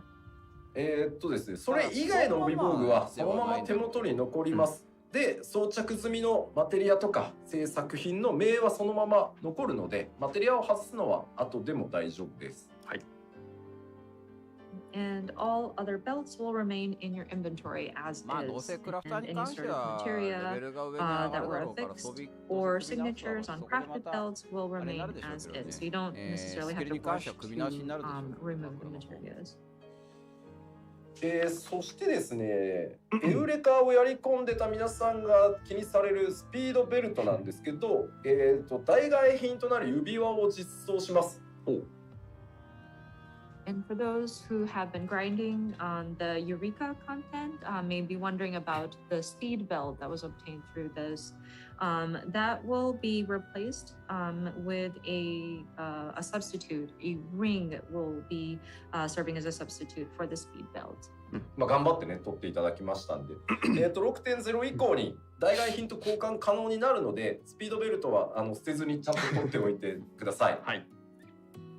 So you can exchange it for this substitute item. I know you worked really hard to obtain the speed belt. So once 6.0 releases, you will be able to exchange it for a ring that is equivalent. So please do not throw away your speed belt.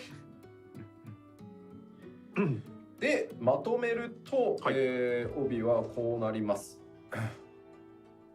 6.0 ちょっと待って、左から先に出して、一気に出すとわけわかんなくなっちゃうんで、まず 6.0 前でしかできないのが、左側に並んでます。マテリア生成。だから、これ、連成度100のベルトがあるなら、マテリア生成はしといた方がいいと思います。事前にやっといた方がいいだろう。で、マーケットの出品とか購入、あとリーブへの納品、あとグランドカンパニー、軍需品調達への納品とか、こんな、あと、チェストを、なんか霊式結構言ってて、帯のチェストそのままだったわみたいなやつは開けないともう使えなくなっちゃうので、これは気をつけてください。So we're summarizing here. On the left side is available only before patch 6.0 or the expansion. So if we want to extract materia or like create materia out of belt equipment, you can only do that before Endwalker is released. Buying and selling of the belt equipment on the market board, turning it into different leaves. etc. Also for coffers, those who go to different raids and realize that they have like built coffers, you won't be able to use those after the expansion releases, so you might want to take care of that. ちなみに一番下ね、中身が帯防具のみのチェストなので、はい、帯と他が1個になってるみたいなのもあるんですけど、それは帯だけ出てこないです。で、これはもう開けられないので、帯防具のみのチェストはそこは気をつけてください。And just a disclaimer, with these coffers, there are different types where it's just the belt equipment or a coffer that has a belt and something else. Because belts will be discontinued, coffers that only contain a belt will not even be able to be opened. It's like defunct at that point. But if it's a coffer that contains something else with a belt, only the belt will be discontinued, so you'll still get the whatever it was paired with or included in the coffer, but just not the belt. どうしました？コメントでたまたまちょっと待って、パンツ gonna fall down now ちょっと We're seeing comments with the belts being removed, the pants are going to fall down. That just caught Yoshino's eyes. ベルトなくなるからな。 For sure, all the belts holding up your different pants are going to go away, huh?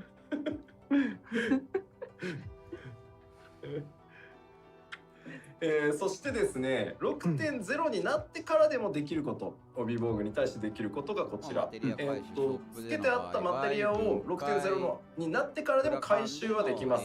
あとショップに売却することもできます。で、分解してしまうこともできますし、グランドカンパニーの希少品調達への納品は可能です。あと捨てることも可能です。 And now for what you can do even after the launch of Endwalker is if you, for example, had affixed some materia on your belt, then you can retrieve those. You can also go to shop vendors, not the market board, but the shop vendors to sell off these belts. You can also do synthesize, you can also do expert delivery training. Of course, you can throw it away. もしも取ってたとしたら。はい、ダメだ。ちょっとパンツボールからのウィーボールって書いてあって。Singing. シャドーブリンガーズかよってなっちゃった。Oh my gosh, so funny. で、マーケットに出てる帯防具。6.0 前にマーケットに出てたやつはもう検索に引っかからないようになるので、皆さんで取り下げをしてってください。So whatever you had up on the market boards will not be searchable after the expansion has launched. So if you had anything up listed in the different market boards, you might want to take them down. 今 BGM シャドーブリンガーズにしたら。Change the background using the shadow fingers. さあ、ここまでがベルトに関して帯防具でした。はい。続いてこれもねずっとお伝えしてきたんですけど、今日の実機見ていただいたやつもすでにそうなってますけど、デノミネーションについてです。はい。Oh, sorry. We looked at the game screen, and you may have already noticed some of the numbers being compacted. But we want to explain the downscaling again. まずレベル50からレベル80までの装備パラメータの上昇幅を今回ギュッと圧縮させていただいてます。So the difference in gear attributes from level 50 to 80 will be reduced. さっきクライアントでも見ていただいたように、敵味方自分も敵もヒットポイントの最大量とかダメージの最大値とかっていうのがギュッと1回圧縮されて小さい数字になります。So as you saw in the game client, the HP for both the enemy as well as yourself and the damage being dealt has been significantly compacted. で、これに合わせてですね、調理品、薬品、マテリアの効果量もそれぞれ合わせて、デノミネーション抑えられてますので、ご了承ください。まあ上昇率がそのままだったら意味ないから。まあ、大体以前の、ファンフェスとか、はい、新情報発表会でもお伝えしたんですけど、大体5分の1ぐらい、その攻撃とかで言えばになってると思ってください。I think we mentioned this during the マテリア fan の効果量が festivals これちょっ or と下 in げられる。 the まあ、クラフタ showcase ーに announcement 関しては特に showcase, そう but なんだろうけ the ど。 downscaling 数字が is ちっちゃくなっちゃうから。 we're going to be downscaling it to about 1/5. どうなんだろうねってところがありますけどね。で、全て考慮した上でバランスをできるだけ維持するようには調整しております。そこまででもないのかな、数値がもともとちっちゃいか But ら。 of course, adjustments to maintain balance with consideration for downscaling of various items. で正直ここようわからんという方も多いと思うんですけど、まあクラフターに関しては当然全コンテンツチェックをこのデノミネーションされた状態の14でも内容全てのコンテンツを遊んでるっていうかプレイしてチェックしてますけど、全くなんていうの変わんないです。すぐ慣れます。1時間もかかんないです。I'm sure it still kind of raises question. Like it is kind of hard to grasp with just explanation on words, but with Yoshida looking at all of the content and making sure to test everything out and seeing the downscaled numbers, it really doesn't change the way the game plays. It doesn't feel different. You will get used to it rather quickly. It didn't really even take an hour to get used to the downscaled numbers. もちろんね、ギュッてこう圧縮されてるから、はい、ちょっと過去のコンテンツで IL ゴリ押ししてたみたいな時は、どうしてもこう上昇幅が小さくなってるんで、ちょっとその前よりは硬くなったなこいつらみたいなのはありはするけど、そのレベル90とかのコンテンツとか、まあ、レベル80以降の今回、エンドウォーカーで実装される ID とか、晩神とか行く時にはなんかファイジャのダメージなるほどね、デノミしたから小さくなったなと思ったぐらいで、あとはもう何にもわからないんで、そこは本当安心していただいて大丈夫だと思います。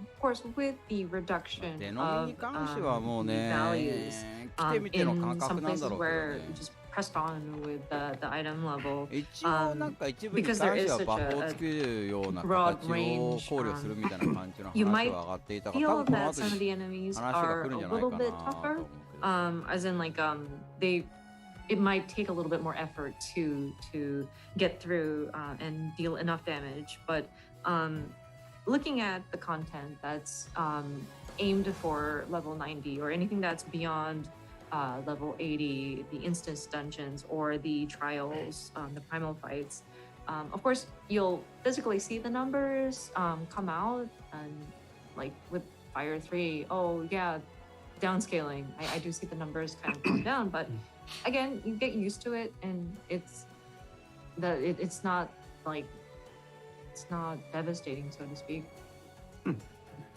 なので、過去のコンテンツに普通に IL ゴリ押しでなんだっけ、制限解除じゃなくて、IL のギリギリ強いやつでいった時には体感やっぱり今までよりはその伸びが抑えられてる分だけ相対的にちょっとやっぱ硬く感じたりはある。まあそれに合わせてちょっと報酬の付け直しとかは今もまだ検討してるので、はい。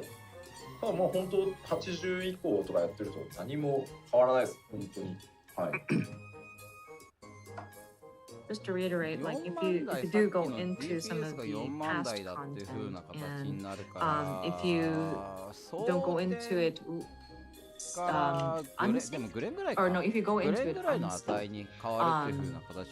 because it has been kind of compacted, it might feel like it takes a little bit more effort to get through to some of the ただ圧 enemies. 縮されるか But again, ら with content that is level 80 and higher, なんだろう it 今 doesn't までって you あ don't る feel 程 a 度そのアイテム difference. レベルのところを合わせていかないとまあなんでやるのっていうところなんですけど、やっぱり今まで、まあ、本当にありがたいことにここまでそのファイナルファンタジー14皆さんの応援もあって長く続けてられてきて、さらにこの先もあと10年はもう全然やれるだろうと今思ってるんですけど、やっぱりまだそのあたりがわからない、その僕らもなんていうの、どこまで続けられるか勢いでって言ってた時に、こうやっぱアイテムレベルの上昇によってプレイヤーが強くなるっていうことを結構こう、大きくつけてきてたところが、今このペースのままさらに進んでいくと本当にもう数字がめちゃくちゃな桁になっていき、もうバグを引き起こしたりとかヘイト管理がもう、まあ、今ですらもう破綻してたり実はするので、この先10年もまたこの成長を続けていくために一旦なんていうの、レベルの低い側をこうギュッとちょっと数字を縮めさせてもらって上のこう成長をしっかりまた作っていきたい。でこれは仮にもし14がこの先10年やったらまた8年後とか9年後とかにもう一回またデノミネーションさせてくださいっていう日が来るとは思います。なのでこれはもうどちらかというと皆さんによりさらに長い期間の14を楽しんでもらうためにやらなければいけないことなので、そうじゃないとただ単純にもうインフレするだけだからね、どんどんと火力が。You may be wondering why we're downscaling, but you know, looking at just how many people are joining us at this point, and we're still growing, so we're looking at another 10 more years potentially. And so considering if we continue at this pace, will we be able to sustain ourselves in the coming 10 years after here? ここら辺はもう運営さんを信じて頑張ってくれてるしか言いようないけど。We didn't know この just 辺 how の long ね we 調整は can ね continue running 難 Final しい Fantasy とは思う。 14. So with がっつ the りは。 concept of the item level making the player stronger, we've kind of added the rate at which players become stronger has kind of it was at an accelerated pace. So with the numbers growing really large and keeping at this pace, we will start to see numbers kind of interfering with some of the formulas and calculations. The numbers will look ridiculous with the additional digits. The management of aggro gets to be a little difficult, and the formulas that work in the background, it's actually already causing some trouble with such inflated numbers. So we want to take this opportunity to kind of compact it, kind of bring it down to size this week, so that we will have more room to continue growing upwards.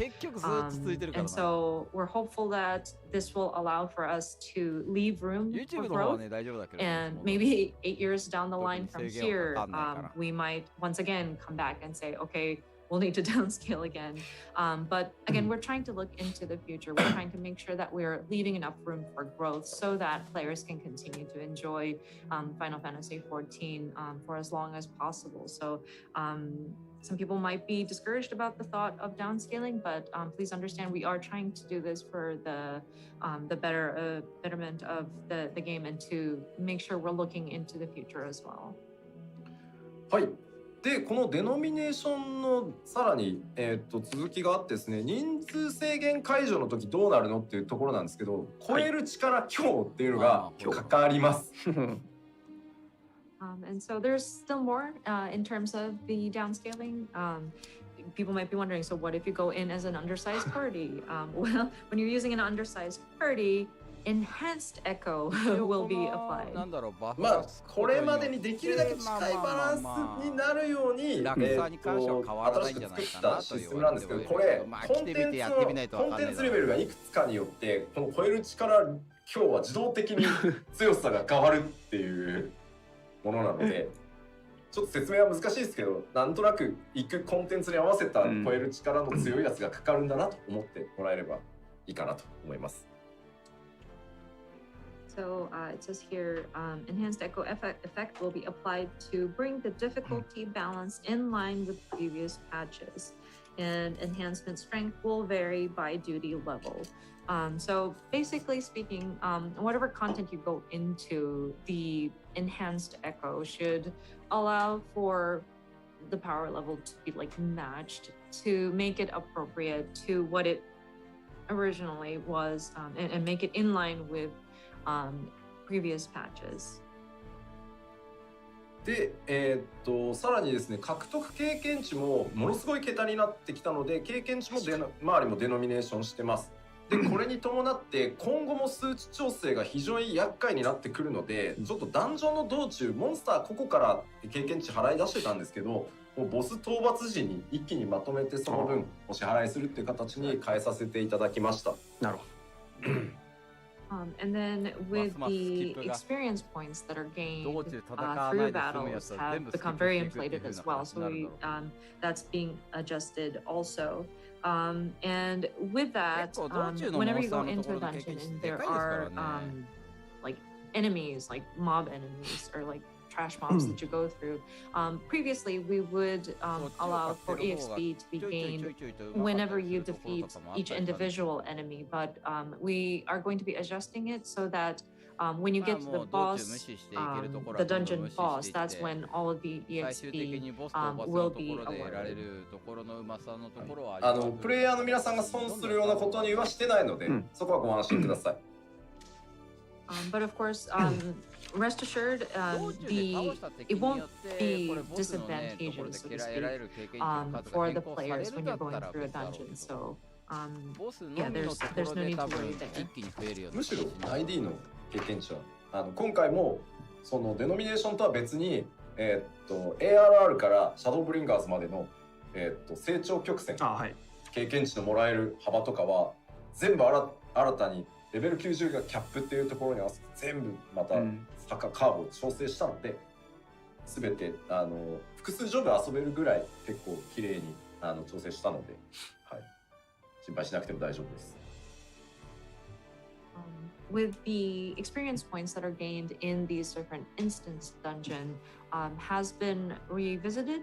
We made sure to look at the growth curve across ARR all the way through Shadowbringers, with keeping in mind that the new level cap is going to be at level 90. So we've adjusted the curve so that it is appropriate for that span, and should allow for you to play with multiple jobs. So please rest assured there as well.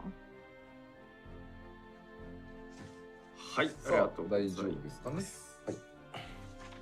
といったところで、第2部終了？はい、第2部はここまでとさせていただいて、もう一度休憩を挟みたいなと思っております。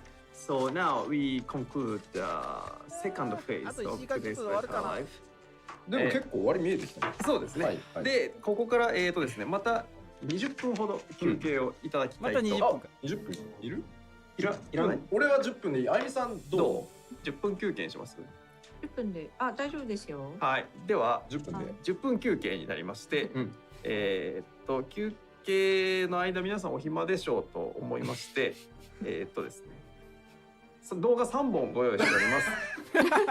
1つ目は、まずファンフェス、先日ありましたね。ファンフェスの思い出動画ご覧になってない方も多いと思いますので、ファンフェスの思い出動画を、ご用意しておりますのと、あと先日、ご紹介しました料理本を紹介する動画っていうのがございまして、こちらも合わせて、ご覧いただきつつ、あとですね、最新のサントラデス・アントゥ・ドーン、デスアンコドーン、はい、こちらね、こちら最近リリースされましたけど、こちらの MV がございますので、こちら3本合わせてご覧いただければ、休憩もちょっとできていいんじゃないかな。5.1 から現行までの。So now we are taking a 10 minutes break now, and then we have some video.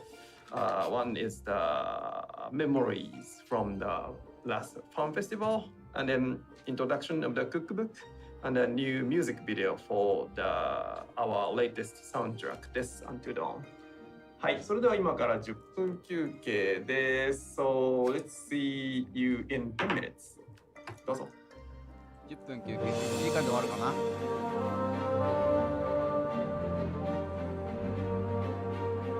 コメントを拾いながら進行しようと思ってますので。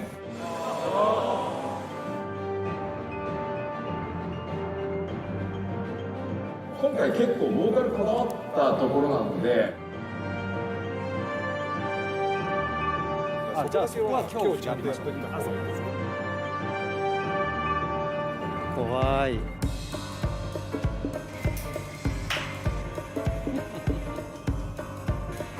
スイープか。オッチ真顔。ぜひですね、笑顔で上に上がっていただけると助かります。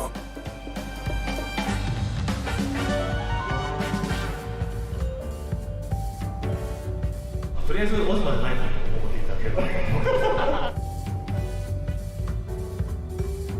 皆さんで一緒に思い出を、いつか共有できるようになるかと思いますので、一緒に楽しんでいただければなと思います。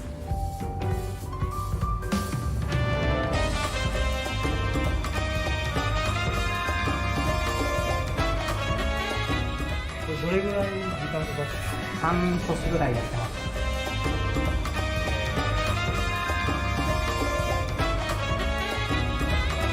はい。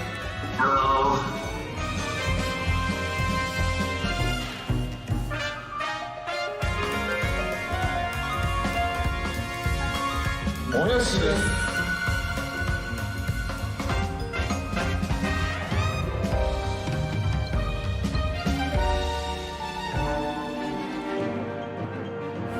ゲームっていうエンターテインメントは人の心も救えるんだなっていうふうにすごく思いました。次のハウフェス目指してまた頑張っていこうと思いますので、ぜひこれからもよろしくお願いします。はい、ありがとうございます。Thank you very much。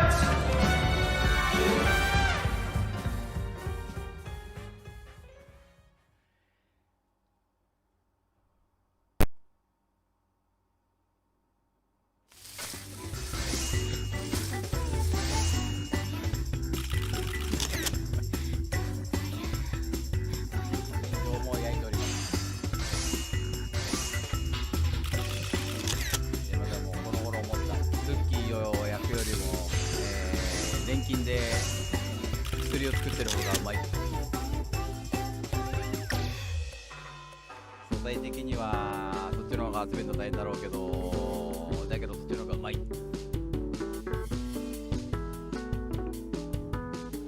ッキー時間かかるねん、作るの。数作らんとあかんから。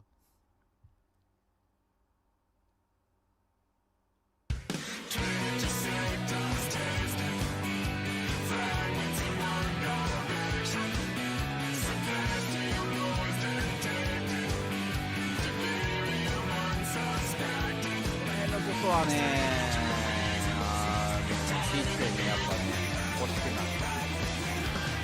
コンテンツ出てやってはないけど。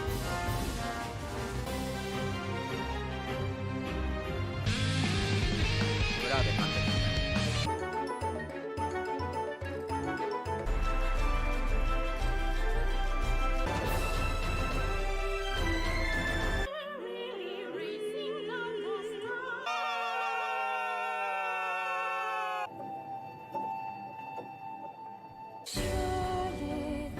いや、まあいかんとな。あとでちょっとだけあれだったらメインジョブのところ見せますけど、ジャーナルね、全然読めてない。開放はしてるけど読めてないところばっかり。上月までにクリアできればいいかなと思って全然やってないだけなんで、フローチやろうかなとは思ってはいますけど。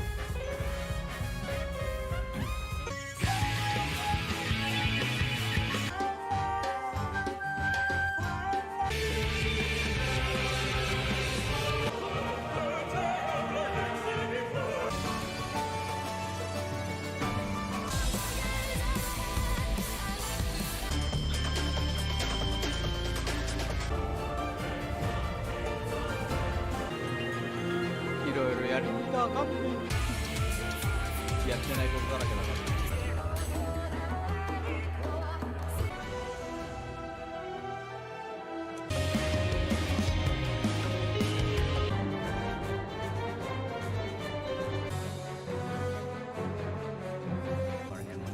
手出していかないといけないコンテンツだらけなんですよ。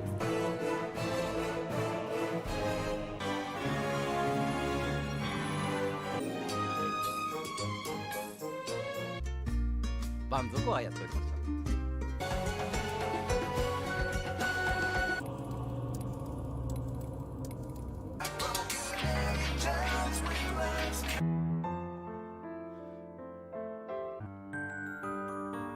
ヴィランズ自体のストーリーはすげえ面白かったからな。今後のと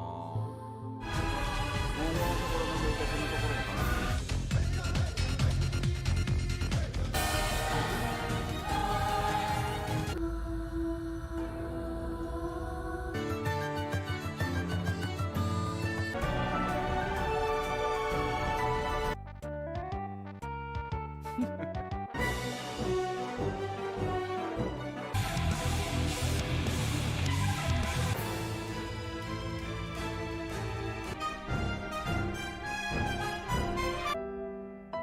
知らない曲がたくさん、まだまだ。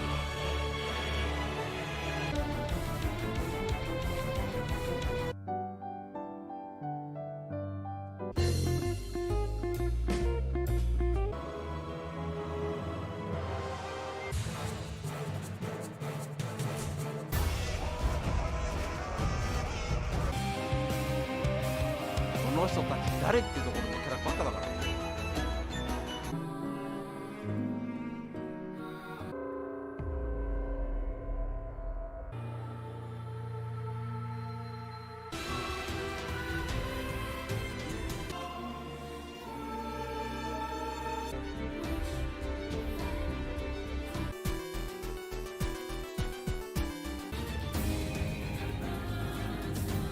この辺はもうね、新谷系なんだろうけど。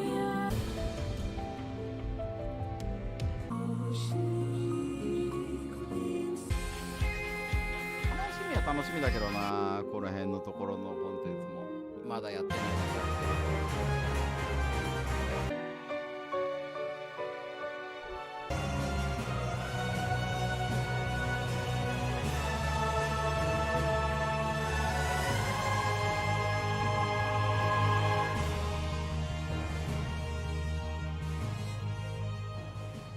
す15日発売したやつですね。そのうち多分買ってるとは思う。あー、腰が痛い。あと1時間ぐらいで終わってくれると嬉しいんだ。情報はいろいろ聞きたいところはたくさんあるけど、さすがに6時間は投げ。4時間って話だったじゃないのね、梅さんと思うけど。押してる押してる。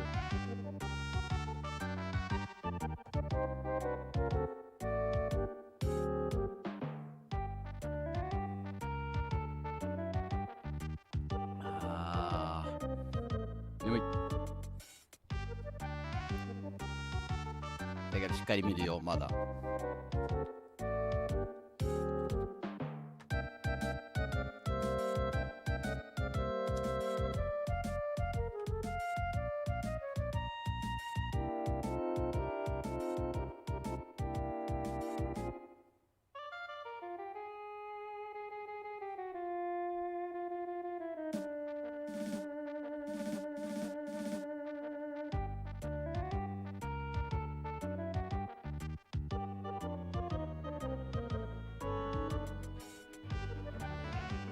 まったりした音楽聴いてると眠くなる。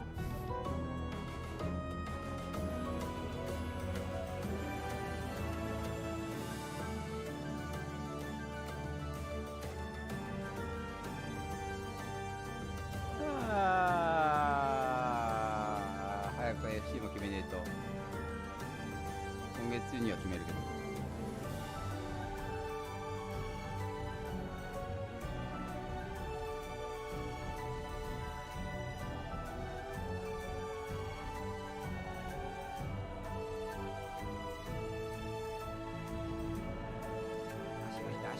足がつる。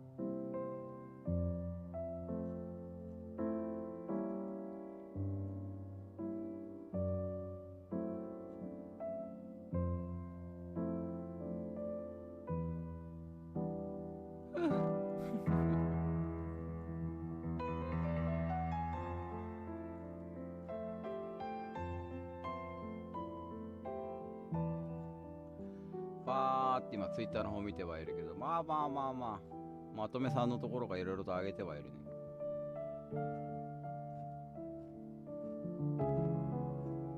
あとでじっくり見ようかなとは思う。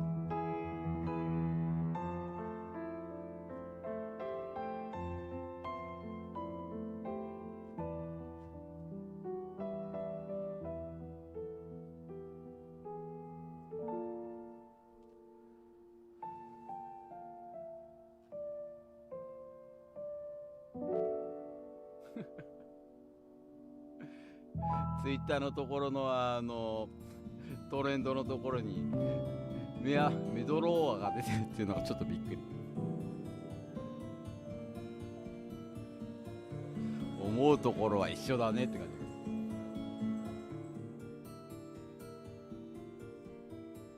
じです。よし、帰ってきた。はい、お待たせいたしました。ファイナルファンタジー14第66回プロデューサーレターライブをお送りしております。ここからはパート3第3部をお送りしていきたいと思います。We are back here again, and then thank you very much for watching the Final Fantasy 14 Letter from the Producer Live, number 66. Now we are entering the phase 3, final phase of today's program. 5時間はい、経過しましたが、 5 hours. さあ行きましょうか。はい、今日は第3部はですね、その他いくつか今日ご紹介しておきたいアップデートがありますので、ご紹介していきたいと思います。まずこちらです。ドン。これあれだね。HQ アイテムをHQ アイテムの排出を停止します。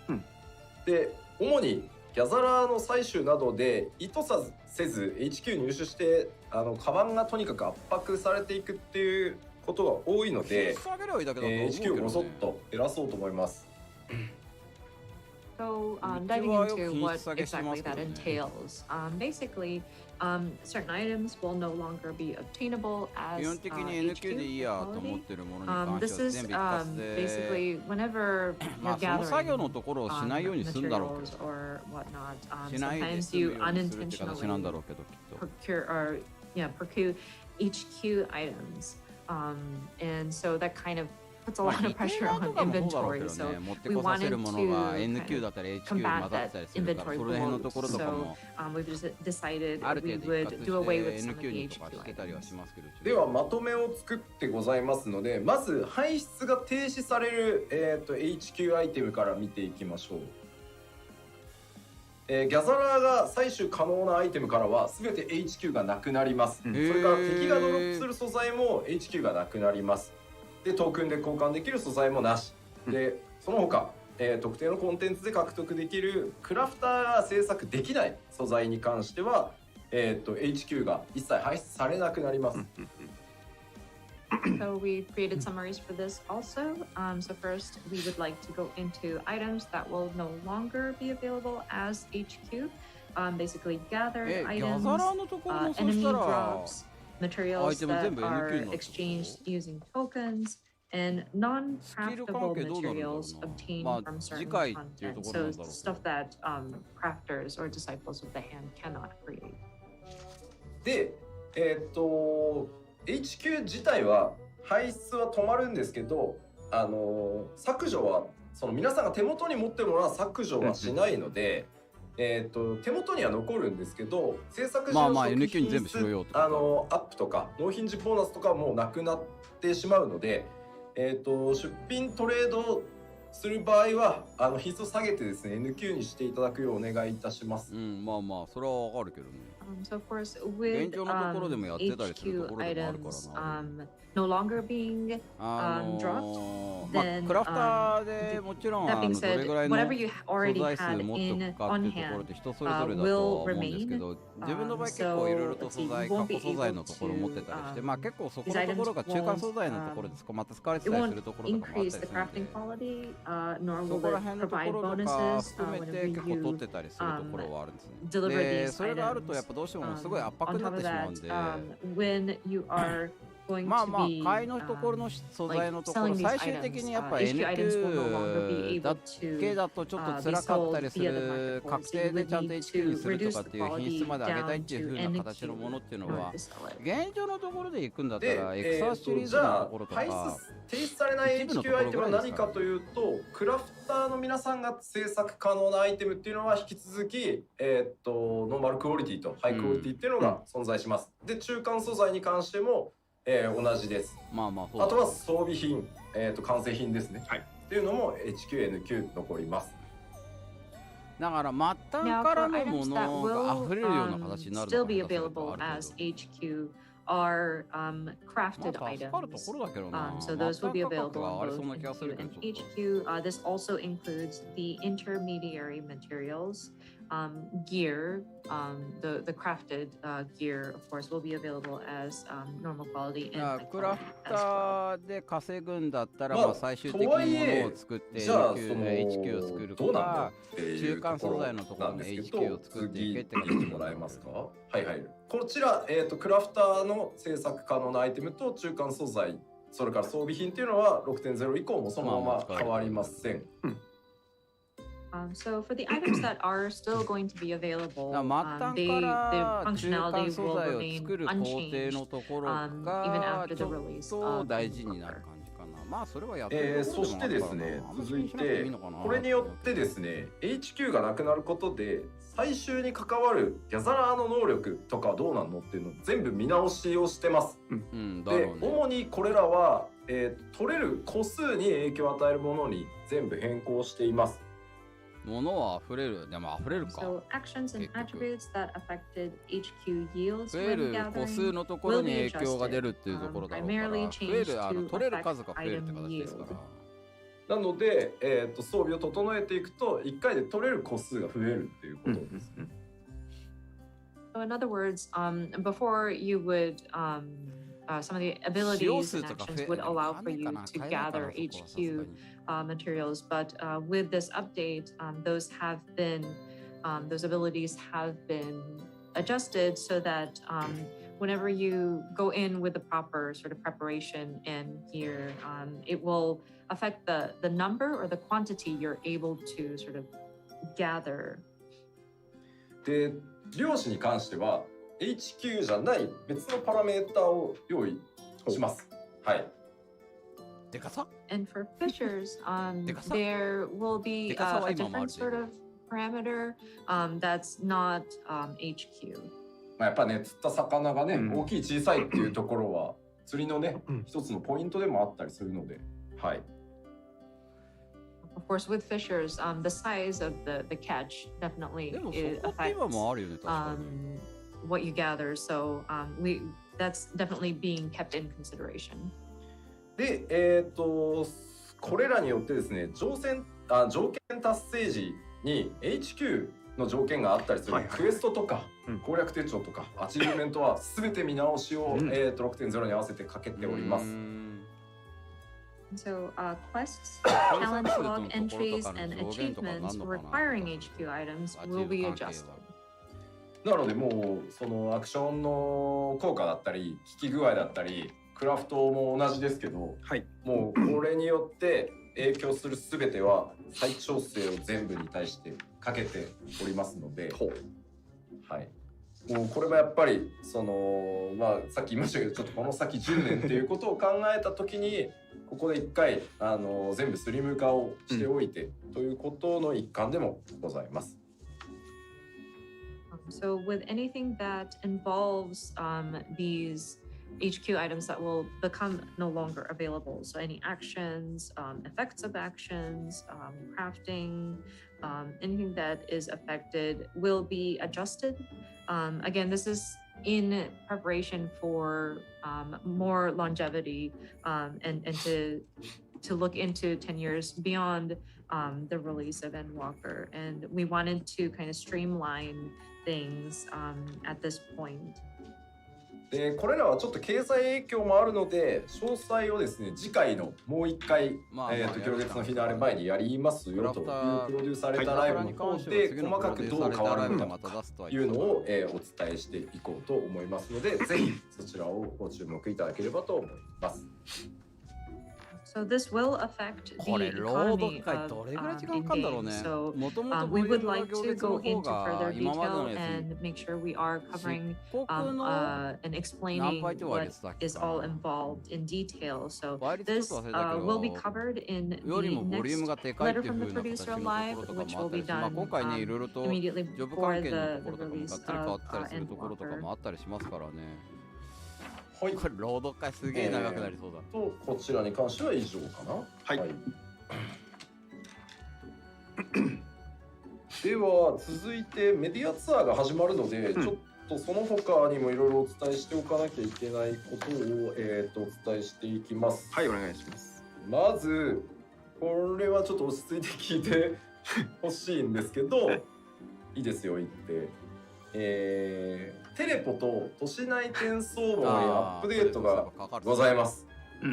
まず一つ目はですね、テレポの消費ギルの変更についてでございます。So of course, with the media tour coming up, there are still some more information that we would like to share. This next update, I would like for you to make sure you're seated and just be calm when you hear this. But we would like to make an update and adjust the teleportation. まあ無料のところとか割引のところとか設定しなければ999到達するということが発表されておりますが、このまま世界が広がっていくとですね、ほぼ全てのテレポが999になってしまうので。今後の拡張に合わせてですね、消費ギルの計算式をすべて見直しをさせていただきました。Of course, with Endwalker, we are taking to the moon, and our world is expanding yet even further. So, how we currently have our teleportation fees, our max is at 999 gil. So sooner or later, all of the locations we need to teleport to will cost 999 gils. So considering we would like to make sure that we are laying the proper foundations for further expansion. Another one of the elements that we looked at is the guild that is required to teleport to different locations. まず現状999ギルというキャップがかかってるんですけど、キャップを一回外してます。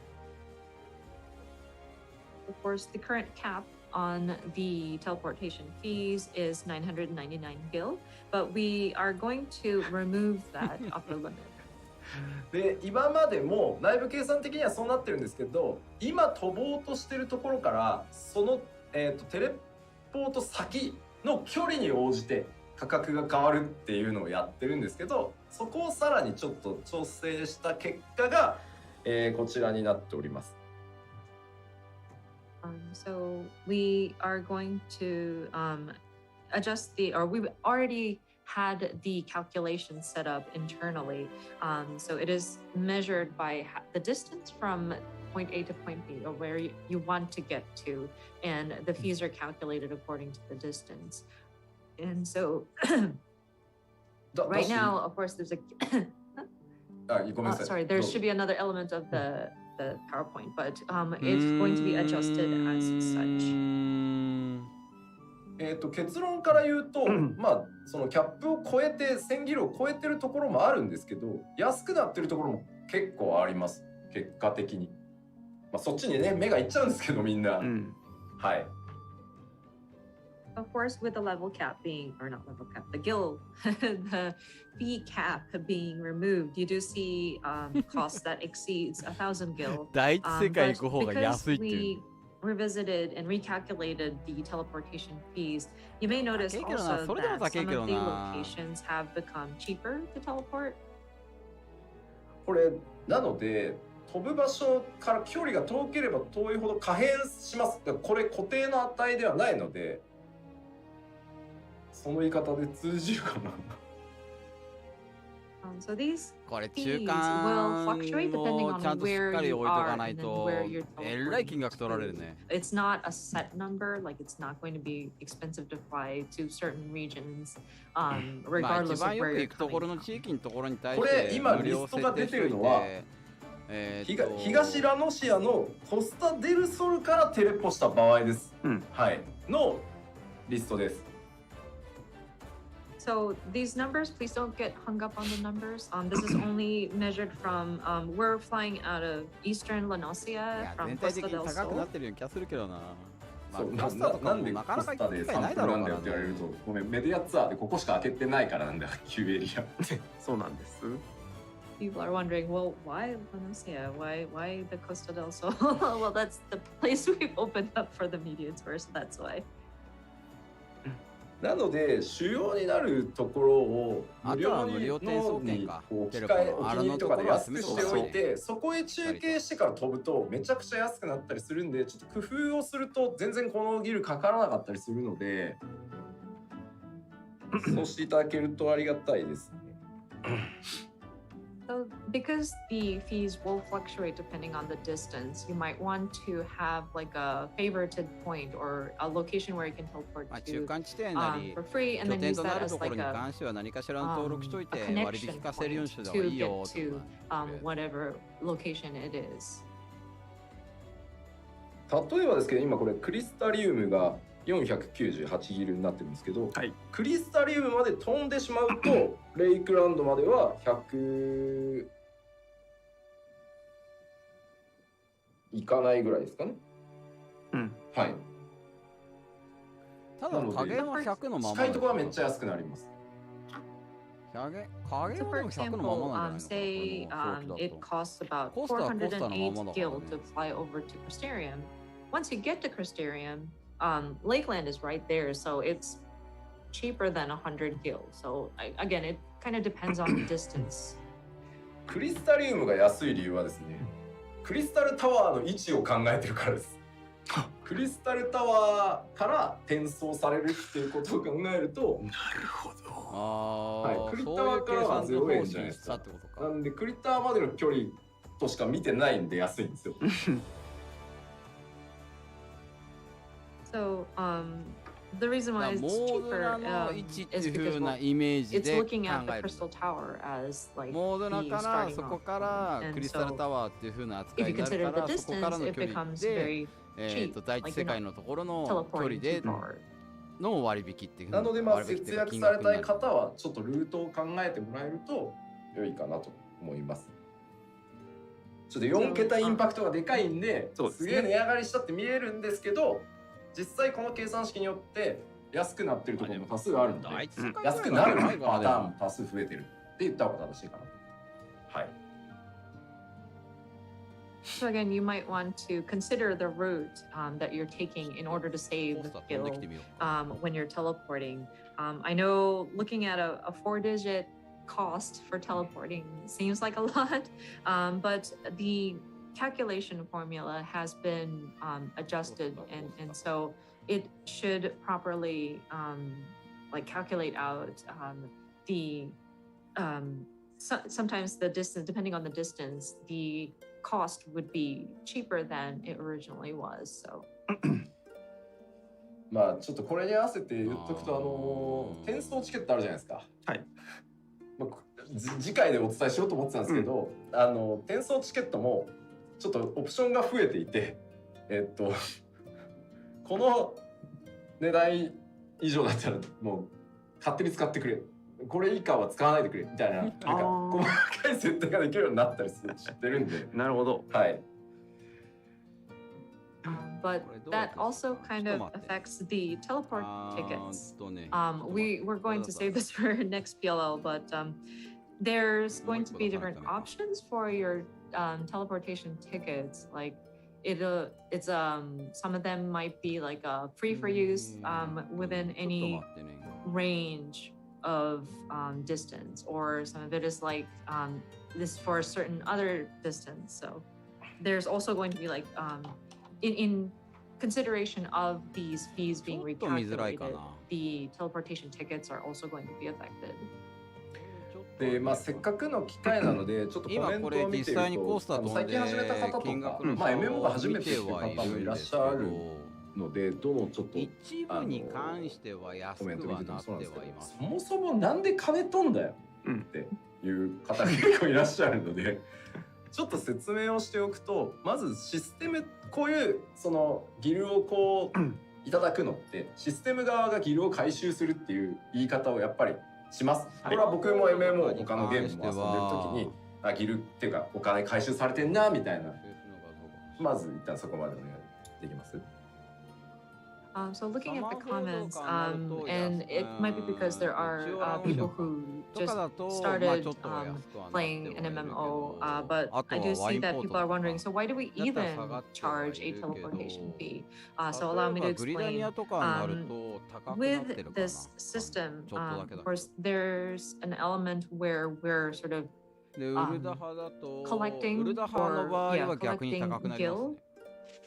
ああ、違う、俺これあれだ。で、割引化してる状態だからっていうのもあるんだろうけど。モンスターを倒したりとか、何かコンテンツをクリアしたりすると、まあギルがシステムからこう払い出されてると思うんですけど、こういうギルを皆さんから回収させていただく場所を作っていかないと、皆さんの中のギルがただひたすら溜まっていくことになるんですね。で、プレイヤーの皆さんから見たら、いや別にギル溜まっていくことでお前らは何が困るんだよ、なんで減らすんだよってなると思うんですけど、これみんなが超絶お金持ち、ギル持ちになっちゃうと、結果マーケットの流通されるアイテムとかがどんどん値上がりしていくんですよ。高騰、いわゆるインフレーションしていってしまうので、インフレーションを抑えるためにもやっぱりシステム側で回収させていただくギルっていうのはとても重要です。はい。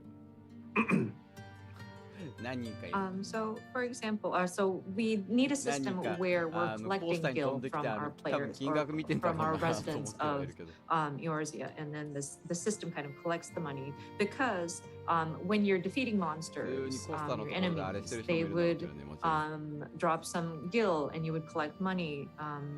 And that's where the system is actually paying back the players. And so there needs to also be a system where the system collects back the gil.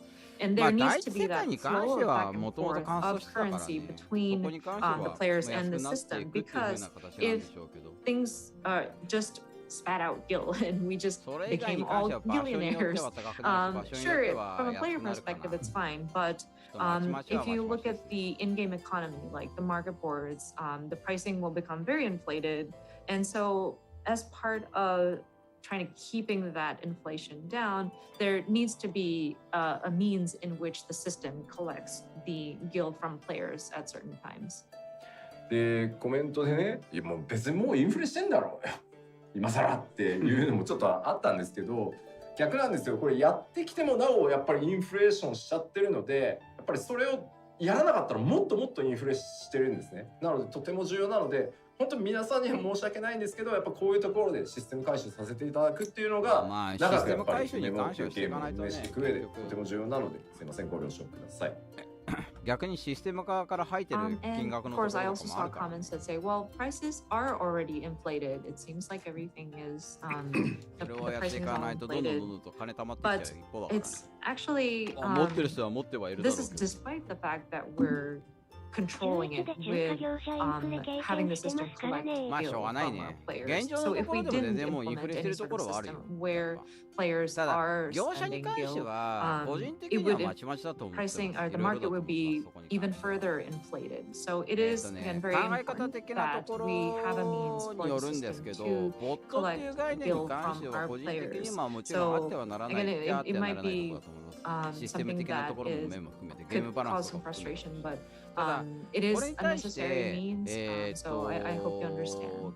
クラフターをやってる人間からすると一部に関してはそもそもじゃあこのデルコがどこ行ってんだよ。安値でなんで金かかるんだよ。そこら辺のところをバラの素材を大量に結局取ってきて安値で出してくれるっていうのは皆さんのエーテルをこう転送する高度な技術が詰め込まれておりまして、これが正常に動作がしなくなるんですね。皆さんのエーテルが漂って飛躍を漂って帰ってこれなくなってしまったりするんですね。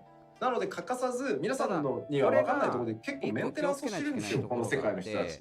でそのメンテナンスにお金がかかるので、いただいてるっていうことになってます。価格のところを自動的に更新してくるようなボット業者なんですよ。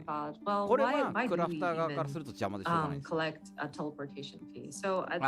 確定で絶対ボットだって言えないから通報できないんですけど、5分おきぐらいに1円更新してくるんです、最安値のところに対して。必ずではないですけど。結構な割合でそれをやっていて、最安値でこっちの方で出したとしても、それの最安値にさらに最安値の1円下げで最安値に出してくるから、こっちの方が最安値にすることがほぼ難しいんですよ。で、ギャザラーをやってる人からすると、そういうふうにボット業者のところがいて、お金のところが稼ぎづらくなってるっていうところがあったりするんで、それはまちまちです。まあ実はね、これよう言うわみたいな感じに思うでしょ。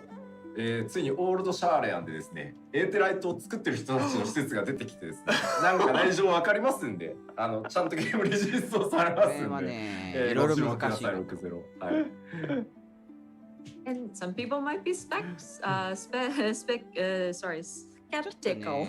about this. いろいろなところの面、バランスを考えるとっていうところ。But I mean, we're traveling to Old Charlian with End Walker, and those are the people who have created this Ethernet technology. So perhaps we can get more insight into the background and how these ether travel is implemented.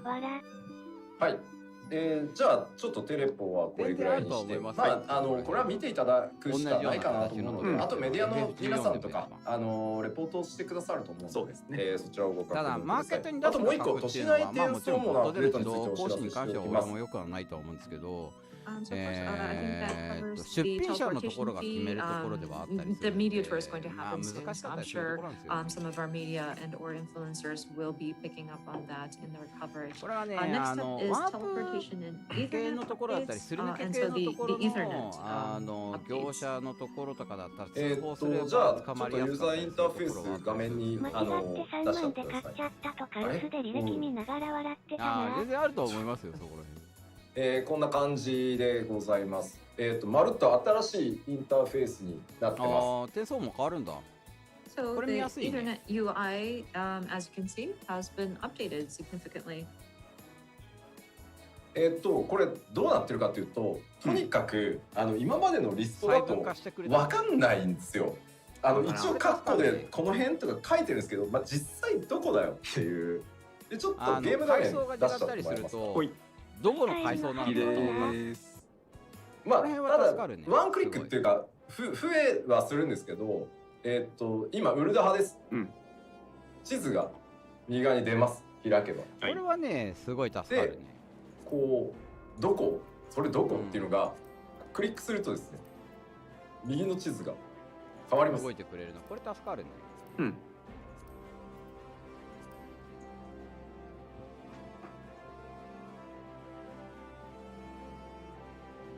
As you can see, the UI shows a list of the different locations. Previously, it was just a list of text. And I mean, we did put like parentheses and kind of show where it sort of is, but it is very hard to tell where exactly you're teleporting to within a particular 今となってやっとかいっていうところはあるかもしれないけど。 And so with this updated UI, when you click on one of the items on the list, you will see that there will be a map displayed to the right of it. So you can see where exactly you will be teleporting to. So for example, we are in Ulda right now, and we're clicking on the different locations. プロックのところのバフのところのやっぱ切り替えのところとかっていう要望とかも前からあったんでしょうけど、やっぱこの辺の要望のところとかも上げればちゃんとやっぱ聞いてくれる上だと思う。おっしゃる通りなんですけど、大変なんすよこういうの作るの。まあ本当お待たせしたんですけど、はい。多分時間かかるところだと And 思い I'm ますけどね。 Some of you are saying, well, why didn't you do this sooner? And I wish it was like this from the beginning. And apologies for that. It is quite an undertaking to do something like this. So it has been a long time coming, but we will be finally implementing 大 this. 体なんとなくで覚えちゃってるで、とここれろはなんとなく、まあ覚えちゃってる選んで押せば、もう一回ね、転送されます。So you're going to have to double click if you want to, if you've chosen where you want to go. But yeah, once you click on it twice, then you are teleported to that particular Aetherite shard. でこの辺なんだよなっていう場合、こっちだとワンクリックで地図上の海エーテライトをワンクリックすれば飛べます。And then you can also teleport directly to a particular location if you go into the map and click on the sort of simplified icon of the Aetherite shard. これで、迷うことは大丈夫そうなるのではないかと。いいんじゃないでしょうか。We're hoping that that would alleviate any people getting lost on which Ethernet location to jump to. どこの階層だっけ？リムサってどっちが上だっけ？どっちが下だっけ？ということで、都市内転送ものアップデートも合わせてお伝えいたしました。はい。さて、今日お伝えしておきたいその他のアップデートは2つございまして、はい、お願いします。まず1つ目なんですが、今自動ログアウトが、入ってます。30分で、これによってちょっと一部の、主釣りに影響が出ているで、なんとかしますというお話をさせていただいてたんですが、漁師の直感の発動に必要な魚の釣り上げ数、今何釣ってるっていうのがログアウトしても、データとして保持するっていうかなりスペシャルな対応をさせていただいたので、すいません、かなりスペシャルな対応だったので 6.0 じゃないとちょっとやっぱり間に合わないというか入れられないので 6.0 からそれがつかないこうなりますので、と主釣りができないんですよ。我慢いただけると助かります。主釣りをするためのそこの、So there are a バ couple フを more 発動させるために miscellaneous 特定の updates that we 魚を wanted to 釣り share 上 with げる you 数数の today. 維 One 持 of which is 漁師からするとね、今はその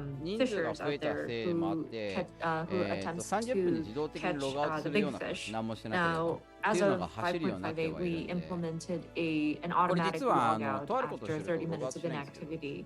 And I know it affected a lot of you fishers out there そうい who うところで wanted のね、 to 影響のところのアップデートってなってる。 maintain fishers' intuition, and I wanted 多分これ 6.0 に to なっ do てまた something 人 about 増え it. ますからね。 And so our solution to that is we are going to be making adjustments so that progress こ towards れね、でも fishers' ね intuition will remain 今は even ね、以 after 前に logging 比べ out. ると So 発動 the しやすく count な of how many 発動 fish させ you やすくな have ったんですよ。 captured for a 釣り particular スキル big のとこ fish ろの will スキル内容 be が向 saved 上をす as ごいしてて、like data 以前に比べ even る if you log と out. 釣りやすくはなりまし It's た。 quite 発動し a やすくなりました。まあ special そこから発 or 動 like した後 a に釣れる unique かっていうのはまた別 adjustment の that we 問 had 題 to なんで make. すけど。 So I'm afraid 発動 it し won't や be すくはなった implemented かな。 until the release of the 前に釣っ expansion. た魚をもう一回 But 釣るとか、ダ yes, ブルフッ it キング will で、 be updated 釣る as of 魚を、 6.0. 2匹にするとかっていう方法があったり自動ログアウトがね、まだ継続かっていうちょっとお声もあるかなとは思うんですけど、全く外せるようなすいません状態ではなくてですね、おとといが最高人数、昨日がまたさらに最高人数、これがまた全リージョンなんですね。北米もそうですし、ヨーロッパもそうですし、日本もそうなんですけど、ずっと毎日最大数を更新し続けてるっていう状態で、本当申し訳ないんですけど、本当ね、半導体さえなんとかなればなんですけど、ちょっとワールドも今足せない状態なので、すみませんが、偽物もね、出回ってるっていう噂があるから。6.0来てからもよりだと思うので、申し訳ないんですが、問題どうにかならんのかね、本当にね。ご理解のほどお願いいたします。俺買ったタイミング良かったからまだグラボのところ With と that, か I 安 think か people ったんだ have けど、 already 今だって surmised 10 that 万以上上がってるかな。 automatic logout is still going 309 to stay in effect even 買おう after と the する launch と of the expansion. 価 And 格が上が I'm っちゃって afraid て。 it is. I'm afraid we're not in a position to sort of remove that これちょう restriction ど yet. 安かったか We ら are still 3090万ちょっとで recording 買ったんですよ。 record number of 上から logins, 今は2番目の simultaneous グレード。 logins. So, 2番 and 目 this か applies to の all グレー of ド。4 our つか global 5つぐらいあっ regions, て、3090 not 万 just 確か。 North 上 America, から2番目 Europe, か but 3 also 番目のグ Japan レード as なん well. です And よ。確か。 we're continuously 今 sort 確 of か30万超えてんじゃなかったかな。 breaking our record of 33、4万とかだった気が people す who る。 are logging in on a daily basis. So I'm really sorry if there's a way that semiconductors became more readily available この even 間 in this それとはま situation. あ同じようなところの影響 Until 感の then, と we こ are ろもあるし unable 人気っていうところもあったりするんだろうけど additional PS4 のコントローラーが1万円を超えると worlds. 1万1000円とか And 1 I 万 think 2000円になるとか The ね launch of the そういうこともありますからね expansion, だいぶ一時期に比 we べると下がり anticipate ました more よ people coming in. So 特に問題ないんだったら again, 今 we でも really 買うんだったら apologize PS5 の for コントローラーがいいですけどただね the PS5 のコント inconvenience ローラー that ね this may cause, 何本か買ったけど yeah, ね I'm afraid we ち will ょっ still と当たり外れがあ we るかも will have to 現状 continue 1 with 個ね買っ this たねエンジンのやつがね automatic ちょっと logout ね and ボタン押す whatnot. ときにね So パチパチ your パチパチ ここ support も is 1 definitely 万超える程 appreciated. 度にならないかな。まあこれにちなみに付随してですね PS5 あれですよもう一個これはヌ本当にーロだ申し訳とない月990円かかるけど開通次第レンタルができるようになるらしいですけど混雑その 6.0 サービスが開始されるらしいです混雑の対応を優先してサーバーの性能を上げたりですねダウンしないように対策をしたりっていうので今サーバー班全員がスペックかかりきりという状態ででしてちょっとやっぱり今のタイミングでデータセンタートラベルを開けて PC しがあるんだまうとったらさらにある程度の性能の PC があるんだったらまだいらないかな状態になりそうだただというやりたいゲことームがそっでちでしか出ないとかっていう風な形とかもやっぱあるんでちょっと延期をすいまそこらせんさせて辺は好みくださいだと思。いますけどね And then another, なんだほ again, ん this と is very ね unfortunate. 絶対的 and に we're これじゃ really なこ sorry れが about あ this, るから but in 買いた order い for なっていう us のは少 to ないかな address the server congestions, we do want to たくさんは focus ないです。 on sort of で alleviating この間アップデー the トかかって congestion and M.2 のところの also 拡張とかもできるようになり helping ました with けど bolstering まだそんなにないんで the performance of our やるゲーム servers 自 so 体は that we 普 won't 通に内部の experience any disconnections or servers 容量 going で全然 down 足りてはいるかな at the time of the expansion release, and so す we る have とき the 破 server 壊たいや team つある working 程度ある on んですよね。服含め that て。 element. So スイッ I'm チは terribly まだ sorry, 全然 but I'm 安い方じゃ afraid ない今値 we 段ちょっ will とまだ調べて probably ないからわか not んない have け the ど data ちょっとトイレ行っ center てくる我 travel 慢できる1 until 個行ってくる this 6.x and beyond. まあちょっと生カメ切り替えてもらっても大丈夫なんですけどソーダムとか楽しい。まあ SNS でねやっぱりこの機能を発表してから、そのデータセンター論理データセンターが違うところで遊んでるお友達同士がね会えるのをすごい楽しみにしてくださってるのをいつもまあ拝見していてなんとかそれが来たら会えるねまあでもそれが目的で僕ら頑張って作ってきた機能なのでやっぱりなんとか予定通りにお渡ししたかったのは本当したかったんですけど今のままだともし仮にこのデータセンタートラベルで何か結構大きなものすごい人数が移動した時に起こるバグとかがあってそのまま 6.0 でなだれ込んでいった場合何かでサーバーダウンした時に何でダウンしたかがわからないとか例えば復帰させるまでのその時間がすごいかかってしまったりとかする危険性があるので今までのような拡張であればなんとかいけるとは思ってたんですけどちょっと今回はかなりリスクが高いということでスイッチに関しては結構面白かったですけどねいろいろやって先送りをさせていただきました買ってそうはないとは思いますけどね And so when we first announced data center travel, I saw so many PS5 で people も on the だいぶ social 一時期に channels 比 really べる excited と about, 抽選緩くなったっぽいん we're で in different data まあ centers, 何箇所か応募すれば but 当たる we んじゃない can か now な play と思いま together すけど スイッチは2台あり and ます。ああるならいらない so じゃ many ん people looking forward to being able to play with friends that they previously were not ソ able フトって to. 形だね So そういうことだ we really wanted to deliver on data center travel as originally planned, but I'm afraid with this current situation まあデータセン and, ターサーバー側の having 方に data 関して center travel available at the time は of 運営に expansion 頑張ってもらう launch しかないけどね and 半導体がどうにもならんか thinking ら about な the 現状 potential でも risk of a severe influx of people coming in, not just for the expansion, but people moving around within their regions and visiting each other on the different data centers within each regions. リングフィットは持ってるけど全然もやってない。 And say, for example, God forbid, there's some kind of bug that happens at the launch of the やった当時は expansion, ちょいちょいやってはい and た。 it gets carried over into the servers. And what if the server went down? We would have a very hard time identifying what caused the bug. Is it because of an influx of people coming in from the different data centers, or is it because the influx of just the sheer number of players that are joining new? 前に比べればやっぱ太りましたよ。 And it's going to cause confusion. And say if the server went down for some reason, it might take us longer than うちが持ってるやつ anticipated to get it で back up online. 最安値で32万 this were 8000円。 any だからやっぱ10万 previous, 近く上がってはいる。 less- 一時期ね、 lesser of 結構ね、 a 安く出してたんだよね。 impact, or 27万 if と it か had で。 been previous expansions, we may have been able to take the risk. But I think it's just right now it is a bit too much of a risk that apologies again, this is a Yoshida decision that I think we 安 don't いの want で探し to 出せば endanger 27万とか28万 us ぐらいか。 with this potential risk. So apologies, we've decided で to もそれでもやっぱ5万ぐらいは高いかな。 postpone the opening up of data center travel. まあ、オセアニアデータセンターに関しては、まあもう完全にオセアニアというか、まあ物理データセンターで閉じてて、機材もそう遅れはしたけどギリギリ揃ってるので、以前公開したスケジュールから今大きくは変わってないです。それはもうどちらかというと既存のプレイヤーの皆さんにあんまり影響を与えるものじゃないので、そこは大丈夫そうです。はい。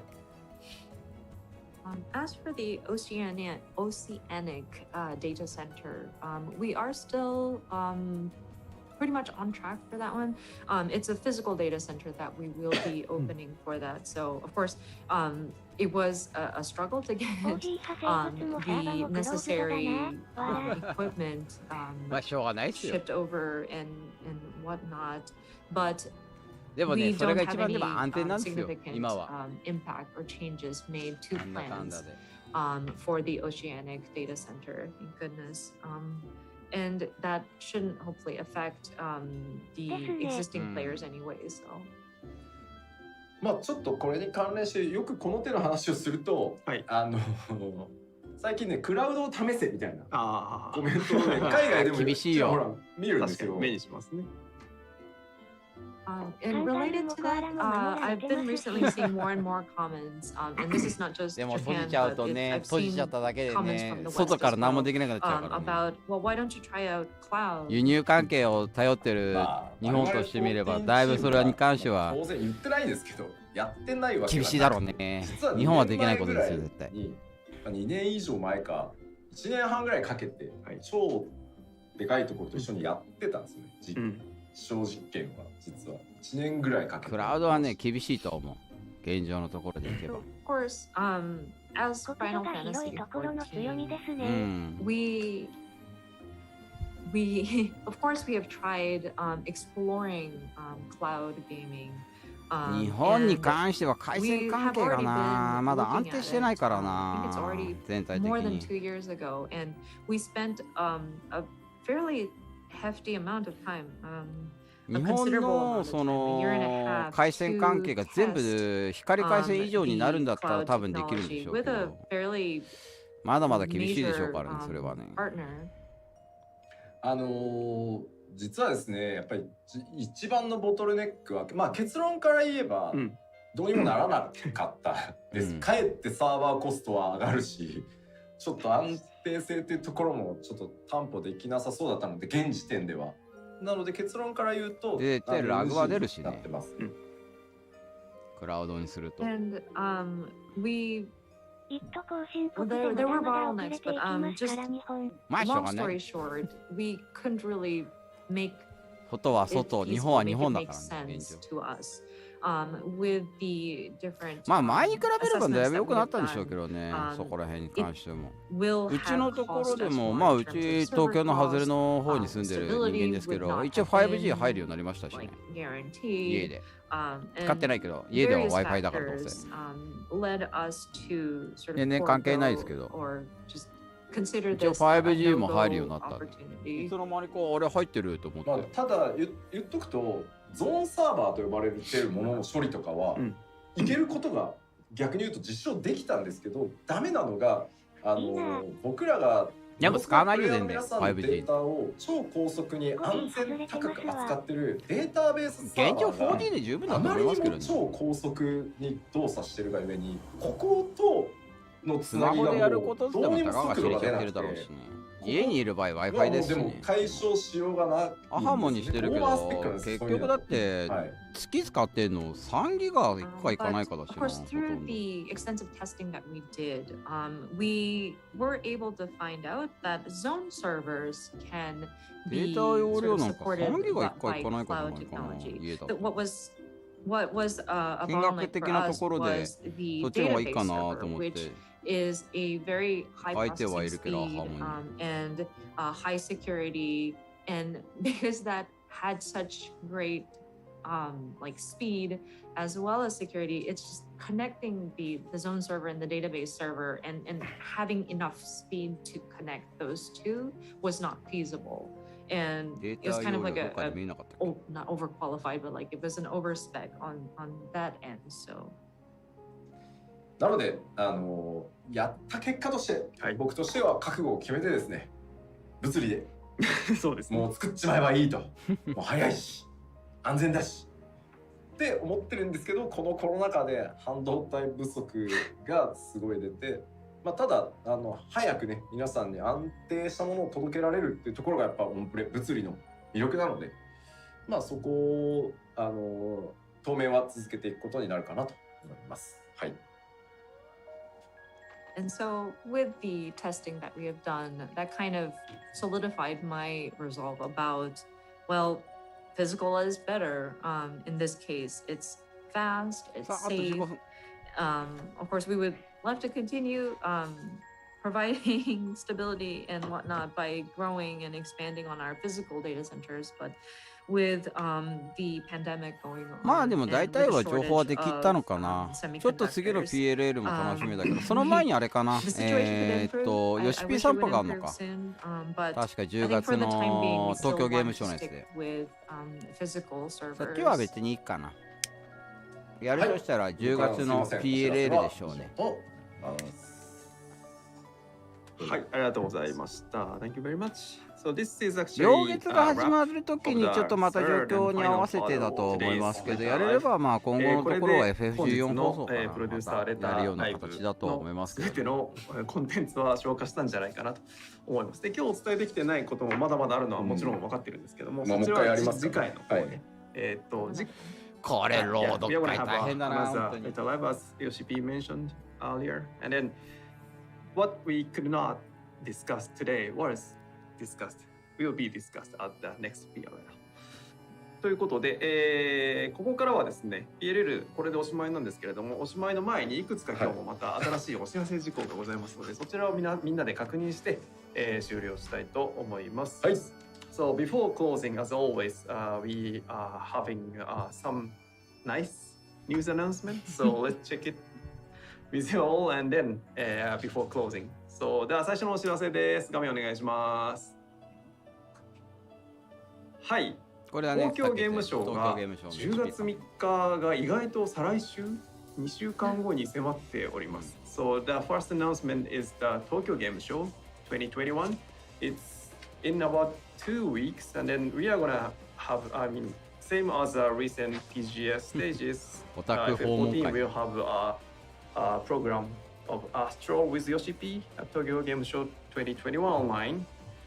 ヨシピー散歩 TGS2021 を10月3日日曜日の午後9時から、これ今年のスクエニの TGS 放送の大トリを飾る FF14 が、ヨシピー散歩で、確か吉田さんが仕事かな。遊ぶっていう。だけど9時には多分帰ってこれる時間帯だから大丈夫だと思う。The program will be streamed online on October 3rd, Sunday, Japan time, from 9 p.m. Japan time. で、今年なんですけども、スライドにあります通り、今回はオタク訪問スペシャルをやろうということなんですよね。So this time we are visiting player estates. いやこれね迷ったんですよ。はい、なんか今回4層霊式4層やってないなと思ったんですけど、もうなんか超える力もめっちゃかかってきちゃってるし、はい、なんかまた大鳥になんかね、他の人が見た時になんだかわかんねえバトルのすげえの見てるなって思って、しかも僕のスキル回しも今もう6-0仕様になっちゃってるからすげえミスりそうだし今回はいろんな人が見てくれるだろうってことを考えて、はい、素晴らしい絵の数々を作っている皆さんにコンタクトをしてですね、こんなすげえハウジングできるんだっていうのを渡り歩いていこう。ヨネスケが訪問しそう。So this, しゃもじ持って。we really were torn about what to show during this TGS presentation. This is actually the last slot in the Square Enix block that were allowed by the organizers. Like, I thought about, well, maybe we could do the fourth turn of a Savage content, but I mean, this is a lot of like echo pressure here. This is the last presentation of Square Enix. And what if people looked at this like spectacular battle and just not know what's going on? And with the skill set, with all of the 6.0 checks that I had to do, like my skill rotations are now like geared towards 6.0. So I'm worried about potentially failing on some of these rotations. And so given that a lot of different people will be watching this show, we thought about, okay, well, ヨシピー散歩の方ではそんなにポロリないとは思いますけどね。build these wonderful in-game estates and just show off this is the kind of housing and furnishings and decorations that we can do to our viewers. はい、ということで。どっちかっていうとコメント前半多かったの「吉田ずるいぞ6-0スキル回しなんて」って言われて仕事なんだよそれが仕事じゃい。 People were commenting on Yoshida, you already know the skill rotations for 6.0. No, not fair. And I'm thinking to myself, but that's because I have to work. This is part of my work. Yeah, it's his job. 少なくともクロマは完璧であるそういうこと言うから。But to say the least, Black Mage is, I've got Black Mage down to a T, so, yeah. OK。そしてですね、今年の TGS はなんとこれだけではございません。もう一つございます。次のスライドお願いします。はい。なんと、吉田さんが坂口博信さんと特別対談をすると。We have one more thing about the Tokyo Game Show this year. So this is not official Square Enix program, but this is done by, TGS itself. So it's presented by the Famitsu, and there will be a special 仕事じゃなくてあったら見えるかな。with Mr. Hironobu Sakaguchi, you know, father of Final Fantasy. Yes. FF の父、坂口さんと吉田さんが対談をすると。あらばら。はい。お久しぶりなんですけどものすごく、はい、RPG の魅力と可能性というテーマで話してくれっていうことだったんでまあちょっと緊張もしてるんですけど朝ちょっと早めなんですけどだいぶ早いですねおそらく坂口さんが海外のそうですね多分時差だとは思うんですけど、はいはい、ちょっと早めなんですけどぜひご覧になれる方は見ていただけるといいなと。はい。Been a while to do a talk session like this. Well, I've been asked. The theme is the appeal and potential of RPGs. So I'm a bit nervous, and plus it's quite early in the morning for Japanese audience. But I'm suspecting it's because Mr. Sakaguchi is outside of Japan, so it's probably because of the time zones. But if you're interested, please feel free to tune in. Hi. And the good news is there will be a live interpretation. So, those who are English speaker players, please look forward to it. そう、同日通訳が行われるということを伺っておりますので、海外の皆さんもぜひご覧いただければと思います。はい、それでは続いてまいりましょう。So let's check the next updates, next news. どうぞ。はい。11月の6日 It's about next Letter Live number 67. It's scheduled November 6th, Saturday, November 6th, starting 11 a.m. Japan time. また11時からか。Friday ここは休みをもらおう。Pacific time.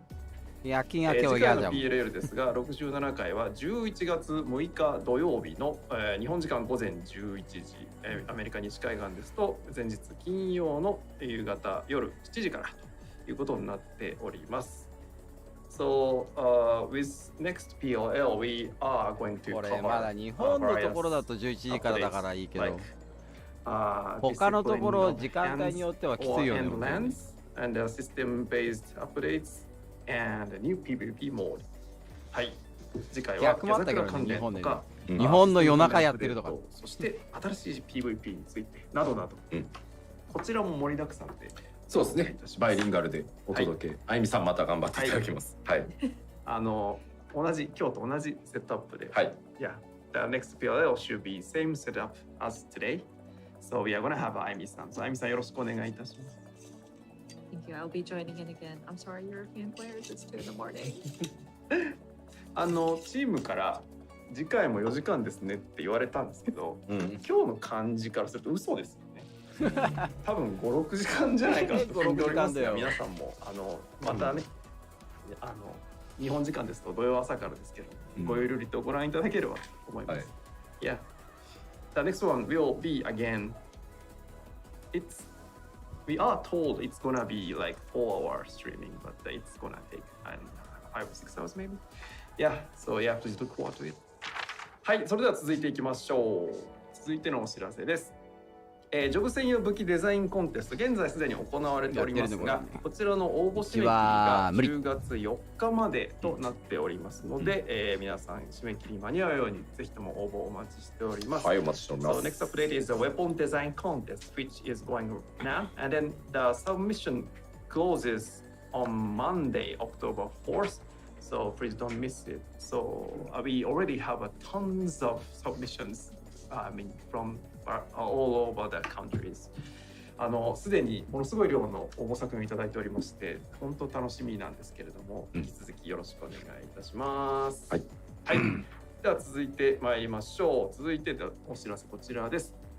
こちらも、最近ご案内しましたが、コレクターズエディションのデジタルアップグレード 50% オフセールというのが9月30日まで行っておりますので、そういえば C 版持ってなかったわという方がお安くアップグレードできるチャンスですので、ぜひともご利用ください。The next one is the special sale. We are now having a 50% sale. コレクターズエディションディジタル。まあコレクターズエディションもらえるものいろいろありますからね。Sale lasts until the end of this month. ミニオンとかもあったりするから。September 30th, so please don't miss it. 持ってないもので、これ欲しいなーっていうのは、これを続きまして、新しいお知らせですが、レイドコンピレーションアルバム第2弾の発売が決定いたしました。So the next update is a new album, new music album, Time and Again to Final Fantasy 14 Raid Dungeon Themes ということで、こちらカメラ現物がございます。ジョン。はい。こちらですね。こちらが9月30日発売予定となっております。基本 CD 関係のところとかってね、デジタルで買うことの方が多いですけどね。今もうね。すでに今回できてますよ。This is actual products。それはそうだ、月末に出るっつってない。はい。中もあるんですね。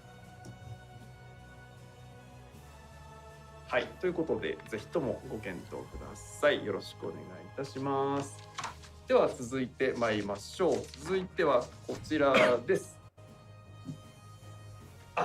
LP 版か。行月のフィナーレメインテーマのレコード発売が決定いたしました。すごいよね。レコードを出すんだからね、今のところで。こちらも現物ございます。7インチレコードですね。カメラにしてください。はい、こちら。もう本当にコレクションっていう風な形なんだろう書き下ろしジャケットで。さあ、2個の方がこれでもうちょっとで終わりになるんで、まあ延長できないですしね。放送枠やれるところまでで終わりにしたいと思います。まあ新しいも情報も出ないでしょうからね、おそらく。こちらもこれ本物。そうですね。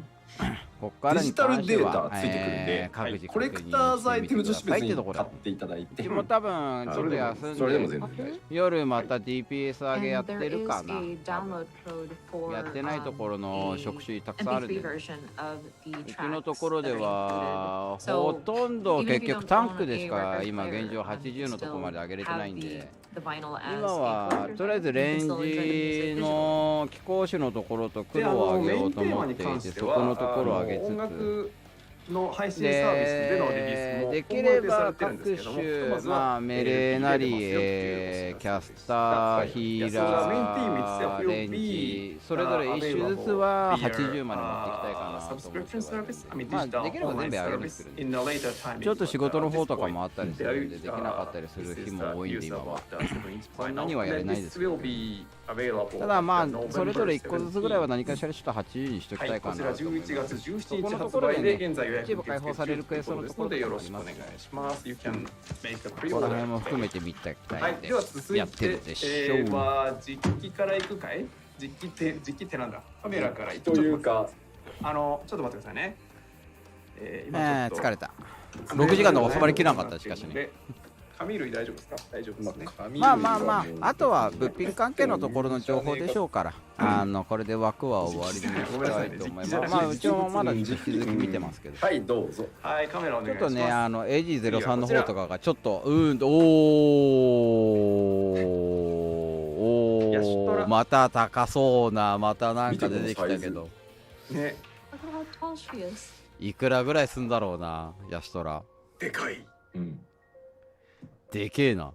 これはですね、万超えかな、さすがに。 New collaboration さすがに万超えかな。と